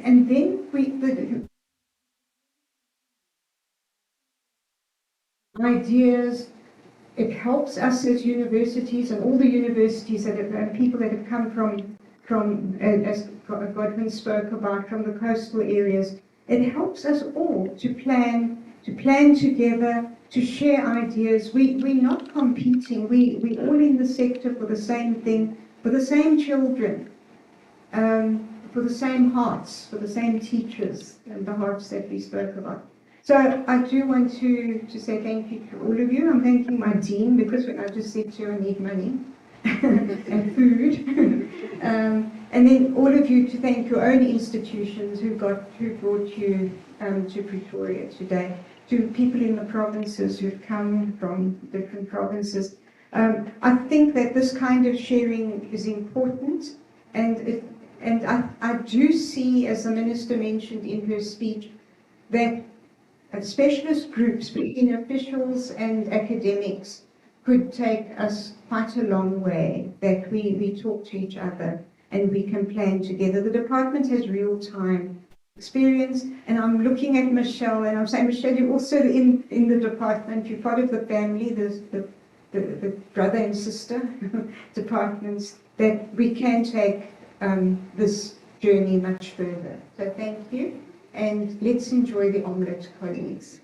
Thank you. I'm being told to say goodbye to you all and to travel well. Thank you very much.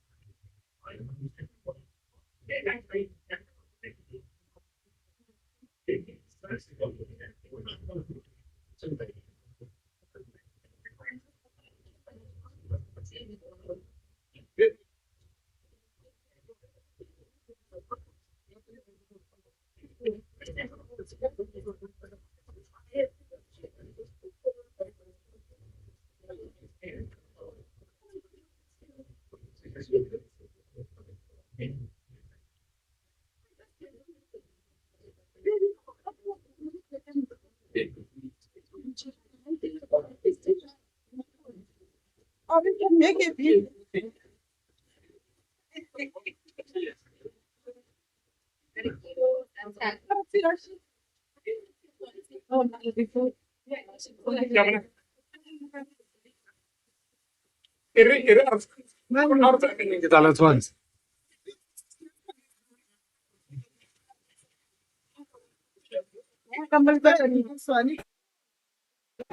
It's the light.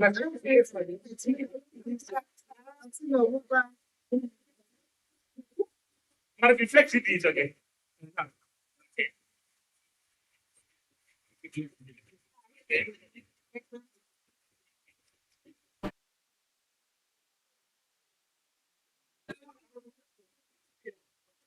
Ja, toen dat dan maar.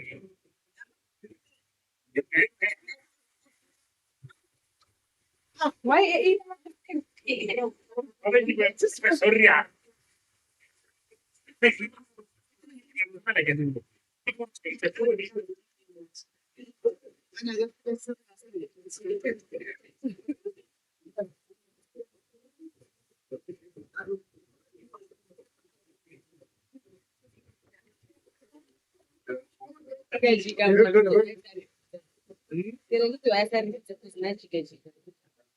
Sorry.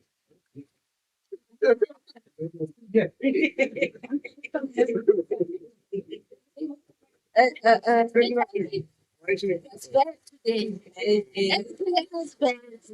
So many hours. Yeah, we think.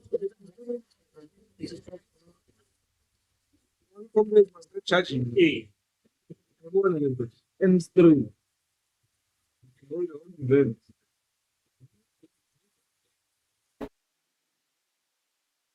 Okay.